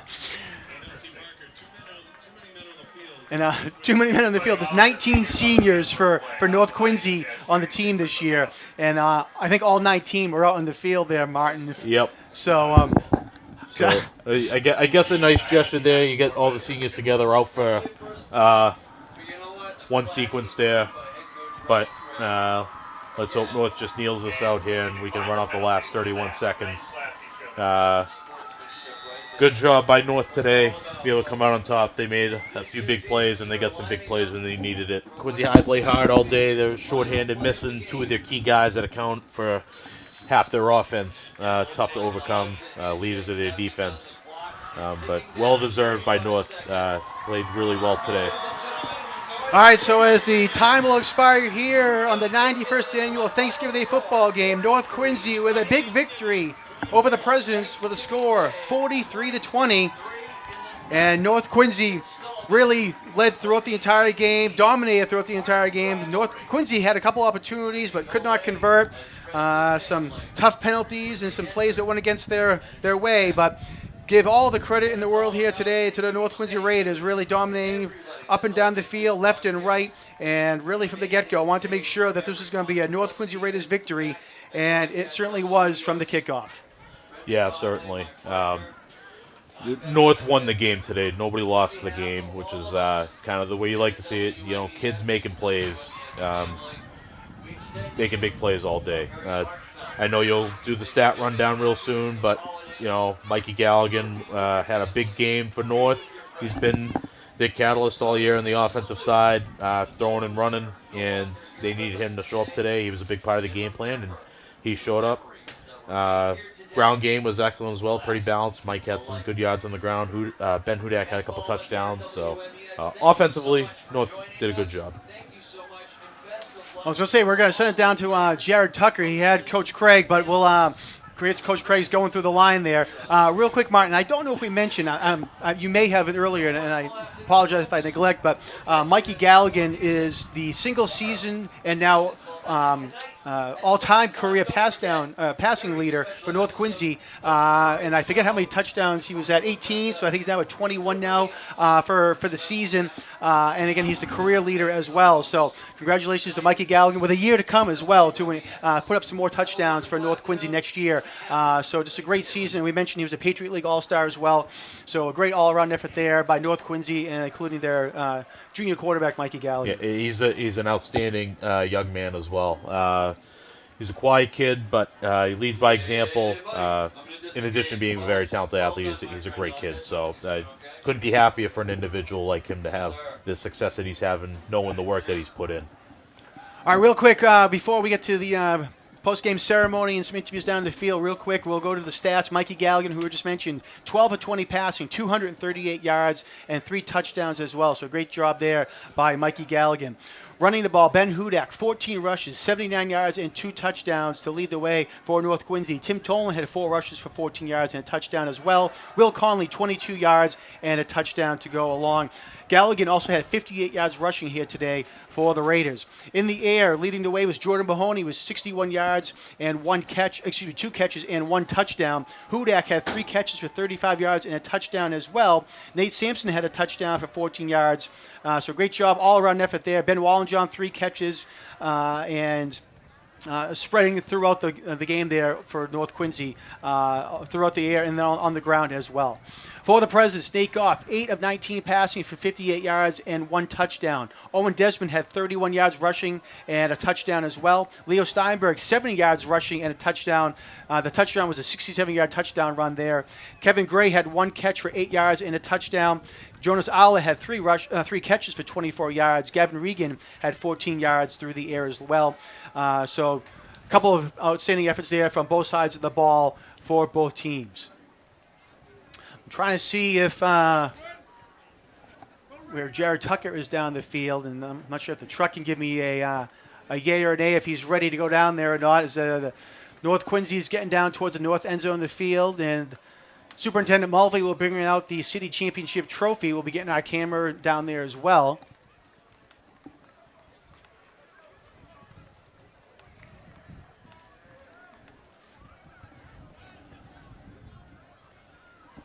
And now just spotted Jared Tucker down the field there. He's down at the 30-yard line. So, Jared, do you want to take it away real quick? Sure, John. Thanks for tossing it down to me. I'm waiting for the superintendent to make his way over. I am going to find a couple players. I'll probably talk to Michael Galligan, probably get Nate Sampson on the microphone too, and also head coach Ryan Craig. If I can find a few people right now, I will, so there's no dead air. And if not, Jared, if you want, give me a wave. I've spotted you, so if you get someone, let me know, and I can see where you are down All right, the field. we can do that too. We can do that too. All right, sounds good. So, well, Jared goes to again, look for the trophy presentation. He's down there with Matt Coughlin, who's our cameraman down the field. Been going back and forth throughout the game here as well, so we want to thank them. And again, we want to thank everybody for the QATV staff and volunteers. I mentioned earlier on that Chris Potter was here just before 5 o'clock this morning to get things going. The first man in the stadium, and he might be the last man here today as well as we break down everything and as well. So we want to thank Chris and everyone else down in the truck as well. Peter Doherty, our director. Chris was also our engineer here today. Anna El Torre on graphics. Michael Jarvie on audio. Brian Cox on replay. And our camera people, we had Ryan McWade, Nadan Nair, Scott Daniels, and Matt Coughlin. And again, Jared Tucker down on the field for our sideline reporter doing a great job bringing us some information and the interviews with the coaches at halftime as well. Martin, when I mentioned I talked with Coach Ryan Craig earlier in the week, and he said, he was looking forward to marching down Hancock Street back to North Quincy, as is the tradition, with the trophy. And I see Jared's ready to go, so we'll send it down to Jared in the trophy presentation. Schools, I award you the citywide championship trophy.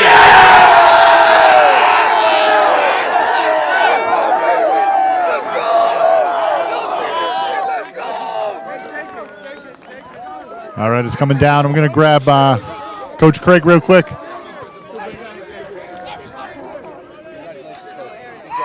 Coach, real quick. Yes, sir.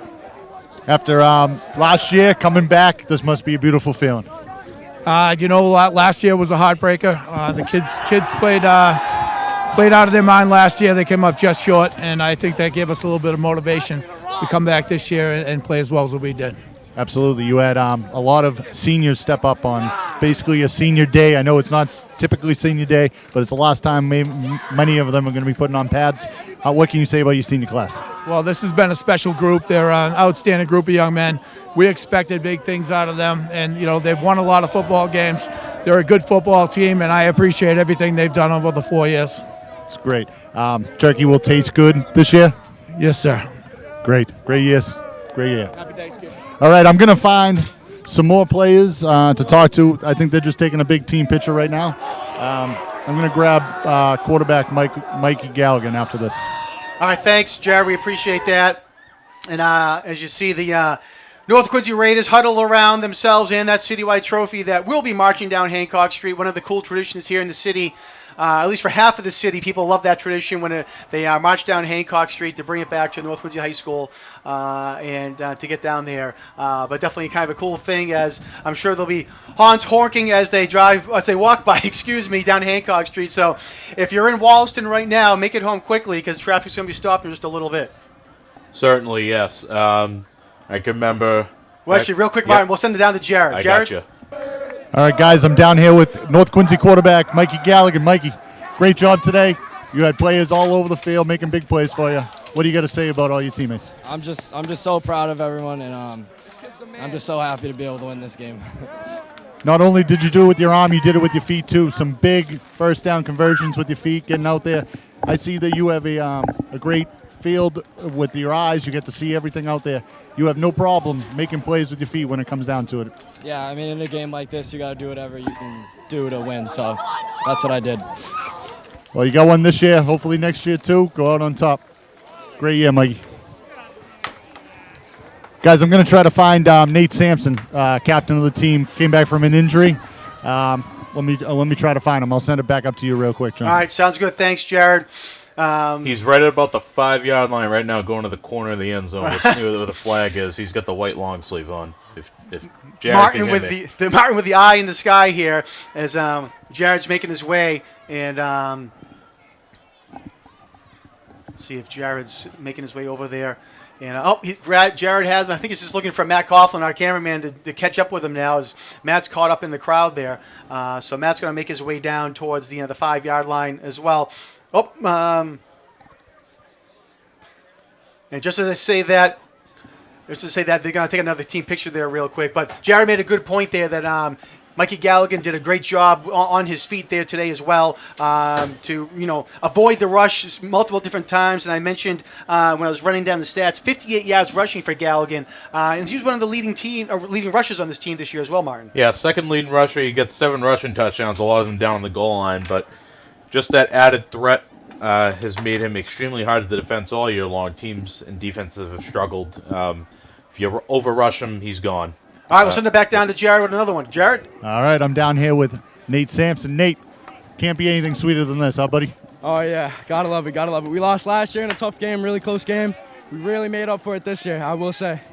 Now, I know you worked very hard to get back on the field to be with your teammates for your senior year. Your brother did go down with an injury a couple weeks ago. How's it feel, to have one last run with your brother? Oh, man, I mean, you couldn't ask for anything more, It was rough missing him the last few weeks, but, we did this for him, Dan, and Ronan Brown. Couldn't have asked for a better finish, Proud of you. I know the whole Sampson family's proud of you. Congrats, man. Thank you, man. Let's go! All right, thanks, Jerry. Appreciate it. Listen, if you get one more, and we'll send it down to you again. That was a good story there as well. With the Sampson family had some a tough time. Of course, Cam was injured in the Scituate game, I believe. Yep. But hopefully good news for the Sampson family, and hopefully this will make it a little bit easier for them on the victory here today on Thanksgiving. Nate, one of my favorite memories, and I grabbed him the other day, and I talked to him. I can remember when he first came up to North, coming out of 8th grade in his freshman year. It was right at the COVID year, so we were able to finally get in the gym at the end of July, and he'd always be the last kid in the weight room. Like, I'd have to, all right, we got to wrap it up, let's go. But he hung around. He always wanted to do more. And he's, as you can see in the interview, he's an awesome kid. All right, I believe Jared has Ben Hudak down there. Jared? All right, guys, I'm down here with running back senior Ben Hudak. Ben, not only did you taste the end zone once, twice. How many times? 3 times, man. Let's go, man. Got to feel good. The turkey's going to be tasting good at home today. Yeah, man. Best game of my life. Love my boys. You know, couldn't do it out with the boys. Come here, O-line. Let's go, man. Come on, O-line. Best O-line in the city, man. Oh, my God. Now, I know you put on not only for yourself, but like I said, Nate and his brother. Dan wasn't able to play today, but how does it feel? It's awesome to do it for Dan, man. You know, it's been a tough year not playing with him. You know, we did it. We did it for him. Him and Cam. Him and Cam, man. Awesome, man. You guys all did it together. Like I said, Raiders win. Nothing better than that. Oh, yeah. Thank you, guys. Thank you. Woo! Thanks, guys. All right, thanks, Jared. So nice interview there with Will Conley. Ben Hudak. Hudak had a great game, as he said there. 3 touchdowns. He said the game of his life. So great job there, Ben Hudak, and he was really a big part of this team this year as well, Martin. Yeah, a total program kid. You know, had a great freshman year. His sophomore year, he saw time on special teams with his brother Dan. Both of them really contributed a lot their sophomore year and last year as well. And it's good to see these kids shouting out some of those other kids. Ronan Brown, Dan, and Cam Sampson. There's a lot of emotion when you talk to some of those kids about being able to play for them, knowing that they couldn't be out there with them today. So that's true emotion from these kids. They really care about them. It's a really tight-knit group, and it's great to see that. Coach Craig always talks about family and community and togetherness, and you can see it on full display here. All right, I think real quick we'll send it down to Jared for one last wrap-up, just to say thank you to Jared. So, Jared, take it away one last time for us, please.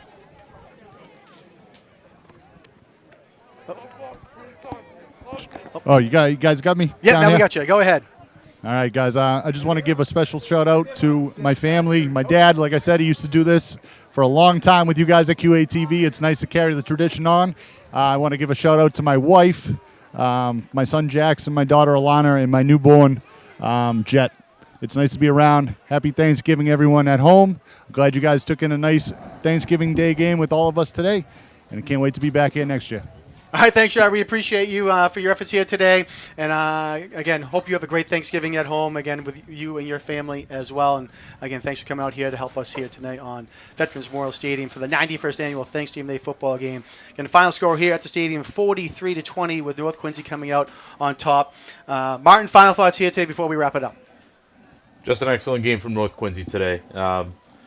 They were motivated, and they did what they had to do to come out on top. Quincy High, they played hard. But unfortunately, just, wasn't their day today. But they could be proud of the effort that they put out there. They played hard. Those seniors made plays all day. So those guys have nothing to be ashamed of to keep their heads up. All right, real quick, one last final time. We want to thank all of our crew again that came out here today. On camera, Ryan McWade, Nadan Nair, Scott Daniels, and also Matt Coughlin. On replay, Brian Cox. Audio, Michael Jarvie. On graphics, Anna El Tori. Our engineer extraordinaire was Chris Potter, and our director was Peter Doherty. So again, final score here at Veterans Memorial Stadium. North Quincy 43 and Quincy 20. North coming back with a big victory on Thanksgiving Day. For Martin Dunham, my name is Jonathan Clary. For all the staff and crew and volunteers of Quincy Access Television, happy Thanksgiving, everyone. We'll see you next time.